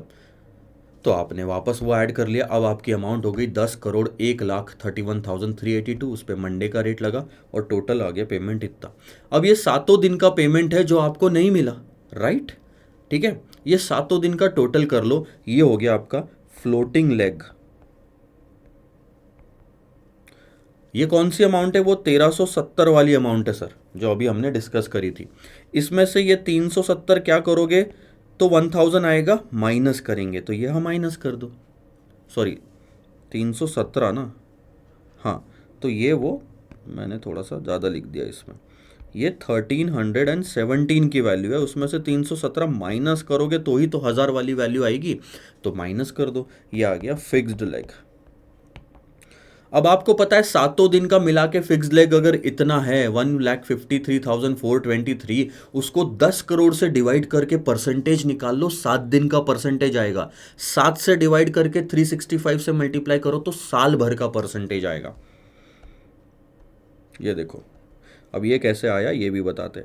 153,423 डिवाइडेड बाय 10 करोड़, तो ये आ गया 7 दिन का परसेंटेज। तो डिवाइडेड बाय 7 मल्टीप्लाइड बाय 365। हमने उसको, इस परसेंटेज को ये बोला कि भाई तू 7 दिन का है तो 365 दिन का कितना, इंटू 100। तो आपका आ गया ये 8%, राउंड ऑफ करोगे तो 8% इज द फिक्स्ड रेट। आपकी 3 चीज़ें निकालनी थी, पहला था फिक्स्ड रेट निकालना, दूसरा था सर दोनों में लेग निकालना, ये फिक्स्ड और फ्लोटिंग हमने निकाल लिया, कहानी ख़त्म। क्वेश्चन खत्म। अब यहाँ पे 365 लिया है, क्वेश्चन बोलता है कि आप 360 भी ले सकते थे, क्योंकि क्वेश्चन ने स्पेसिफाई नहीं करा कितना लेना है। तो यहाँ पे आपके पास दोनों अपॉर्चुनिटी है। मैं तो यही सजेस्ट करूँगा 365 लो यहाँ पे। जहाँ पे भी आपको जैसे स्पेसिफाइड नहीं है और 30/360 लेना पड़ रहा है तो वहाँ ठीक है, समझ आता है। अगला क्वेश्चन देखो, काफ़ी इंटरेस्टिंग है, यहाँ पे भी आप सीखोगे कुछ। क्वेश्चन नंबर 14, IF, मैं ना इफ़ नहीं बोलूँगा उसको, IF बोलूँगा। IF एक इंडियन फर्म है, has it subsidiary in Singapore, and SF एक सिंगापुर फर्म है, उसकी सब्सिडरी है इंडिया में। देख रहे हो, इंडियन फर्म की सब्सिडरी सिंगापुर में, सिंगापुर फर्म की सब्सिडरी इंडिया में, ठीक है। और उन दोनों को अपने अपने कंट्री में भी लोन मिलेगा। सब्सिडरी है दूसरी कंट्री में तो दूसरे कंट्री में भी लोन मिलेगा। यानी कि मैं इंडियन करेंसी में भी लोन ले सकता हूँ, मैं सिंगापुर की करेंसी में भी लोन ले सकता हूँ, और वही रेट्स आपको यहाँ पे दिए हुए हैं, ध्यान देना। पहले बात करते हैं IF की। अगर IF लोन लेना चाहता है इंडिया, मैं ना एक काम करता हूँ, IF और SF की जगह इंडिया और सिंगापुर बोलता हूँ। चलो ठीक है, देखते हैं। सो अगर इंडिया लोन लेना चाहता है, इंडियन कंपनी लोन लेना चाहती है इंडियन करेंसी में, तो वो फ्लोटिंग रेट में अवेलेबल है उसको BPLR प्लस 0.5% में, ठीक है। अगर सिंगापुर की करेंसी में लेना चाहते हैं, सिंगापुर डॉलर में, तो वो 3% पे ले सकता हूँ, ठीक है। अब ये INR SGD छोड़ दो, ये फ्लोटिंग है, ये फिक्स्ड है मेरा IF का, ठीक है। अब वही अगर दूसरी फर्म लेना चाहे तो उसको ये रेट है, इंडियन करेंसी में BPLR प्लस 1.5%, सिंगापुर की करेंसी में 3.5%। अब आप ये बताओ कि कौन सी कंपनी को इंटरेस्ट रेट सस्ता पड़ रहा है। आप नोटिस करोगे कि IF को 1% पे 1% सस्ता पड़ रहा है फ्लोटिंग रेट, जहाँ पे IF BPLR प्लस 0.5 पे कर रहा है, वो 1.5 पे कर रहा है, ठीक है। फिक्स्ड रेट में भी IF को एडवांटेज है 0.5% का, उसको 0.5% SF से सस्ता मिल रहा है। तो ये जो मैंने निकाला अभी 1% और 0.5%, इसे कहते हैं एब्सोल्यूट एडवांटेज। ये कहाँ कवर्ड था, पढ़ा है नहीं पढ़ा है पता नहीं, पर ये आपका कवर्ड है सर इकोनॉमिक्स में। ये हो गया आपका एब्सोल्यूट एडवांटेज। अब एक और तरह का एडवांटेज होता है, उसे कहते हैं कंपैरेटिव एडवांटेज। कंपैरेटिव एडवांटेज में आप नोटिस करोगे कि IF को फिक्स्ड के मुकाबले फ्लोटिंग में ज़्यादा फ़ायदा हो रहा है। IF को आप नोटिस करोगे तो फिक्स्ड रेट सिर्फ 0.5% सस्ता पड़ रहा है SF से, पर फ्लोटिंग रेट पूरा 1% सस्ता पड़ रहा है, तो यहाँ ज़्यादा फ़ायदा हो रहा है। सो IF का कंपैरेटिव एडवांटेज हो गया फ्लोटिंग रेट में, ठीक है। SF के एंगल से देखो तो SF को फ्लोटिंग रेट 1% महंगा पड़ रहा है IF से, और 0.5% फिक्स रेट महंगा पड़ रहा है IF से। तो SF के लिए तो डिसएडवांटेज है ही है, एब्सोल्यूट डिसएडवांटेज कह सकते हो उसको। अगर IF को एब्सोल्यूट एडवांटेज है तो SF को एब्सोल्यूट डिसएडवांटेज है, ठीक है। पर अब मैं कंपैरेटिव एडवांटेज की बात करूं तो SF को नुकसान तो दोनों केस में है, पर नुकसान कम कहाँ है, फिक्स्ड में। यहाँ तो 1% महंगा मिल रहा है फ्लोटिंग, यहाँ तो सिर्फ 0.5% ही महंगा है फिक्स्ड। तो SF का ये माना जाएगा, ध्यान देना, इसको कहा जाता है कि SF को फिक्स्ड में कंपैरेटिव एडवांटेज है, एडवांटेज है ये कंपैरेटिव एडवांटेज, और इफ को फ्लोटिंग में कंपैरेटिव एडवांटेज है। तो ये दोनों का कंपैरेटिव एडवांटेज में लिख लेता हूँ, इसको कंपैरेटिव एडवांटेज है फ्लोटिंग में और इसको है फिक्स्ड में, ठीक है। कंपैरेटिव एडवांटेज कहते हैं। देखो एब्सोल्यूट में तो इफ को ही IF को एडवांटेज है, SF को डिसएडवांटेज है।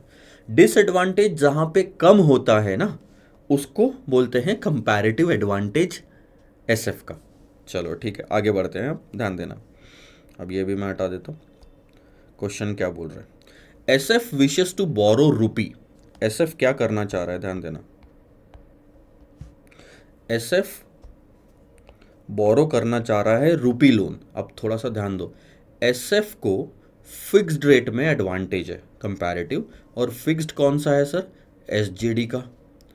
अब SF को कंपैरेटिव एडवांटेज यहाँ है, पर उसे लोन लेना है INR में, जो जहाँ सस्ता मिल रहा है वो छोड़ के, जस्ट अ सेकंड, जो सस्ता मिल रहा है वो छोड़ के वो दूसरे करेंसी में लोन लेना चाहता है। आईएफ का भी वैसा ही है। आईएफ को सस्ता क्या मिल रहा है, कंपैरेटिव एडवांटेज फ्लोटिंग में है, यानी कि यहाँ आईएनआर में आईएफ को ये वाला लोन सस्ता मिल रहा है पर चाहिए ये वाला।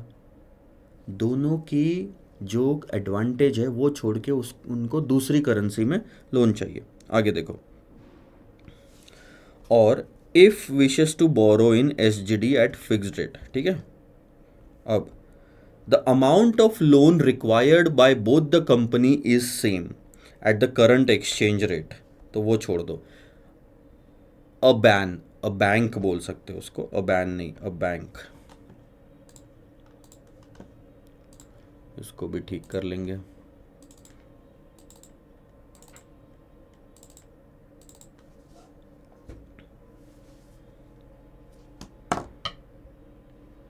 अब बैंक बीच में आ रही है दोनों की मदद करने के लिए, क्योंकि दोनों को जो चाहिए उसमें दोनों को फायदा नहीं है।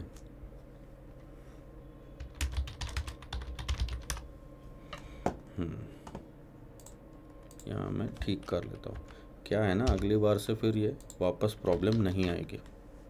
ठीक है, अब बैंक क्या कर रही है, अरेंज करके दे रही है इनके बीच इंटरेस्ट रेट स्वैप। बहुत आसानी से इंटरेस्ट रेट स्वैप हो सकता है, ठीक है।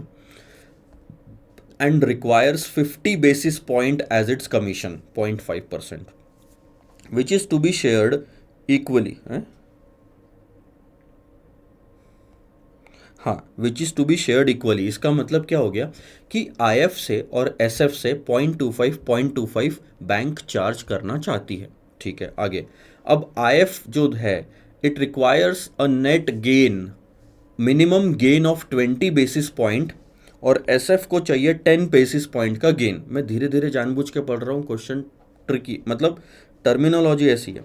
For structuring the deal, the bank is very keen to structure the deal even if it has to forgo a part of his commission।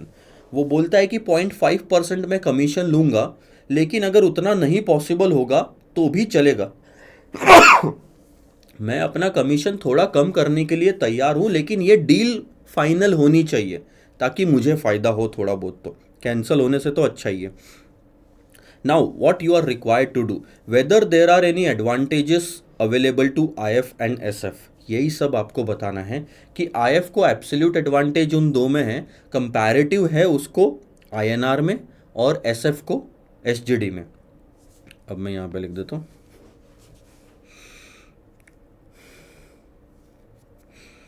IF को comparative है INR में, SF को comparative advantage है SGD में। ये मैंने लिख दिया, यही आपका दिया हुआ है, ठीक है। पर अब क्या है, whether a swap can be arranged which may be beneficial to both the firms. Yes sir, beneficial to both the firms, दोनों को फायदा हो जाए ऐसा कुछ किया जा सकता है क्या। तो जब भी ऐसी सिचुएशन आती है थोड़ा सा ध्यान देना।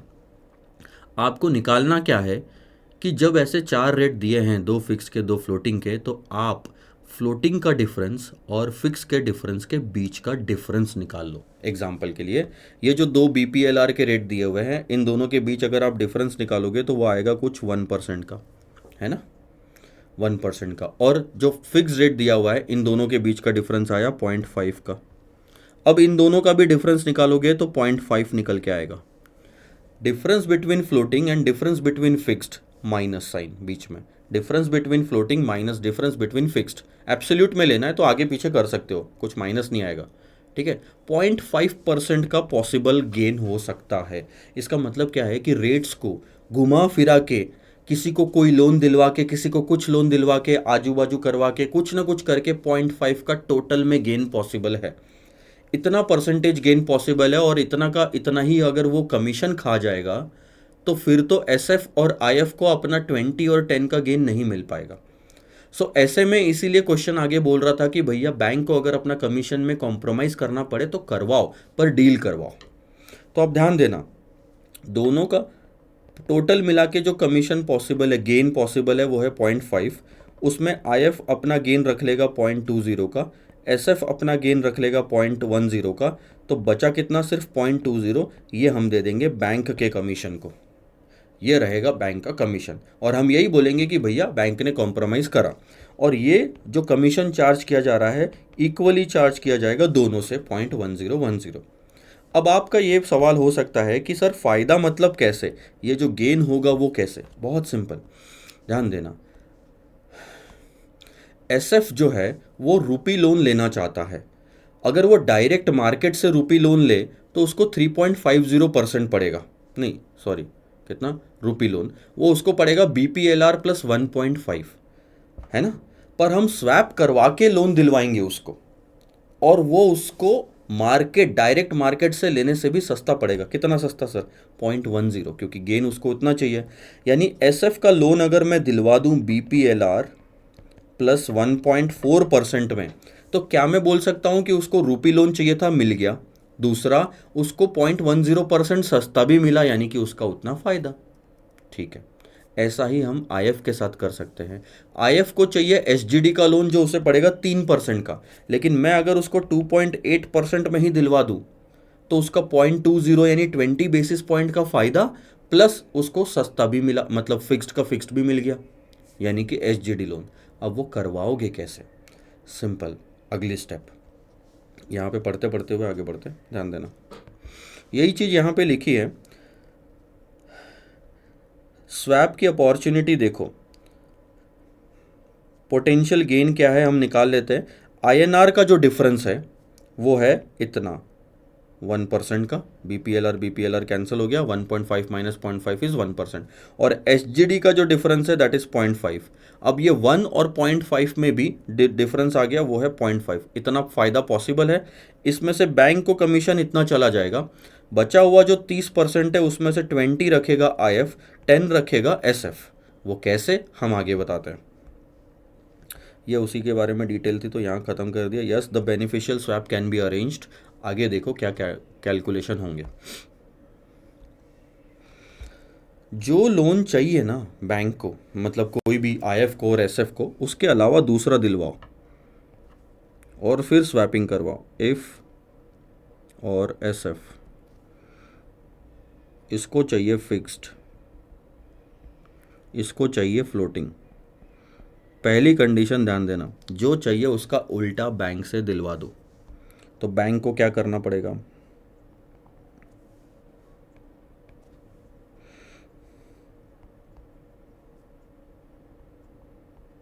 पे टू बैंक। मैंने फिक्स चाहिए था, मैंने फ्लोटिंग रेट पे लोन ले लिया।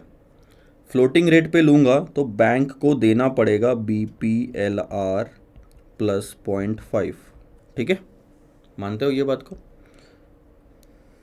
इसको ले लेता हूँ यहाँ पे। और एसएफ क्या देगा? उसको फ्लोटिंग चाहिए तो वो फिक्स्ड देगा, यानी कि 3.5% उसका फिक्स्ड रेट। हमने उल्टे रेट पे बैंक से लोन दिलवा दिया दोनों को। अब आप एक दूसरी पार्टी के साथ बैंक के थ्रू लेना देना करोगे। ठीक है, क्या लेना देना करोगे यहाँ पे लिख देता हूँ मैं।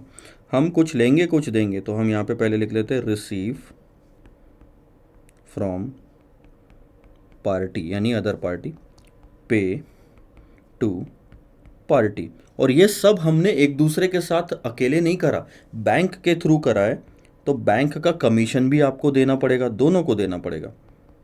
बैंक्स कमीशन, ठीक है। तो सबसे पहले तो मैं बैंक का कमीशन लिख देता हूं, जो हमने कैलकुलेट कर लिया था कि भैया दोनों इक्वल पे करेंगे, 0.10 और 0.10। ये आ गया यहाँ पे। अब थोड़ा सा सोचो, ठीक है, हमें एक दूसरी पार्टी के साथ बैंक के थ्रू क्या लेना देना करना चाहिए ताकि हमारा दोनों का पर्पस सॉल्व हो जाए। तो पहले पर्पस बताओ क्या है। पर्पस बहुत सिंपल है सर, हम बैंक से अगर लोन लेने जाते हैं, कौन सा लोन? बैंक से मैं अपने डिज़ायर्ड लोन फिक्स्ड वाला, और ये फ्लोटिंग लेने जाता है तो क्या रेट पड़ता? मैं फिक्स्ड लेने जाता तो मुझे पड़ता 3%, वो फ्लोटिंग लेने जाता तो उसे पड़ता BPLR प्लस 1.5%। बराबर है, मानते हो बात को? तो हमने क्या बोला कि स्वैपिंग में हमारा फ़ायदा होना चाहिए, कितना? 0.20 का इसको, 0.10 का उसको नेट में गेन होना चाहिए। स्वैप गेन, ठीक है। तो गेन का मतलब क्या हो गया कि स्वैप के थ्रू जो कॉस्ट पड़ रही है, स्वैप का जो रेट आपको अल्टीमेटली पड़ रहा है वो 0.20% से बैंक के कंपैरिजन में सस्ता होना चाहिए। जब मेरा नेट कॉस्ट 2.8 होगा तभी ना मैं बोलूंगा कि मेरा गेन 0.20 हुआ। धीरे धीरे देखो मैं कैसे पर्पस पे पहुंच रहा हूँ। सबसे पहले मैंने बैंक का रेट लिखा, उससे फायदा कितना होना चाहिए था, 3 में से 0.2 माइनस करा तो मेरा आया कि स्वैप का नेट कॉस्ट 2.8 होना चाहिए। जब ये आएगा तभी तो मैं बैंक से कंपेयर करूंगा और बोलूंगा कि देखो बैंक में ना जाते हुए स्वैप एग्रीमेंट करा तो मेरे को 0.20% मेरा ही लोन फिक्स्ड वाला सस्ता पड़ा, ठीक है। वैसे ही अब आप बीप इसका ले लो, एसएफ का, उसको 0.10 का गेन चाहिए, यानी बैंक के मुकाबले उसका जो फ्लोटिंग का आउटफ्लो है वो BPLR प्लस 1.4 आना चाहिए, ठीक है, अपने आप आएगा, ध्यान देना। अब आप ये वाली पार्टी कोई भी एक ले लो, इफ ले लो, एसएफ ले लो, ठीक है। सबसे पहले तो ध्यान दो कि इफ को फिक्स्ड में कन्वर्ट होना है, इसने बैंक को क्या दिया था, फ्लोटिंग दिया था, वो फ्लोटिंग आप वापस ले लो। किससे सर, दूसरी पार्टी से। दूसरी पार्टी से लोगे तो वो पार्टी देगी भी तो सही, BPLR में आउटफ्लो, वहां आउटफ्लो दिखा, यहां इनफ्लो दिखा, इससे आपका फ्लोटिंग खत्म हो गया इस वाले कॉलम में। बहुत बढ़िया बात है, वो तो हमें ख़त्म करना ही था। अब आप बताओ कि ऐसा क्या, क्योंकि मैंने कुछ लिया है, इफ ने एक दूसरी पार्टी से लिया है तो कुछ देना भी पड़ेगा। कितना देना चाहिए कि मेरा टोटल आउटफ्लो 2.8 आए। इस 2.8 में से ध्यान देना 0.5 ऑलरेडी ऊपर है, 0.10 ऑलरेडी यहाँ है, 0.6 तो जा चुका है। अब सिर्फ बचा कितना, 2.8 में से 0.6 गया, 2.2%। इतना दो सामने वाली पार्टी को तो वो ले लेगा 2.2%। अब टोटल करके देखो, ध्यान देना सर, BPLR आपका कैंसिल हो गया, ये माइनस साइन अंदर जाएगा तो माइनस हो जाएगा 0.5, ये हो गया 2.7, ये हो गया 2.8, बराबर आया 2.8 का आउटफ्लो। एक इधर भी चेक कर लो सही आ रहा है क्या, ध्यान देना सर। -3.5 प्लस 2.2 और -0.10 करके देखो, इनका डिफरेंस आता है 1.3 का आउटफ्लो, ये 0.10 ऐड करोगे तो ये आ गया 1.4, ठीक है। और आपका BPLR तो लिखा हुआ कैसा रहेगा, इस तरीके से वो लिखा हुआ आएगा आपको, BPLR भी माइनस में दिखेगा, -1.4, तो ये माइनस साइन बाहर निकालोगे तो ब्रैकेट में आएगा BPLR प्लस 1.4, ये BPLR प्लस 1.4 आउटफ्लो, कहानी खत्म। आपको ट्रांजैक्शंस क्या करने हैं, अब ये बहुत क्लियर हो गया कि बैंक को पे करो, पार्टी से रिसीव करो BPLR, और पार्टी को पे करो 2.2%, कहानी खत्म। इफ ये करेगा और SF उसका उल्टा, यहां देखो,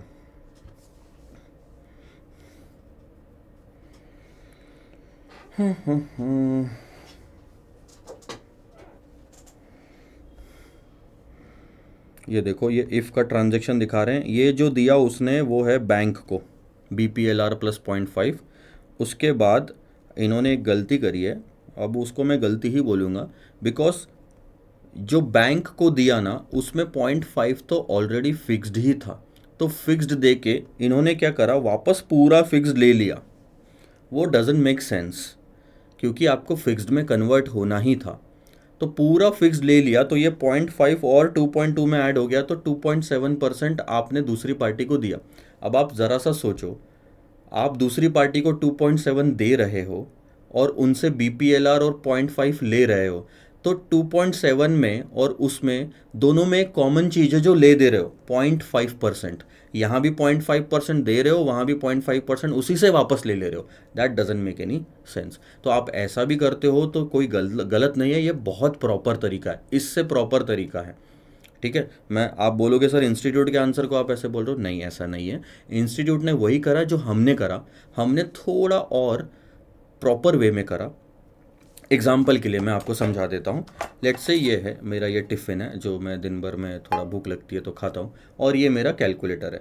तो कैसा दिखाया जा रहा है यहाँ पे, ध्यान देना कि ये दोनों चीज़ें मैंने दूसरी पार्टी को दी, ध्यान देना, और ये डब्बा मैंने वापस ले लिया। ये वो 0.5% है और ये 2.2% है। तो ध्यान देना, क्या आपको सही लग रहा है जब क्या आपको ये सही लग रहा है कि 0.5% में पहले ले लूँ और 2.7% में दे दूँ? है वो डब्बा उन्हीं के पास था, उन्हीं के पास रहने दो, सिर्फ 2.2 दे दो ना, कहानी ख़त्म हो गई। तो ये हमने वैसे ही करा, सस्ते में निपट गए। क्या करना था, बी फिक्स्ड पे कन्वर्ट होना था, फ्लोटिंग हटाना था तो फ्लोटिंग ही वापस लिया, और फिर नेट में मैं टोटल करता गया। इसी तरह से आप दिमाग लगाओगे, 3-4 क्वेश्चन करोगे तो आपको आ जाएगा। अब मैं आगे बढ़ रहा हूँ। ए लिमिटेड इज, नया क्वेश्चन देखते भाई, टाइम कम है। A limited is considering 50 crore का 3 साल का swap. The company is interested in borrowing a floating rate. Company चाहती है फ्लोटिंग रेट पे लेना।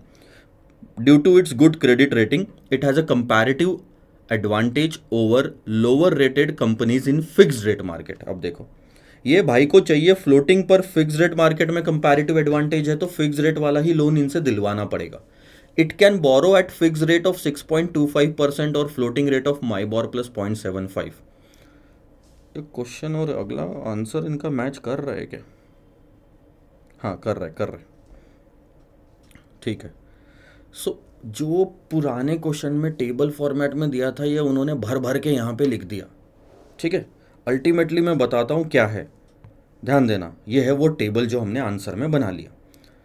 ए लिमिटेड फिक्स रेट पे इतने में लोन ले सकता है 6.25, पर फ्लोटिंग में माइबॉर प्लस 0.75 पे ले सकता है।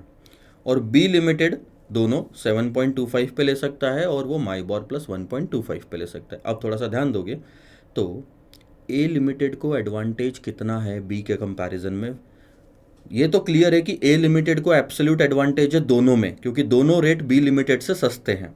पर अब कंपैरेटिव एडवांटेज अगर निकालोगे तो इन दोनों के फिक्स्ड का जो गैप आ रहा है वो है 1% का, यानी 1% फिक्स्ड वाला सस्ता पड़ रहा है और फ्लोटिंग पड़ रहा है सस्ता 0.50%। तो 1 और 0.5 का दोनों का वापस डिफरेंस निकालोगे यहाँ पे तो वो 0.5 आएगा। This is the potential saving that is possible from swap proposal. Exact पुराने क्वेश्चन जैसा डिफरेंस आया। ठीक है, इतनी डिटेल उन्होंने जो लिखी थी उसके आगे से मैं पढ़ रहा हूँ। एक्स लिमिटेड एक इंटरमीडियरी है जो अरेंज कर सकता है swap. Bank will offset the swap risk with counter party with a comparative lower credit rating which could borrow at a fix rate of 7। अच्छा, ये भी उन्होंने दे दिया, एक्स कुड चार्ज। हाँ, अब ये जो हमारी बैंक है इंटरमीडियरी, ये चार्ज करेगी 12 लाख रुपए साल का per year as its fee from each party. दोनों पार्टी से, ए लिमिटेड से भी, और कितना, ए लिमिटेड और कौन है दूसरी पार्टी हमारी, बी लिमिटेड, दोनों से 12-12 लाख रुपए स्वैप अरेंज करने के चार्ज करने वाला हूँ, बैंक चार्ज करेगी। ठीक है, आगे देखते हैं।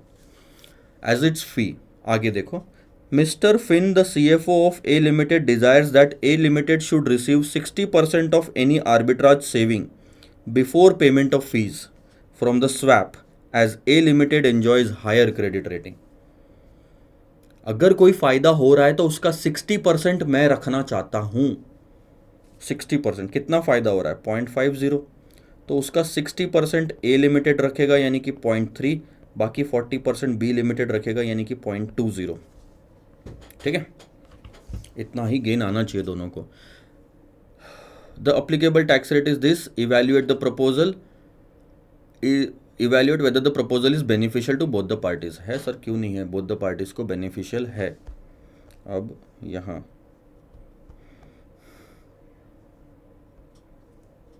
ये पहला पार्ट तो हो गया, दो बोथ द पार्टीज को बेनिफिशियल है। इन्होंने निकाल के, अरे निकाल के देने के लिए नहीं बोला है, वो चीज़ हम कर सकते हैं, करने में कोई हरकत नहीं। दूसरा पार्ट पहले पढ़ लेते हैं। Assuming that MIBOR was to increase to 5.75% immediately after the political crisis over and shall remain constant for a period of swap. Swap का जो 5 साल का पीरियड है उसके लिए सर 5.75% आपका MIBOR कांस्टेंट रहेगा। Evaluate the present value of savings from the swap of for A limited assuming that interest payment is made semi-annually in arrears. A limited को जितना भी फ़ायदा हुआ उसकी प्रेजेंट वैल्यू निकालो, कितना आसान हो जाएगा। अब इन्होंने प्रेजेंट वैल्यू वाला तो सेकंड पार्ट में करा है ना, चलो वो बाद में देखेंगे। अब देखो हमने कैसे स्वैप का अरेंजमेंट करा। टोटल हमारा जो लोन है वो 50 करोड़ का है। ठीक है, अब 50 करोड़ पे कितना फ़ायदा हो सकता है सर, 0.50% का हो सकता है। क्लियर हम पैसों में बात करेंगे आज, परसेंटेज में नहीं करेंगे। अब 50 करोड़ का 0.5% निकाल लो, कितना हो गया सर, 25 लाख रुपए।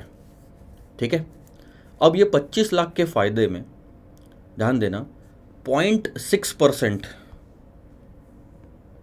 इसका 60-40 अगर आप करोगे तो 15 लाख और 10 लाख ऐसा आता है।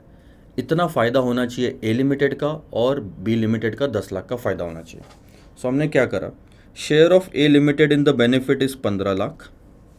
अगर हम ये स्वैपिंग करते हैं तो हमारा फ़ायदा 15 लाख का होगा। ऑब्वियस सी बात है, 15 लाख का फ़ायदा होगा तो उस पर टैक्स भरना पड़ेगा, क्योंकि टैक्स कैसे भरोगे ये भी मैं बता देता हूँ। इंटरेस्ट का जो अमाउंट होता है वो टैक्स डिडक्टिबल होता है। अगर आप ज़्यादा इंटरेस्ट चार्ज करते हो तो भैया टैक्स आपका कम हो जाता है, पर अगर आपका इंटरेस्ट कम हो गया तो टैक्स आपका बढ़ जाएगा उतने से ही। तो वही पोर्शन है ये कि भैया reduction in interest will reduce the tax benefit as well. So 70% ले लो 15 लाख का। अब आपका पोस्ट टैक्स बेनिफिट सिर्फ 10,50,000 का है, और ये 10,50,000 रुपये पोस्ट टैक्स कमाने के लिए आप पे करने वाले हो एक्स लिमिटेड को 12 लाख रुपए।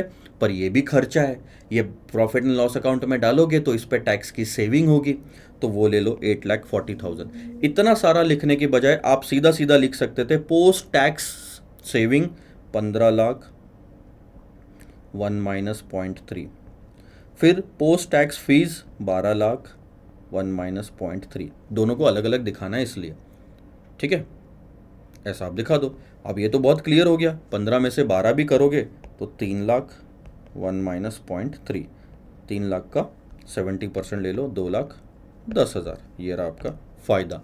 ए लिमिटेड को तो नेट में फ़ायदा हो रहा है, ये क्लियर दिख गया है ना। पैसों के टर्म्स में गेन होगा स्वैप से 0.30% का, और ये 12 देना है, 2,10,000 का नेट में फ़ायदा होगा अगर ये स्वैप एग्रीमेंट करता है इंटरमीडियरी के साथ मिलके।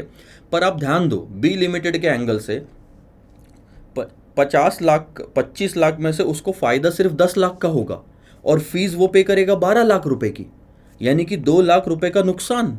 उसको 1-3 भी करे तो अल्टीमेटली 1.4 का नुकसान, 70% से मल्टीप्लाई करो, 1.4 का नुकसान आएगा। आया, देख रहे हो, 10 लाख का फ़ायदा, उस पर टैक्स पे करा तो 7 लाख बचा, ये 12 लाख का चार्जेस, उस पर टैक्स सेव करा तो 840 बचा। अब 7 और 840 को कंपेयर करोगे तो 7 लाख के फ़ायदे के लिए 8,40,000 का खर्चा कौन करेगा भाई, 1,40,000 का नुकसान। तो क्या लिखेंगे, thus the proposal of swap will leave be limited in loss of 1,40,000, hence the proposal is not beneficial for all the parties, it is beneficial for only a limited. Obvious सी बात है, वो अपनी फीस अगर कम कर दे तो फिर दोनों के लिए फ़ायदा है।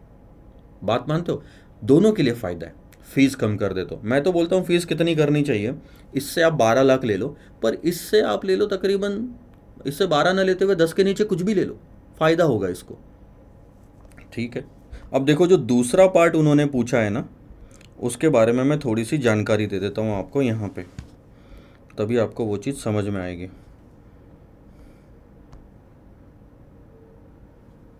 कौन सा क्वेश्चन नंबर है ये, 15th, ये ले लिया 15th क्वेश्चन, ठीक है। अब ये है हमारा करंट टाइम, ये 1 साल 2 साल और ये 3 साल, ठीक है। इसके अंदर 6-6 महीने लेना है, तो ये रहा 6 महीने। अब थोड़ा सा ध्यान देना, सबसे पहली बात तो आज जो रेट चल रहा है वो है माइबॉर, यहाँ ले लेते हैं हम, ये रहा माइबॉर।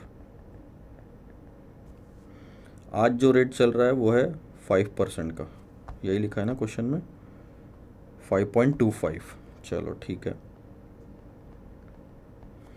अब क्वेश्चन क्या बोल रहा है कि अज्यूम करो कि माइबॉर इंक्रीज हो जाएगा 5.75% पे immediately after political crisis is over. और वो पॉलिटिकल क्राइसिस कब है, it is expected to change in 6 months due to a political situation in the country. So वो 6 महीने में चेंज हो जाएगा। आज का रेट नहीं बदल सकते, अगला रेट ज़रूर बदल सकते हो, आज का तो ऑलरेडी दिया हुआ है। सो अगला रेट हो जाएगा सर यहाँ पे 5.75%।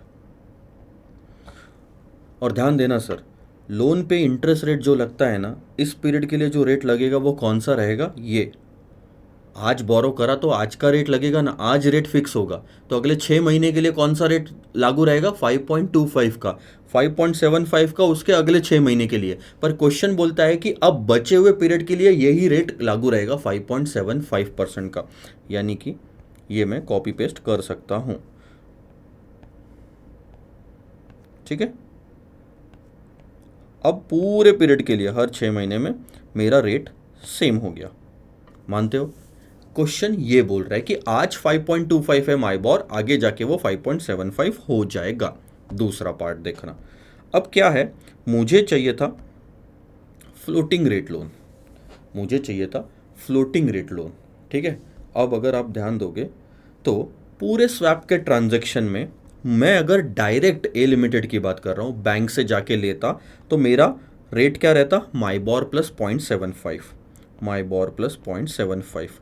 और हम नीचे क्लियरली बोल रहे हैं कि स्वैप अगर हो रहा है तो हमारा फायदा should be 60% of what ever is the total profit, that is 0.5 का 60% 0.30, यानी 0.30 से तो आपका फ्लोटिंग रेट कम हो कम से कम।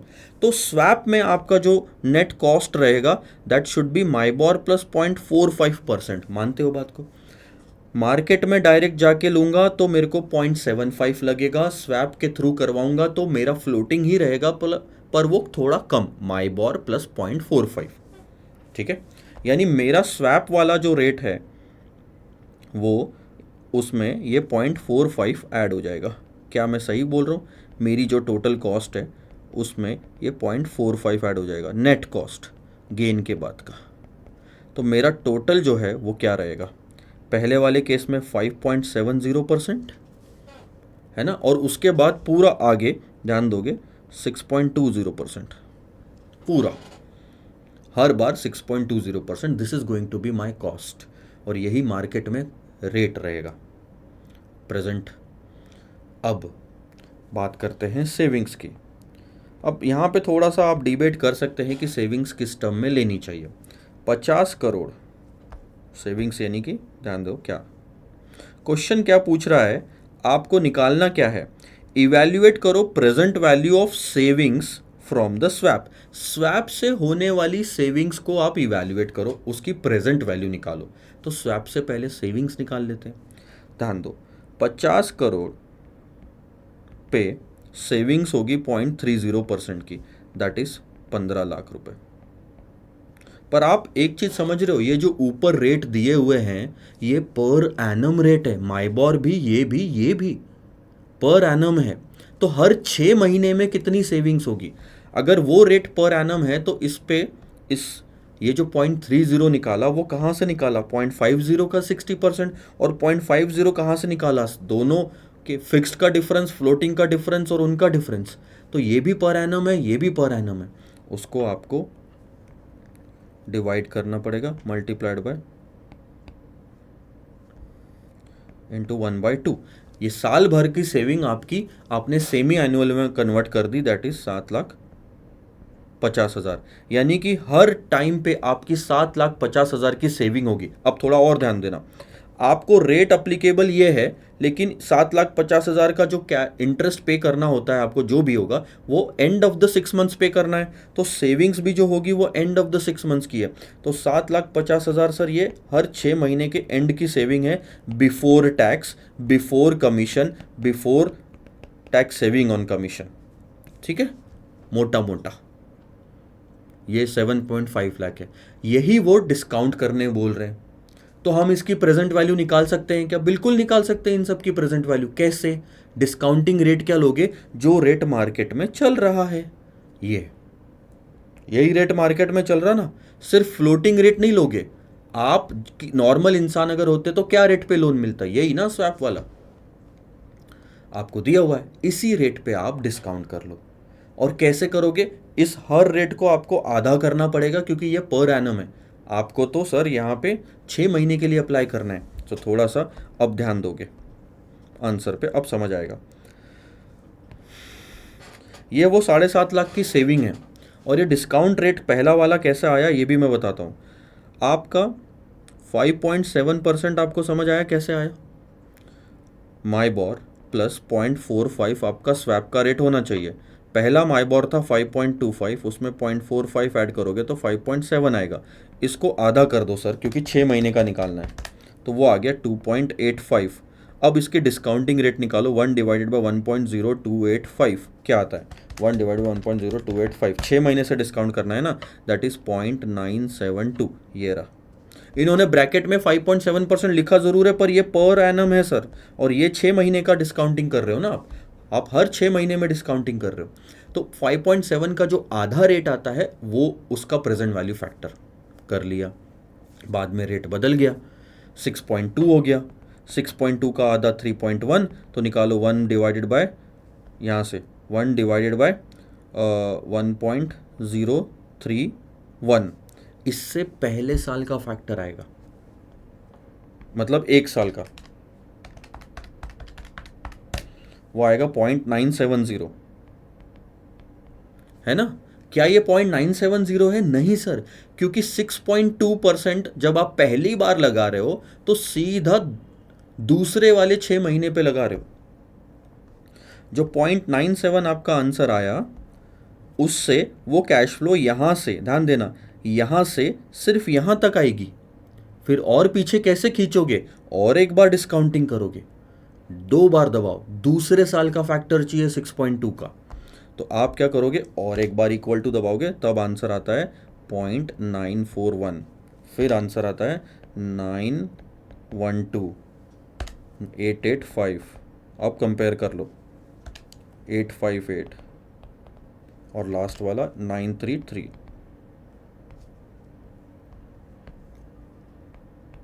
तो आपको जो रेट यूज़ करना है वो सेकंड वाले से करना है सर, ये रहा, क्योंकि वो सेकंड 6 मंथ्स की कैश फ्लो थी 7.5 लाख रुपए, आप वहाँ से यूज़ करना चालू करोगे इसको, और डिस्काउंटिंग आ गई, ये टोटल आ जाएगी। अब आपको ज़्यादा समझाने की ज़रूरत नहीं पड़ेगी, और ये उसकी टोटल आ गई। हाँ, आपका डिबेट ये भी हो सकता था कि sir present value of savings का मतलब टैक्स भी तो कंसिडर करना चाहिए। बिल्कुल, उन सेविंग्स में की वजह से ही तो उस आपका बैंक का कमीशन आया, तो उसको भी कंसिडर करना चाहिए। बिल्कुल, वो पॉइंट भी गलत नहीं है। आप सीधा सीधा एक काम कर सकते हैं, 2,10,000 का पिछले वाले पार्ट में आपका नेट सेविंग आया था, उसका आधा कर लो, क्योंकि ये पर एनम है, इसका आधा कर लो 1,05,000, और 7.5 लाख की जगह 1,05,000 डिस्काउंट कर लो, वो प्रॉपर आंसर लगता है मुझको। प्रेजेंट वैल्यू ऑफ सेविंग्स निकालना ही है तो नेट ऑफ निकालो, here total, so that will also be okay. चलो ठीक है, पर हाँ, आगे जो इन्होंने आंसर दिया वो बोला कि देखो 40,50,000 रुपए हमको आज की डेट में 3 साल से डिस्काउंटिंग करते आ रहे हैं, तो हमें इतना फ़ायदा हो रहा है, तो फिर 12 लाख रुपए पर ईयर देने में हरकत ही क्या है, 12 12 12 36 लाख ही तो होते हैं। आ रही बात आपको समझ में? तो वो भी बात सही है, तब जाके ये 7.5 लाख रुपए रखना भी सही है। पर आपको ये कैसे पता चलेगा कि ऐसे कंपेयर करना है, क्योंकि 12 12 तो अलग अलग टाइम का है, वो प्रेजेंट वैल्यू नहीं है। प्रेजेंट वैल्यू होती तो और भी कम आती। ठीक है सर, कोई नहीं, कभी कभी ऐसे ऐसे पार्ट आते हैं, ऐसे टाइप के जब क्वेश्चन आए तो आप अपने मन से जो बेस्ट पॉसिबल हो सकता है वो करो, क्योंकि आर्ग्यूमेंट करने को तो फिर टाइम ख़त्म ही नहीं होगा। लास्ट क्वेश्चन ले लो 16, उसके बाद जो 2 बचे हुए वो भी लेते हैं। देखो सर, लास्ट वाला क्वेश्चन, अब यहाँ पे हमने बोरो नहीं करा, यहाँ हमने इन्वेस्टमेंट करके रखा है कुछ फ्लोटिंग रेट पे। ध्यान देना, euro loan bank has a differential advantage in issuing variable rate, यानी कि फ्लोटिंग रेट लोन, पर वो अब अवॉइड करना चाह रहे हैं। हो सकता है उनको लग रहा है कि मार्केट में रेट गिरेंगे, इसलिए वो अवॉइड करना चाह रहे हैं फ्लोटिंग रेट। अभी क्या सिचुएशन है ये मैं बता देता हूँ आपको। यहाँ पे ये बैंक है हमारी, ठीक है, इस बैंक ने इन्वेस्टमेंट करके रखा है 25 मिलियन यूरोस का। उसके बदले में इसको क्या आता है ये देख लो, इंटरेस्ट आता है, इंटरेस्ट आता है आपको पीएलआर, पीएलआर मतलब prime lending rate plus 150 basis point, यानी कि 1.5%। ठीक है, ये है आपका इंटरेस्ट। अब पीएलआर गिरते जाएगा तो मेरा इंटरेस्ट का रिसिप्ट भी गिरते जाएगा, ये मैं अवॉइड करना चाहता हूँ। तो मैंने क्या करा, दूसरी पार्टी, ये है स्वैप की पार्टी, इसके साथ अरेंजमेंट कर लिया, और वो अमाउंट मैं इसको दे दूंगा, और इसके बदले मैं फिक्स्ड ले लूँगा। कितना, ये आगे देखेंगे। Reset monthly PLR is currently 4%। अभी पीएलआर कितना चल रहा है सर, 4% चल रहा है। आईबी एंड इन्वेस्टमेंट बैंक उसने अरेंज करा है swap for a fixed interest payment of 6.5% on notional amount of loan for its variable interest income. तो फिक्स्ड कितना मिलेगा हमें अब, 6.5% मिलेगा इस स्वैप से, ठीक है, और हम इसको दे देंगे हमारा पूरा पीएलआर प्लस 1.5। ठीक है, पूरा पीएलआर क्यों दे रहे हैं सर, जनरली जब स्वैप होता है तो सिर्फ फ्लोटिंग स्वैप होता है, ये 1.5 स्वैप नहीं होता, ठीक है। पर यहाँ पे देखो लिखा हुआ क्या है, हमें 6.5% का इंटरेस्ट मिलेगा for its variable interest income. जितनी भी इनकम हो रही है वो देनी है सर आपको।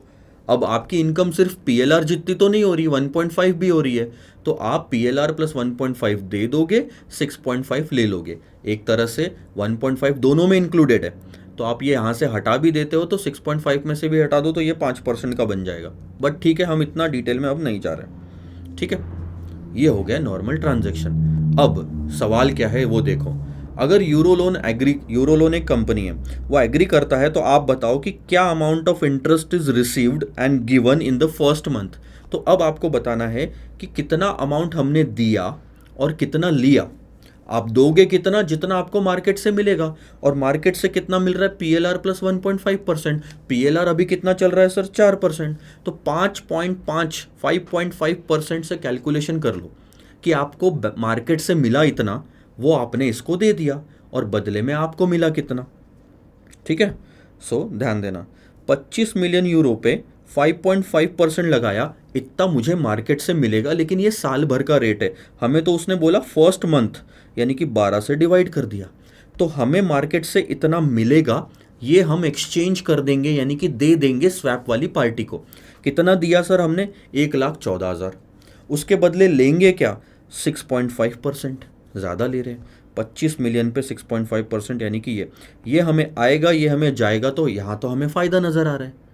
पर आगे देखो, हमें डर था कि मार्केट में रेट गिर जाएंगे, इसलिए स्वैप करा, पर हुआ क्या, assume that the PLR has increased by 200 basis point. अभी 4% है, उसमें 2% ऐड कर दो, 6, और 1.5% का तो वो है ही 7.5%। ये रहा, अगर पीएलआर 7.5% हो गया तो ध्यान देना क्या होगा, आपको मार्केट से मिलेगा अब 156,250। ये आप दे दोगे स्वैप वाली पार्टी को और ले लोगे ये, तो यहाँ तो आपको नुकसान होगा। 156,250, ध्यान देना, यहाँ पे 156 बढ़ने के बाद 250 मिला, ये आपने इसको दे दिया, तो आपका तो कुछ भी नहीं बचा। पर बदले में आप क्या ले रहे हो, 135,416। तो ये हो गया नुकसान स्वैप करने का, क्योंकि आपको लगा था मार्केट में रेट गिरेंगे तो आपको फायदा होगा, पर मार्केट में रेट बढ़ गए तो आपको नुकसान हो गया। ये हो गई स्वैपिंग खत्म, ठीक है सर। यहाँ पे आपका ये चैप्टर तो हो गया ख़त्म। एक और पार्ट जो बचा था वो हम कवर अप कर लेते हैं अब। क्वेश्चन नंबर 8 देखो। You have a housing loan with one of India's top housing financing companies. आपका लोन चल रहा है, the amount outstanding is 1,89,540 rupees. थोड़ा सा कैपिटल बजटिंग भी इन्वॉल्व है इसमें। जो भी लोन लिया होगा उसमें से आपका ईएमआई का पेमेंट होता है। ईएमआई आपको समझ आती है कि इंटरेस्ट और प्रिंसिपल माइनस इंटरेस्ट लगता जाता है और प्रिंसिपल थोड़ा थोड़ा माइनस होते जाता है। अभी जो आउटस्टैंडिंग अमाउंट है वो है 189,540 के। You have now paid an installment. आपने अभी एक इंस्टॉलमेंट पे कर दी। अब जो आपकी अगली इंस्टॉलमेंट आ रही है वो आज से ठीक 1 साल बाद आएगी, ठीक है। There are 5 more installments to go, each being 50,000। सबसे बेस्ट ऐसे में क्या होता है पता है, ऐसा कर लो, 1 2 3 4 5, 50,000 की आपकी 5 और इंस्टॉलमेंट है। और आउटस्टैंडिंग कितना बोला था उसने, 189,540।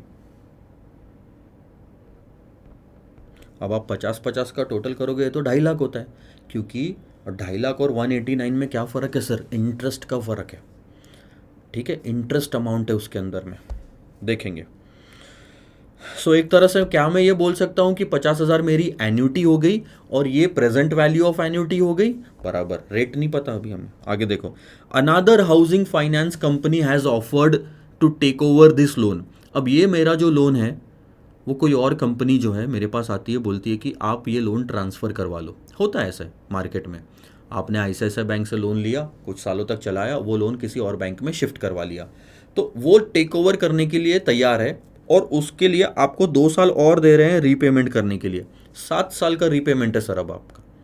You will be required to pay 36,408 per annum. Obvious सी बात है, आपका स्ट्रेच हो गया, टाइमिंग, तो आपका ईएमआई कम हो गया उसमें, जो पहले 50,000 का था अब वो 36,000 का है।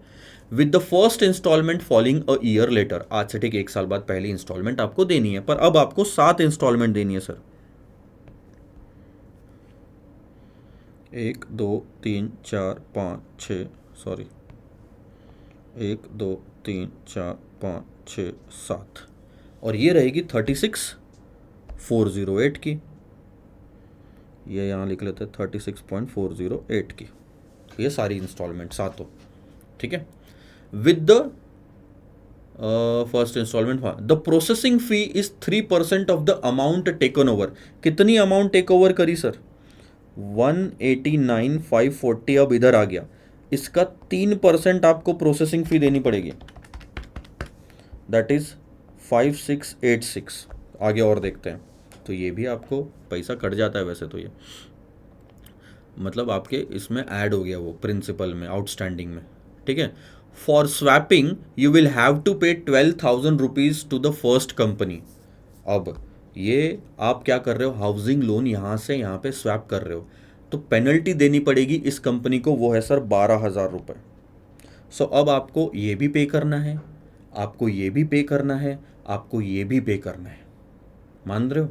आगे, should you swap the loan, क्या आपने लोन की स्वैपिंग करनी चाहिए? क्वेश्चन ये है। आपको प्रेजेंट वैल्यू फैक्टर 10% से 5 साल के दिए हुए हैं, 8% से 7 साल के भी दिए हुए हैं, ठीक है। सो प्रेजेंट इंटरेस्ट रेट आपको, अच्छा हम क्या कर सकते हैं, अब देखो थोड़ा, क्या हमें अभी स्वैपिंग करनी चाहिए क्या?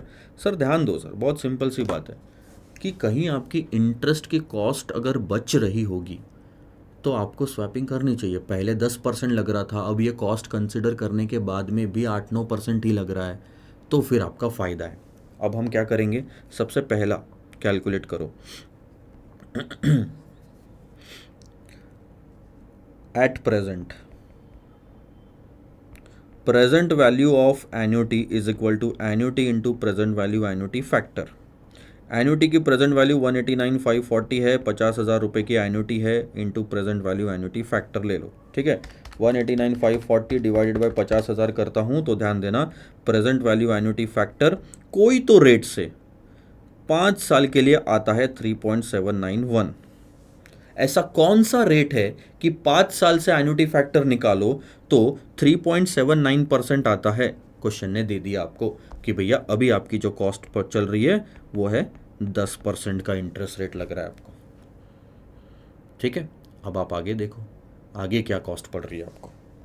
सेकंड पार्ट में हम क्या करेंगे सर, और सेकंड पार्ट में आप नोटिस करना कि आपका लोन जो है वो ट्रांसफ़र हो गया यहाँ पे। एक तरह से ये मानो कि आपको 189,540 अब ये बैंक दे रही है ताकि आप ये पुराना लोन चुका के उनको हटा दो, पर इसके अलावा आपको जब ये लोन मिलेगा तब उसमें से ये प्रोसेसिंग चार्जेस काट लिए जाएंगे, और उसी अमाउंट जो बैलेंस बचा उसमें से 12,000 रुपये आपके और एज अ पेनल्टी यहाँ देने पड़ेंगे। एक तरह से आपको जो लोन दिया गया फॉर द सेम इंस्टॉलमेंट वो कम है। सो अब वापस से यही फॉर्मूला लगाऊंगा मैं, present value of annuity is equal to annuity into present value annuity factor. अब मेरी एन्युटी है 36,408 की sir, present value annuity factor में मुझे एक रेट निकालना है 7 सालों के लिए, ठीक है। पर अब मेरी लोन की अमाउंट या आउटस्टैंडिंग अमाउंट कितनी है, 189,540 में से 12,000 रुपये पेनल्टी पे कर दूंगा, माइनस 5686 मेरे प्रोसेसिंग चार्जेस लग जाएंगे। सेम इंस्टॉलमेंट के लिए आपका लोन अमाउंट और कम हो गया, तो ये बुरी बात है, आपके पास पैसे और कम है एक तरह से, तो कॉस्ट बढ़ गई। अब आपका ये आ गया 171,854। जिन को लग रहा है कि 12,000 और 5686 ऐड करना चाहिए, नहीं सर ऐड नहीं होगा, आप थोड़ा सा ध्यान दो, मैं आपको यहाँ बताता हूँ। लेट से आपकी 50,000 की ईएमआई है, आप लोन लेना चाहते हो बैंक से धंधा करने के लिए, ठीक है। तो आप बोलते हो कि मुझे 10 लाख का लोन दो, और उसकी ईएमआई बैंक निकाल के देता है 50,000 हर महीने, तो एक इंटरेस्ट रेट होगा। अब मैं बोलता हूँ कि भैया सेम ईएमआई सेम टाइम तक देनी है, लेकिन आपके पास मैं सिर्फ 9 ही लाख देता हूँ, तो आप क्या बोलोगे, अच्छा हुआ कि बुरा हुआ? बुरा हुआ यही बोलोगे ना, कि भैया ईएमआई तो सेम ही है, बैंक तो सेम ही अमाउंट ले रही है, लेकिन हमको तो सिर्फ 9 ही लाख दिया, वो 1 लाख रुपए काट लिया। अगर मैं बोलूँ कि 50 की ईएमआई के लिए आपको 12 लाख रुपए दिए जा रहे हैं, तो आप बोलोगे और अच्छी बात है ये तो, क्योंकि बैंक तो सेम अमाउंट रख रही है जो पहले भी रख रही थी, लेकिन हमको अब ज़्यादा पैसा हाथ में दिया, तो ये आपके लिए अच्छी बात है। यहाँ चार्जेस कटे नहीं है, चार्जेस तो सर यहाँ कटे हैं, यहाँ आपकी इंटरेस्ट की कॉस्ट बढ़ गई इसके कंपैरिजन में, जहाँ आपको लोन कम मिला ईएमआई सेम रखते हुए। ठीक है, तो ये हमने हटा दिया। तो अब आपको निकालना है, आप क्या करोगे सर, आपका PVAF निकालो। अब थोड़ा सा यहाँ कैलकुलेशन बढ़ जाएगा। PVAF 171,854 डिवाइडेड बाई 36,408 आपका आता है 4.720। ऐसा रेट निकाल के दिखाओ जो 7 साल तक एन्युटी निकालोगे जिसका, वो 4.72 आना चाहिए। अब आपको यहाँ करना होगा इंटरपोलेशन। ठीक है, 7 सालों तक है, तो मैं एक रेट ले लेता हूँ, लेट से 10%। 10% से, क्योंकि 3.79 आ ही रहा था, लेकिन 10% से 7 सालों का निकालते हैं। 1 2 3 4 5 6 7, वो आता है सर, ध्यान देना, 4.868। हमें इससे ज़्यादा चाहिए कि कम चाहिए? हमें इससे कम चाहिए एन्युटी फैक्टर। अगर आपको एन्युटी फैक्टर इससे कम चाहिए तो रेट आपको इससे बढ़ाना पड़ेगा। तो रेट और बढ़ा लेते हैं, क्योंकि ज़्यादा कम नहीं है, बहुत नज़दीक आ चुके हैं हमें जो चाहिए उससे, तो मैं सिर्फ 1% बढ़ाता हूँ। जब ध्यान देना, आपको ये आया है, ये चाहिए, इन दोनों का डिफरेंस बहुत कम है, इसलिए इन दोनों का डिफरेंस भी कम रखो। अगर इन दोनों का डिफरेंस ज़्यादा होता तो इधर भी मैं ज़्यादा करता। ठीक है, अब मैं वापस से एन्युटी फैक्टर निकाल लेता हूँ। नहीं आया तो फिर एक बार और करेंगे। 1 2 3 4 5 6 7, ये आ गया 4.712 आ गया, बहुत नज़दीक। ठीक है, अब हम क्या करेंगे सर, इंटरपोलेशन करेंगे। सो 10% पे वैल्यू 4.868 होती है, 11% पे 4.712 होती है, हमें यहाँ से सिर्फ 4.720 पे जाना था। सो ध्यान देना, 1% बढ़ाते हो तो वैल्यू कितनी गिरती है, 4.868 माइनस 4.712, इतनी वैल्यू गिरती है। पर गिरानी कितनी थी, इतनी ही गिरानी थी। गिरानी है, माइनस करोगे कि प्लस करोगे, 1% ऐड हो रहा है यहाँ पे। ठीक है, तो चालू करो सर, 10% से चालू करोगे प्लस, क्योंकि ये रेट बढ़ रहा है। ठीक है, कितना आप ध्यान दोगे, 0.156 जितनी वैल्यू गिरती है अगर 1%, सॉरी मैंने उल्टा लिख दिया ना, 1% से आपका रेट बढ़ता है अगर 0.156 जितनी वैल्यू गिराओ।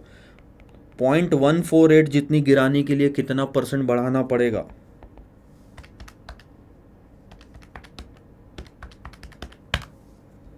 आंसर आता है 10.95%। यह है आपका IRR, यानी कि कॉस्ट। अब आपको जो रेट लग रहा है वो है सर 10.95%, पहले जो लग रहा था वो था 10%। बताओ फ़ायदेमंद है कि नहीं है? नहीं है सर, बिल्कुल भी फ़ायदेमंद, क्योंकि चार्जेस इतने लग जा रहे हैं कि मेरा जो टोटल कॉस्ट है वो बढ़ जा रहा है। 10.95 हो गया 10 से। अब यहाँ पे आओ, इन्होंने थोड़ा अलग तरीके से कैलकुलेट करा पर अल्टीमेटली आया उसी पे, ये 10.95 कितने से, 10 से। तो हम क्या बोलेंगे, interest rate on existing loan is 10% while the proposed is 10.95, hence proposal of loan is more expensive and it is advisable not to swap. बहुत सिंपल, आई बात समझ में? अब लो लास्ट क्वेश्चन, जो अपना पोर्टफोलियो मैनेजमेंट सॉरी डेरिवेटिव्स वाले चैप्टर में हमने छोड़ दिया था, ये वाला। ध्यान देना, अब ये और भी सिंपल बन जाएगा, क्योंकि अब आपको स्वैपिंग सारी समझ आ चुकी है। टीएमसी ये डेरिवेटिव्स है, अब यहाँ इंटरेस्ट रेट नहीं रहेगा, स्वैप जरूर रहेगा। TMC holding limited has a portfolio of share of diversified companies valued at 400 crore, enters into a swap arrangement with none bank. TMC ने नन बैंक के साथ में स्वैपिंग कर ली।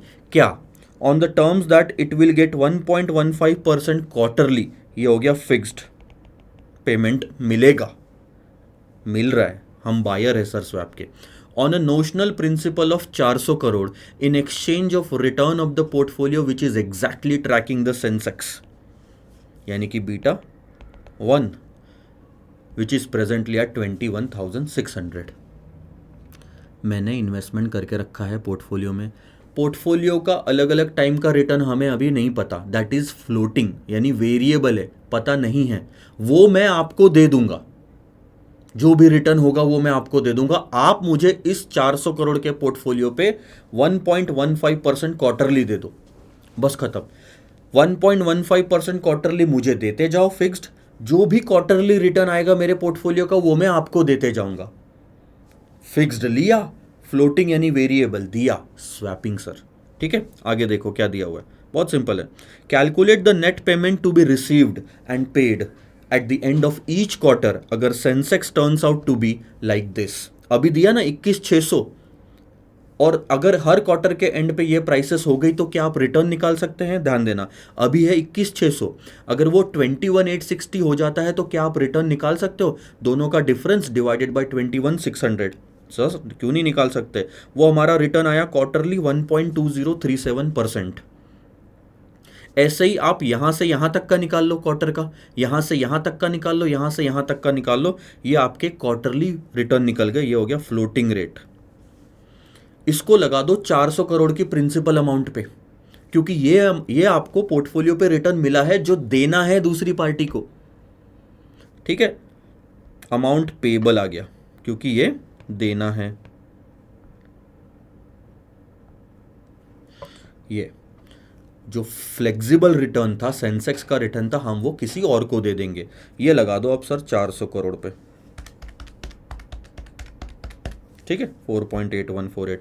सो ध्यान देना, ये प्रॉफिट आपको हुआ, ये देना है, आपको यहां लॉस हुआ, लॉस का देना है, मतलब आपको उल्टा और लेना पड़ गया। लॉस देना, आप उनको बोलो कि लॉस उठाए, वो लॉस उठाए, यानी कि लॉस की भरपाई ये करके देगा बंदा दूसरा, यानी कि ये 1.4640 माइनस में लिखना, यानी कि एक तरह का इनफ्लो है। ठीक है, ये पेबल। रिसीवेबल क्या है सर? बहुत सिंपल, आपका 400 करोड़ पे 1.15%, 4.6 का रिसीवेबल, ये सारा सामने वाली पार्टी से लेना है और ये सारा सामने वाली पार्टी को देना है, कर दो प्लस माइनस। सो 4.81 देना है, 4.6 लेना है, देना है लेना है, नेट में आ रहा है आपका देना है, माइनस में यानी कि आउटफ्लो। ठीक है, अब देखो 4.6 लेना है, लॉस उनको देना है, मतलब वो भी अमाउंट उनसे लेना है, लॉस आप बियर करोगे, इसका मतलब मुझे दोगे वो अमाउंट जो मेरा लॉस हुआ 1.46, तो दोनों का टोटल कर लिया, देखो आखिरी में 6.06 पॉजिटिव लेना है सर वो अमाउंट, 4.6 भी लेना है, ये भी लेना है। अब यहाँ 5 आ रहा है, ये देना बनता है, पॉजिटिव है, वो ये 4.6 तो माइनस में आ जाएगा, मेरे को नेट में देना बन रहा है, इतना मैं प्रॉफिट दे दूंगा, नेट सेटलमेंट प्रॉफिट या जो भी अमाउंट बनती है। दूसरे वाले केस में देखो 2 करोड़ का नुकसान आपको देना है, आप दोगे मुझे नुकसान की भरपाई करके, तो ये आपसे लूंगा, 4.6 भी आपसे लूंगा, 6.7, बस स्वैपिंग खत्म। ये चीज़ समझनी थी आपको, कितना बड़ा क्वेश्चन है, बहुत छोटा सा। आया आपको ये सब चीज़ें समझ में? So this was all about the interest rate swaps, काफ़ी इंटरेस्टिंग था। इंटरेस्ट रेट रिस्क मैनेजमेंट हमारा चैप्टर इसी के साथ सर ख़त्म होता है। आई होप यू हैव एन्जॉयड। थोड़ा सा हम देख लेते हैं, ज़्यादा फार्मूलाज नहीं, देखो स्वैपिंग में नहीं है, छोटी छोटी चीज़ें बस जानने की है, वो हम जान लेते हैं। फॉरवर्ड रेट एग्रीमेंट का आपने ये फार्मूला देखा, ठीक है, बायर फार्मूला, बाय कब करना FRA, सेल कब करना FRA, ये सब चीज़ें देखी। ये सब मैं एक और रिवीजन शायद लाऊंगा, तो मे बी वहाँ पे हम डिस्कस करेंगे। थ्योरेटिकल फॉरवर्ड रेट निकालना देखा हमने। इंटरेस्ट रेट फ्यूचर्स में ये देखा कि IRF is nothing but 100 minus IR। Asset क्या होता है? बॉन्ड की प्राइस, इनवर्स रिलेशनशिप होता है। हम IRF यहाँ पे बेचते हैं, वहाँ FRA खरीद रहे थे तो यहाँ IRF बेचेंगे, ठीक है। डिफ़ॉल्ट लॉट साइज़ IRF की है 200,000 की। चीपेस्ट टू डिलीवर बॉन्ड किसको बोलते हैं सर? बहुत सिंपल है, चीपेस्ट टू डिलीवर बॉन्ड यानी कि जिसमें ज़्यादा से ज़्यादा प्रॉफिट या कम से कम नुकसान हो रहा है, वो चीपेस्ट टू डिलीवर बॉन्ड बन गया। स्वैप की वैल्यू ये तो हमें आया नहीं क्वेश्चन ऐसा आज सच कुछ भी, सिलेबस में भी ना के बराबर है तो हमने लिया नहीं। फ्लोटिंग रेट जो वैल्यू होती है बॉन्ड की उसकी minus fix rate value of the bond का डिफरेंस हो गया आपका वैल्यू ऑफ स्वैप।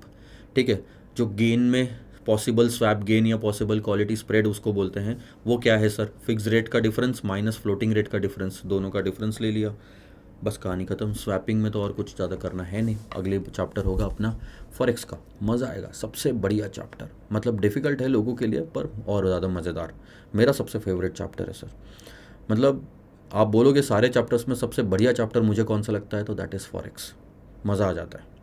चलिए ठीक है सर, इसी के साथ ये चैप्टर की रिवीजन खत्म करते हैं। I hope you are excited to come up with the forex revision.